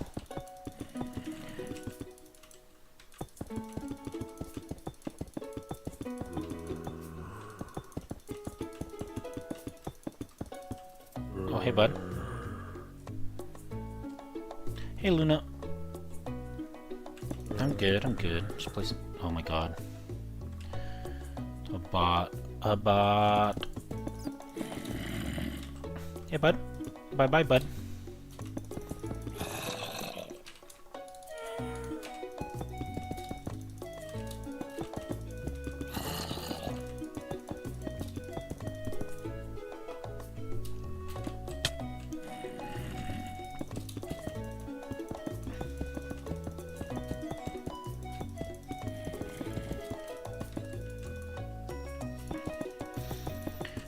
I mean, if I were to push it, I could say I can kind of understand a little bit of Japanese. Mostly from anime over the years. But I wouldn't be nowhere near to having a conversation. I just can I can pick up some words here and there. And sometimes some general meaning of what kind of thing they might be trying to say. But yeah, nothing like I couldn't try to direct myself in Japanese or something like that anywhere at all. It's more like a word salad sometimes that I know.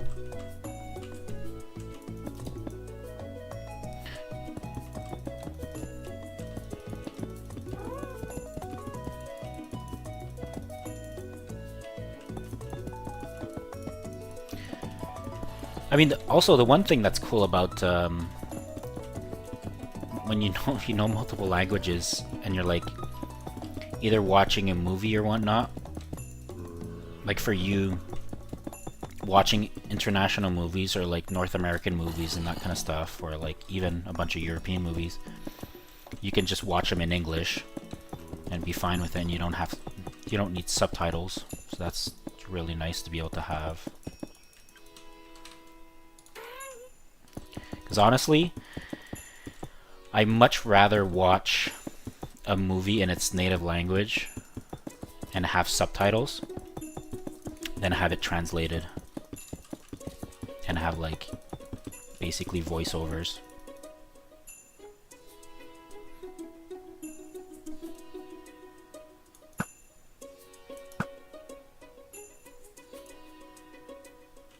He dead.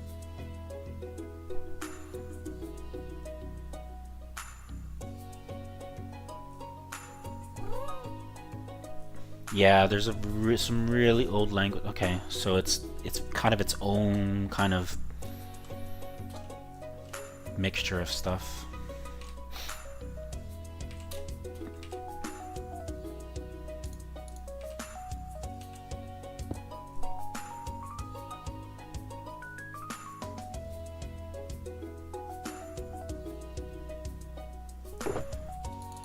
Oh yeah, like yeah. Um, I I don't watch anime in English. No. Is there? Yeah, torches are here again.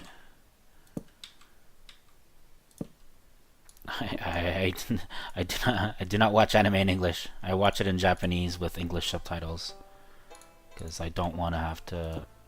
Yeah, I just even like voice acting, like not for the original work is like I don't like it too much.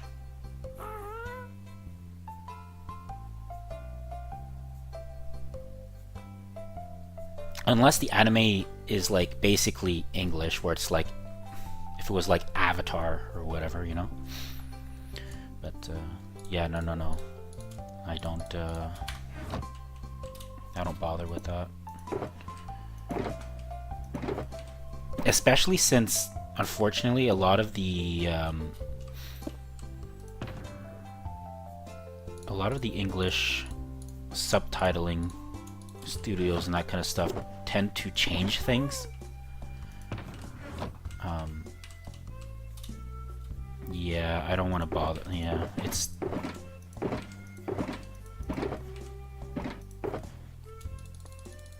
also weird sometimes how they're like, well, it doesn't make sense for us in North America, so we can change it to this, but it's like, yeah, but the show is not about that.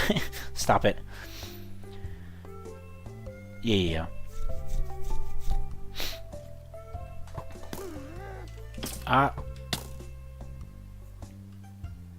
Okay, he fell.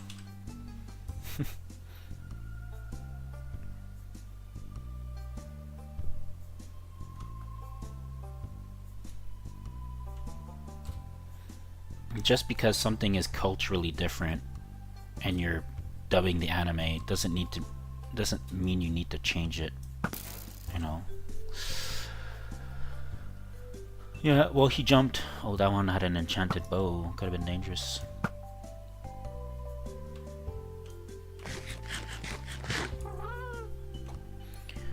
Okay.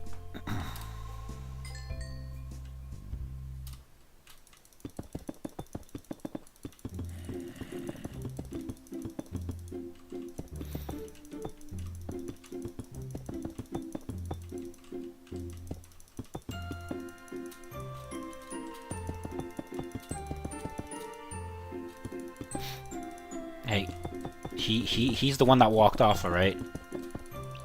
Not my fault. No blood on my hands.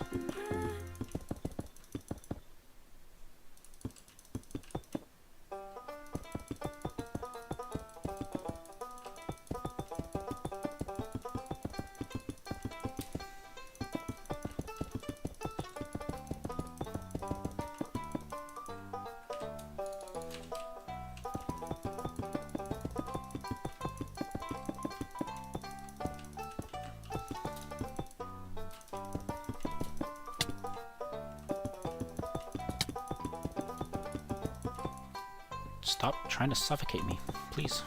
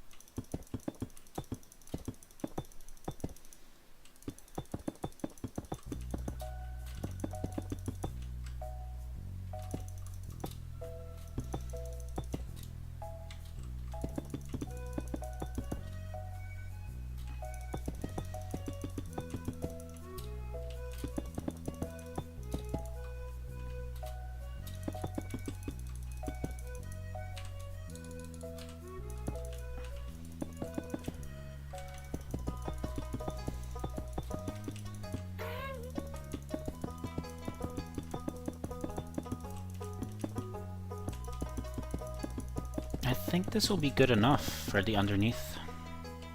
Having it 3 to 4 blocks, and then just doing a final pass underneath it to kind of like either fill out some weird spots or kind of make some pointy rock edges here and there.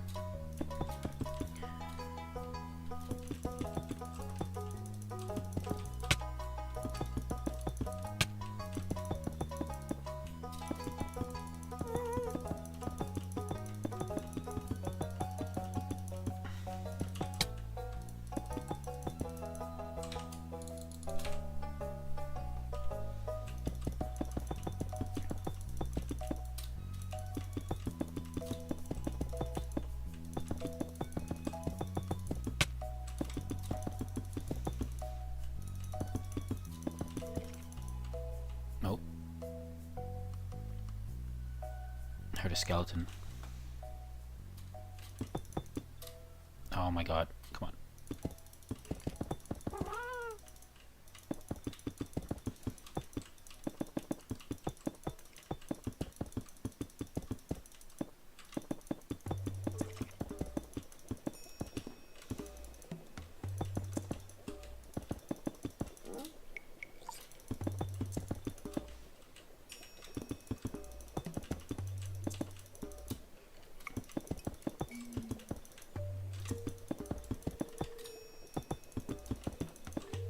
Eat.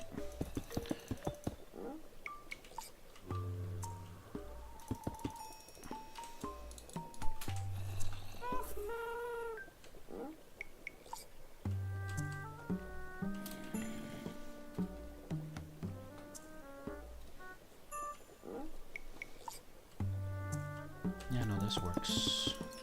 It's hard for me to like make a straight line because of the terrain and stuff.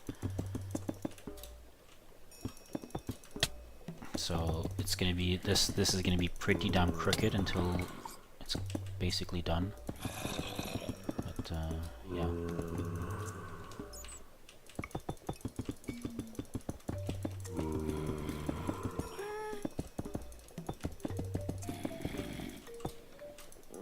Just gonna kind of go with it.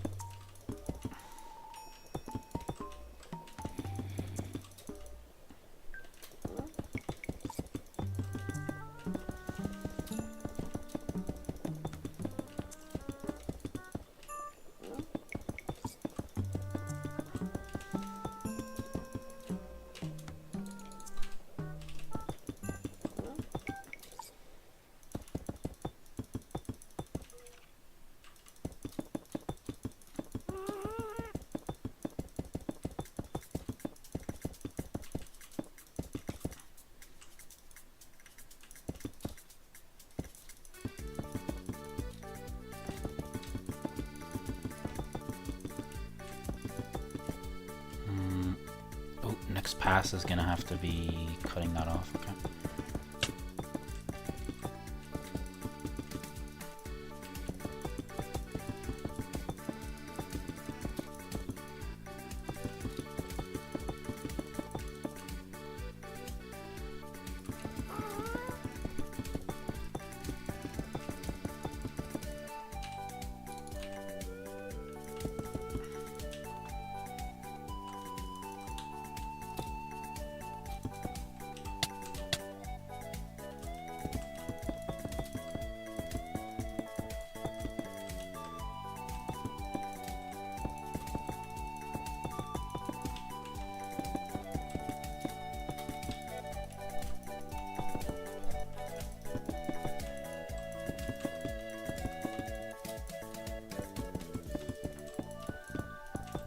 Oh, I should eat.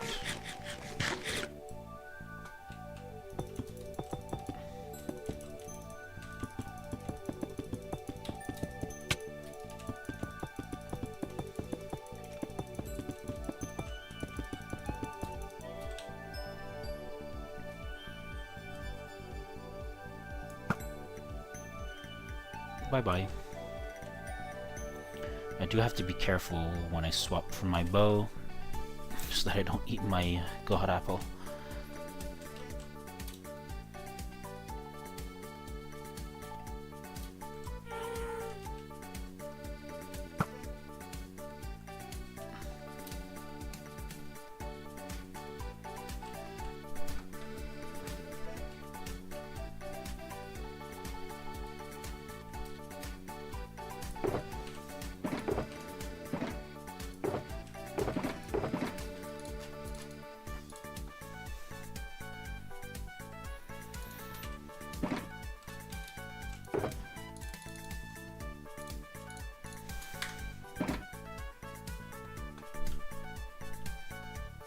Damn, your sleep schedule must be messed up. Boring. Well, that's not so bad. I mean, it's 1:30 a.m., but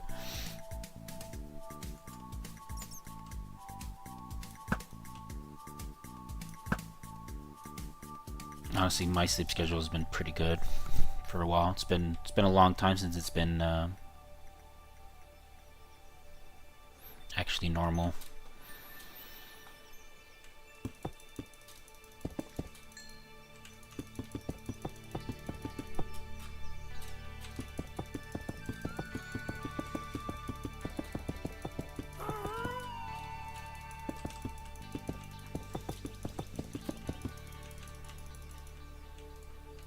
Maybe it helps if I have blocks in my hand when I try to place them.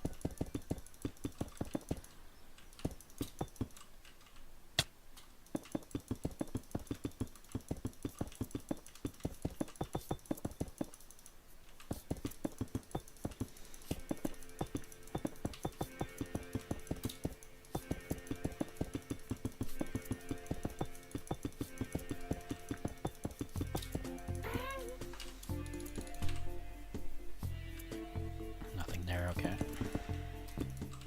Oh.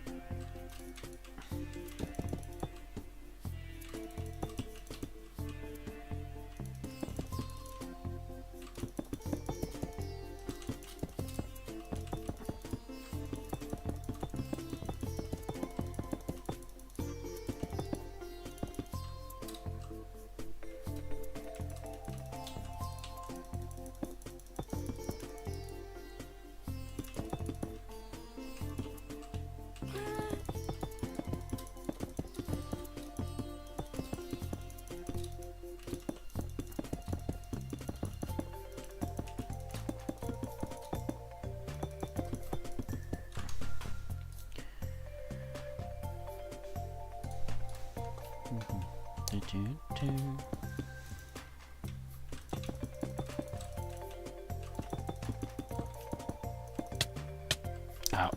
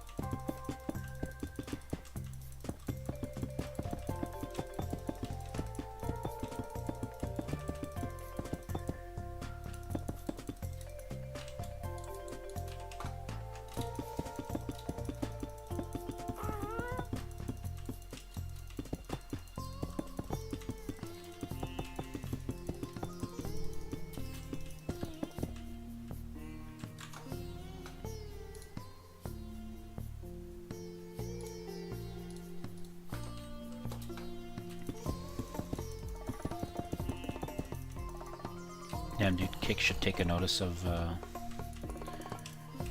Twitch's moderator on automatic moderating,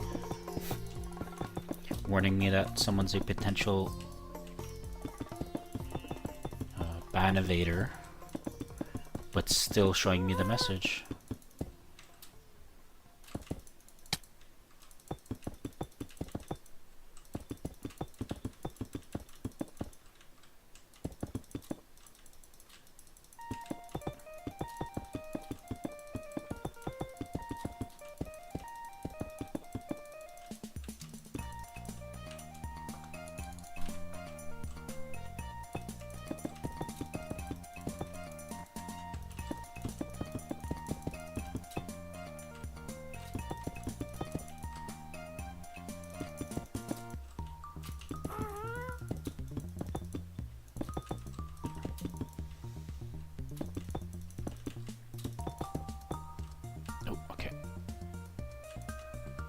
we go. Guess we'll fill up this part now.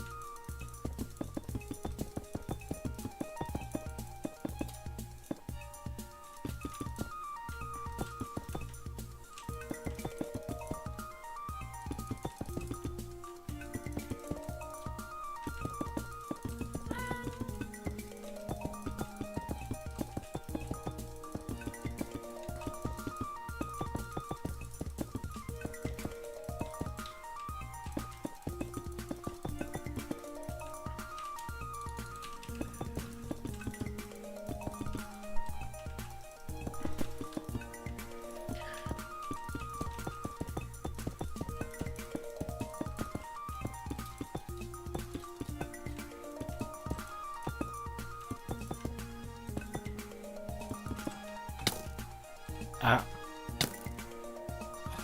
Oh, okay, he jumped.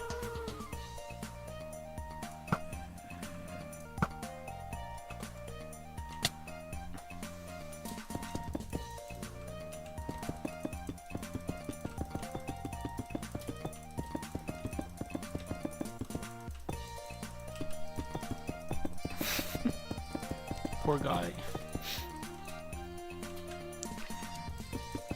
All he wanted to do was just shoot his arrows. In this life, and the next.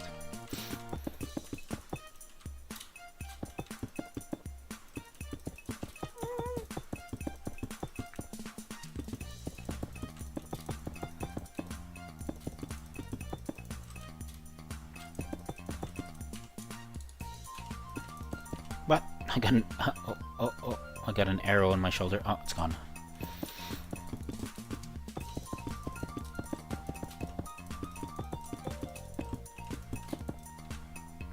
I should do this part.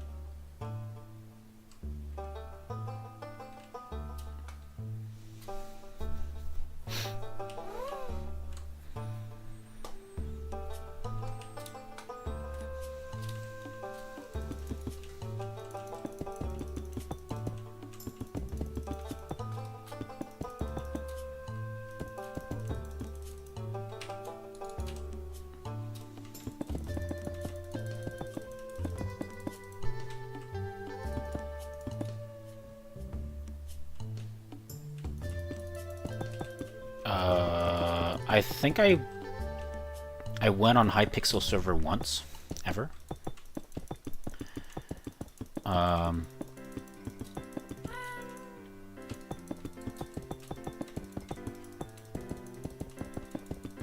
And I mean, I watched it a few times where they had like some streamers and stuff.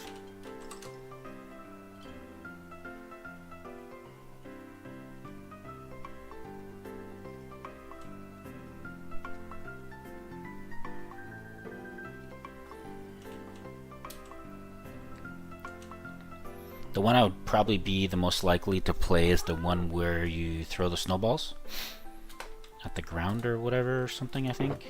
And it breaks the ground. I think that's what it was. Something like that.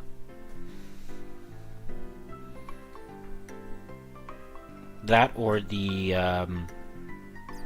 PvP tournament style thing where every kill or assist or something like that, your weapon changes, upgrades, gets worse or better, or I forget what it is.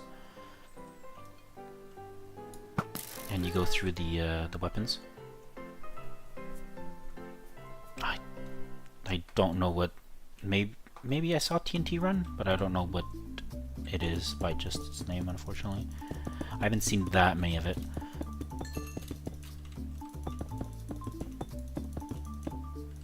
That much of it, yeah. That many of it, jeez. Please, words.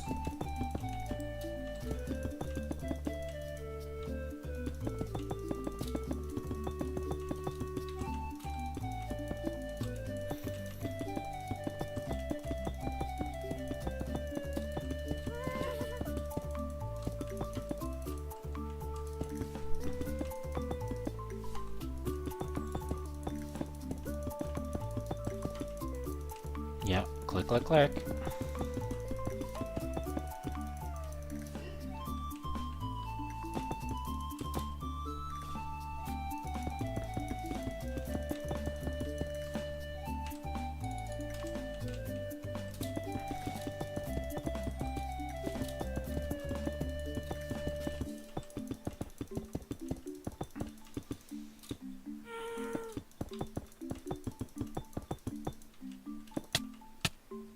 Ow.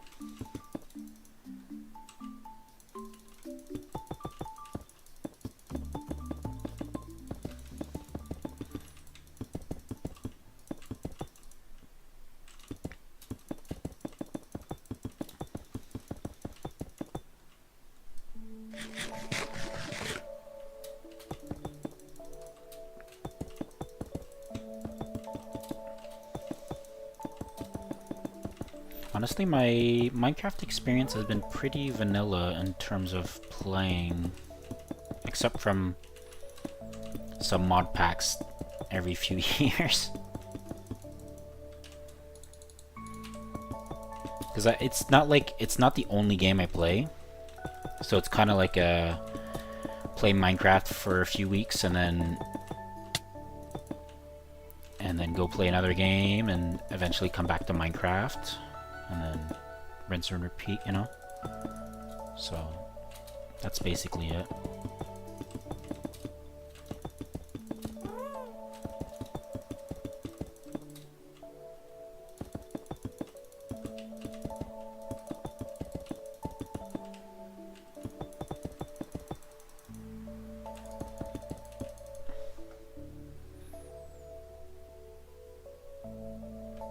PZ. What is PZ?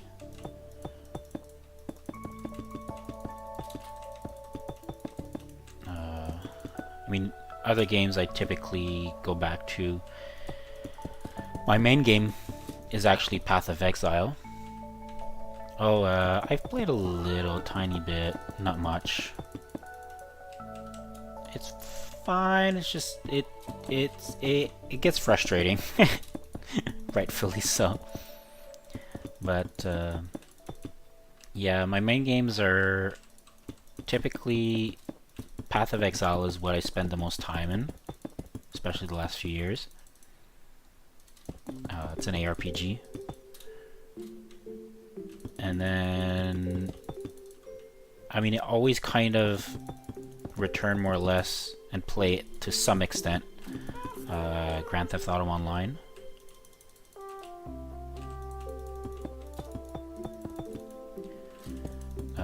There's Minecraft in that package. There's Diablo 2 that I always go back to as well.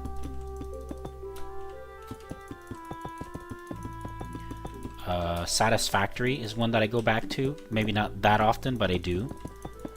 I might want to start another playthrough at some point from scratch. Because I kind of started one in the official release after that, but I kind of did shit a little all over the place and would want something more concrete to start from the get-go.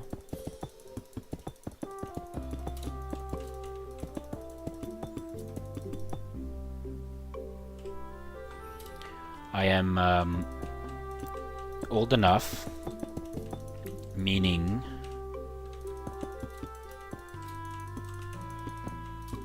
I am 33.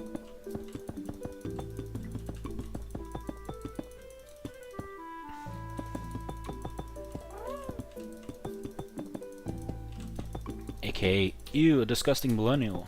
Shit. Burn it all. Burn it all.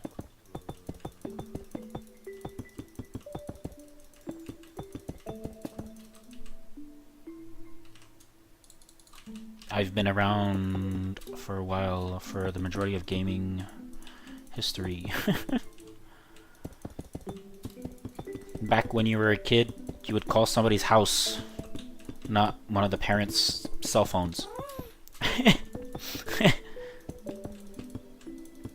and then whoever picked up the phone, you would have to ask to speak to X, Y, or Z, you know? Speak to your friend. Can you come out and play?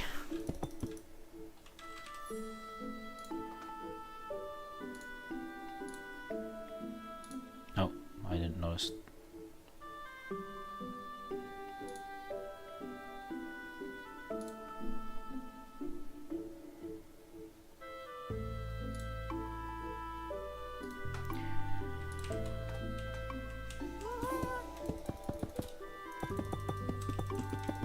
I've been around for the golden ages of gaming, the early 2000s. Back before it was all about microtransactions, and it was about making an actual good game at launch and not having it in early access for 8 years. Which I can understand for the massive, large-scale games, like Satisfactory and whatnot, where there's actually is a fair bit of content when it first comes out, like decent enough, and it's not like at this extraordinary price. But yeah, there's a lot of too many games that come out and they're just half-assed baked, and yeah, we'll just patch it. Yeah, we'll just patch it.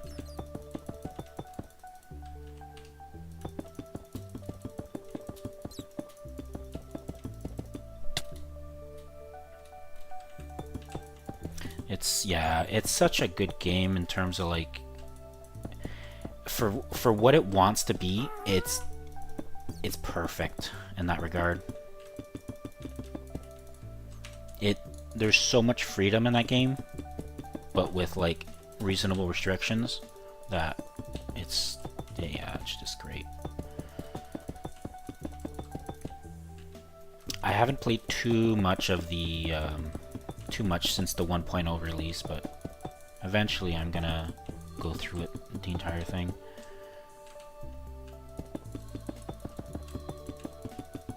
Because I know they added technically kind of like a storyline.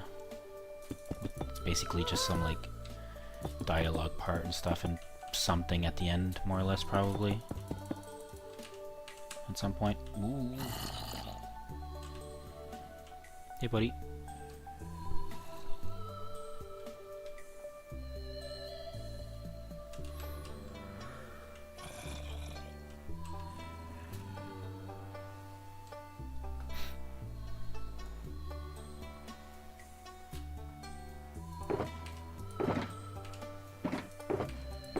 Empty.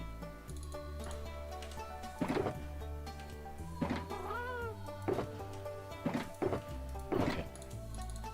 Time to get into the lime boxes.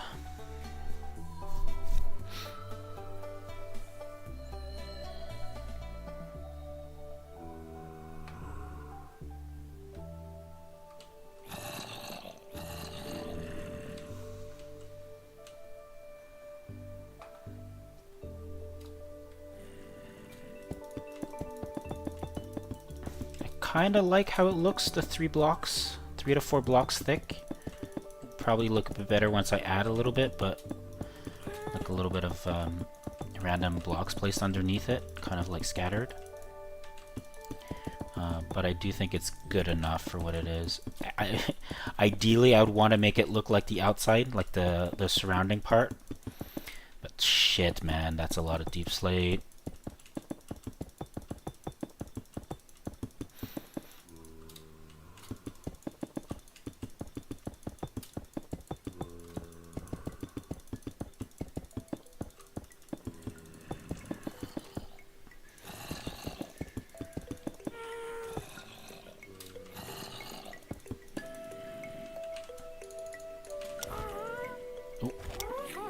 Didn't mean to press shift.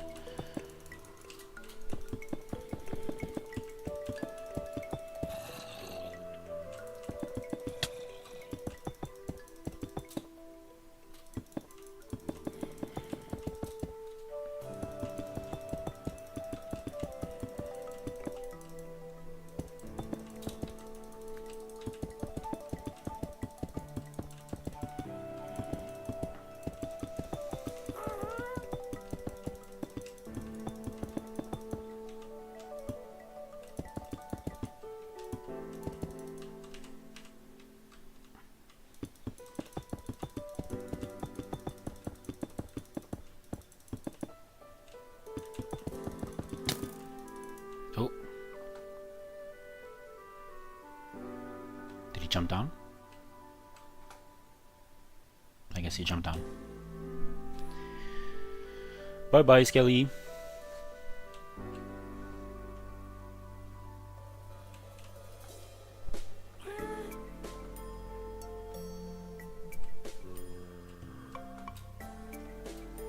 Who you donor walling? Donor walling me? What?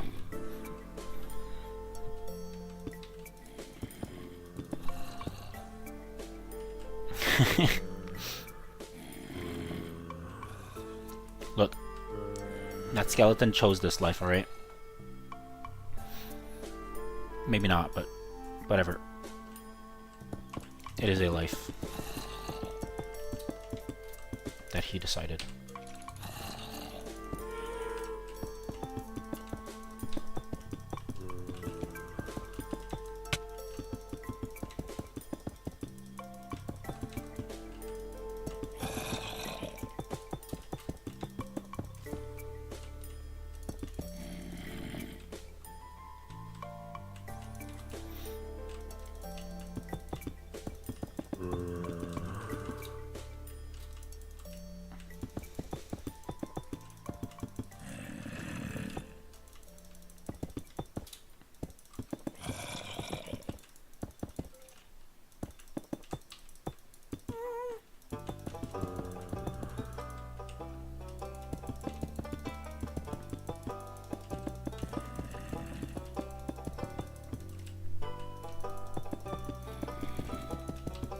Click, click, click, click, click.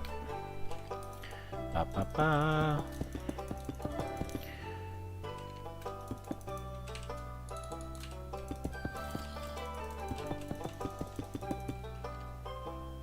What? No? Okay.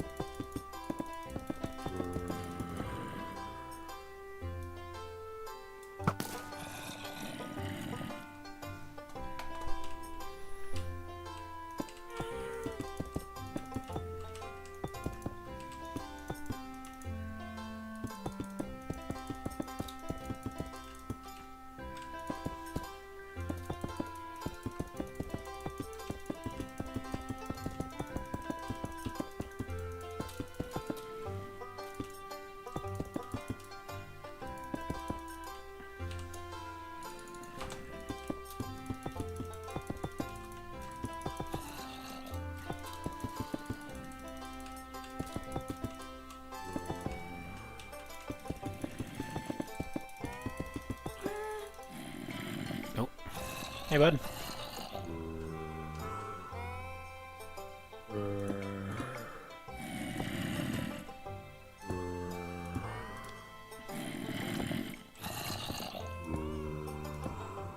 There we go. You have a nice little home now.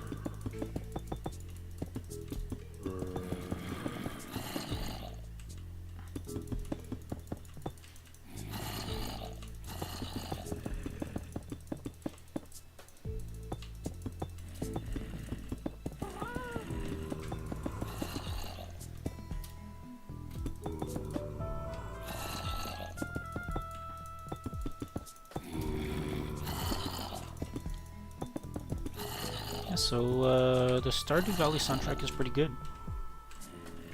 It's just some nice, overall, chill music.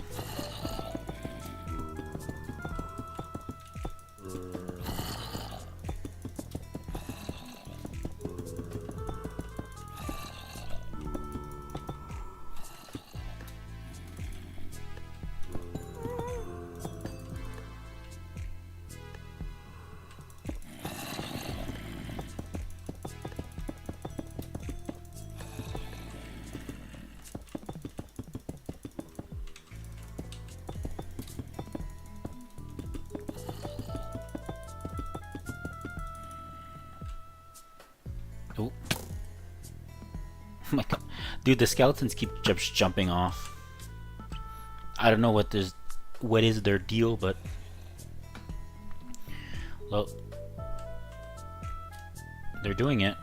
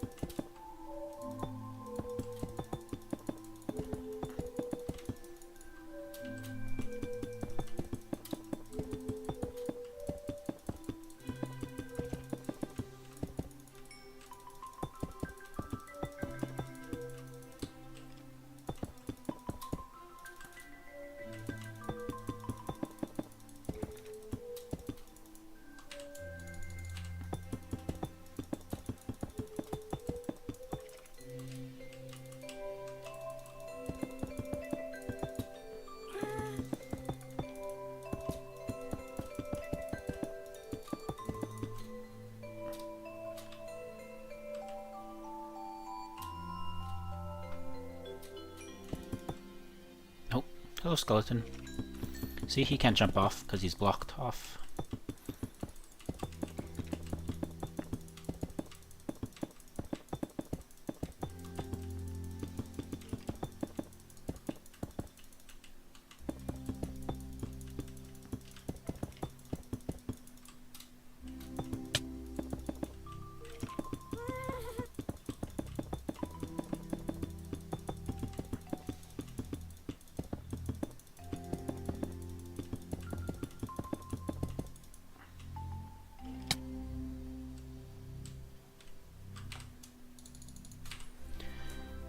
Okay.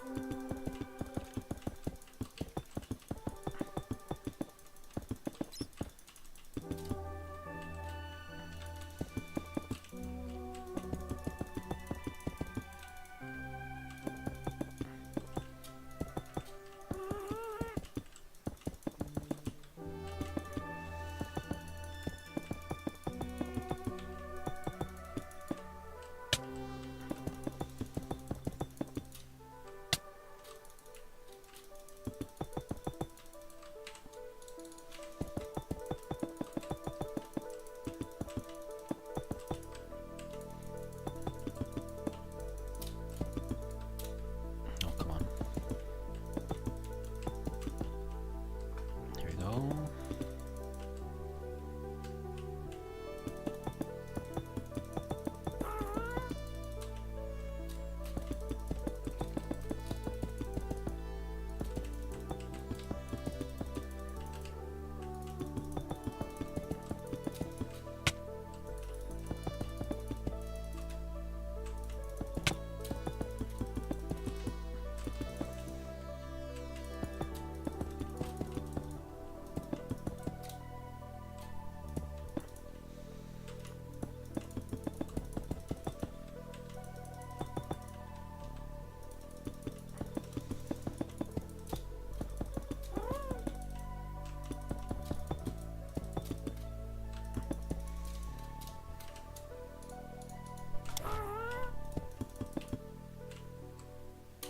Oh, what the? Whoops. I just walked off. Whoops.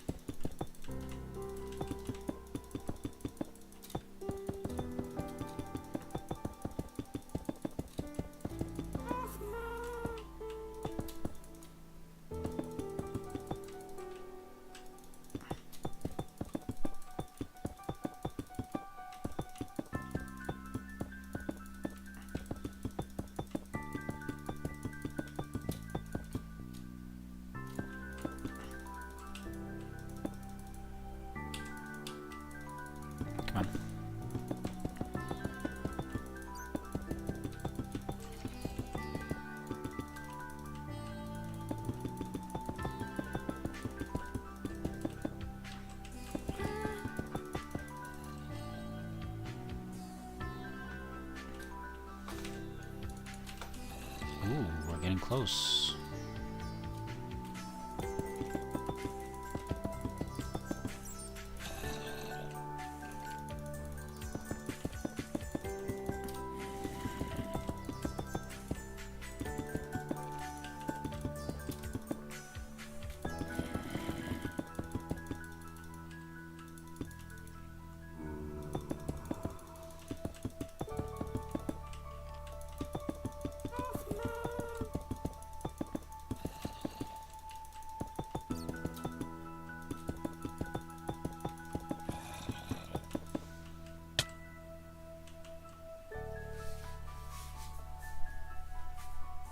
Oops.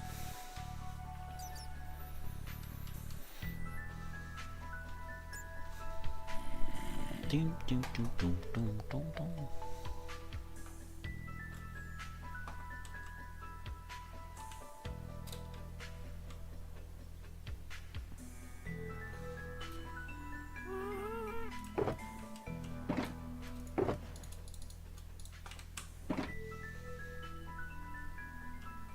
Drive by. Ah, missed.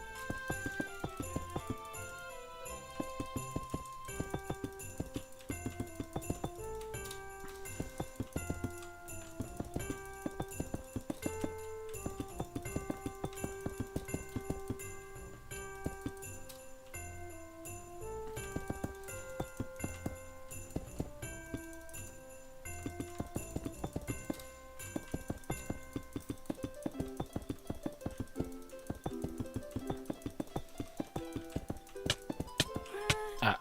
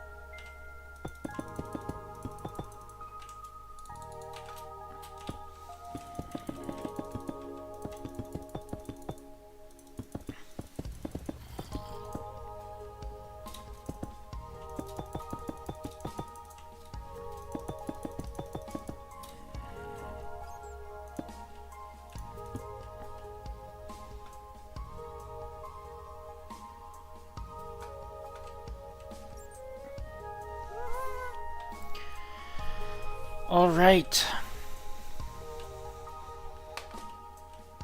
Now I need to scuff it up a little.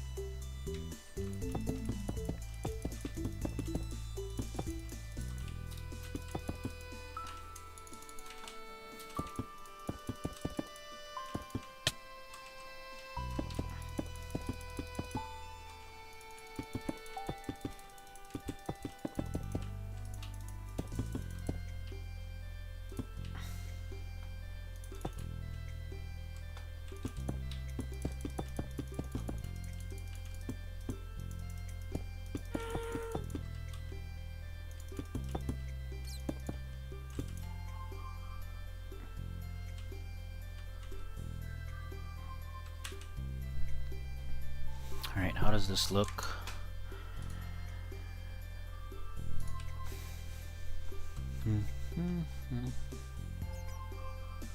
I think it looks good.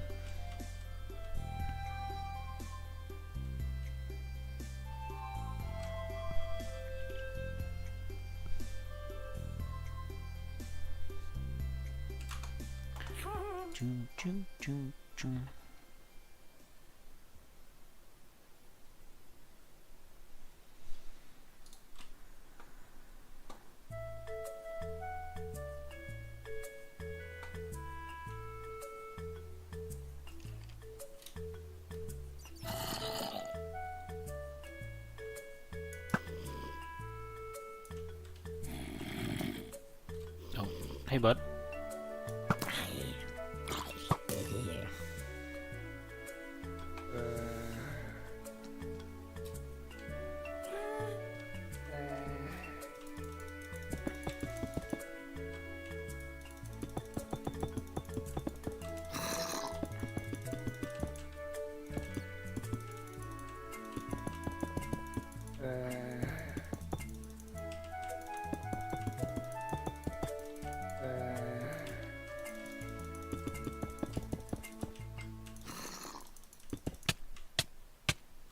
Oh.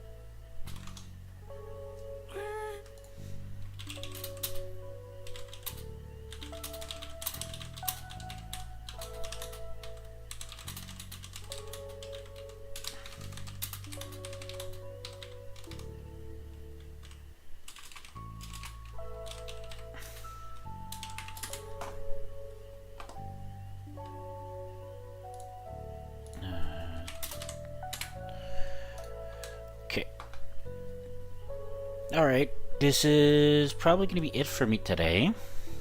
We made some pretty good progress. Bunch of deep slate.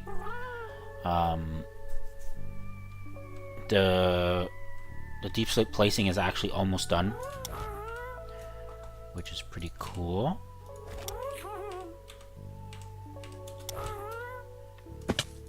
Ow.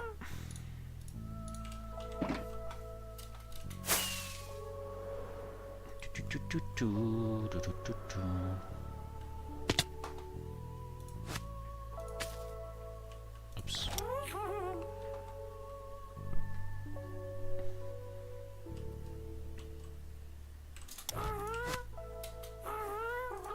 There we go.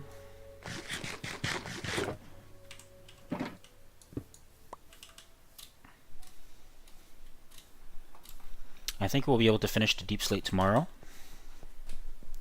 and then start figuring out what I want to do next. I might start with finishing the walkways, the tower walls that connect all the towers, and then go from there. Also, maybe decorating and stylizing the castle walls, maybe adding some depth to it and all that. Alright, so thank you for dropping by, Evolving. It's been nice talking to you. Thank you for everybody else, and I'll see you tomorrow.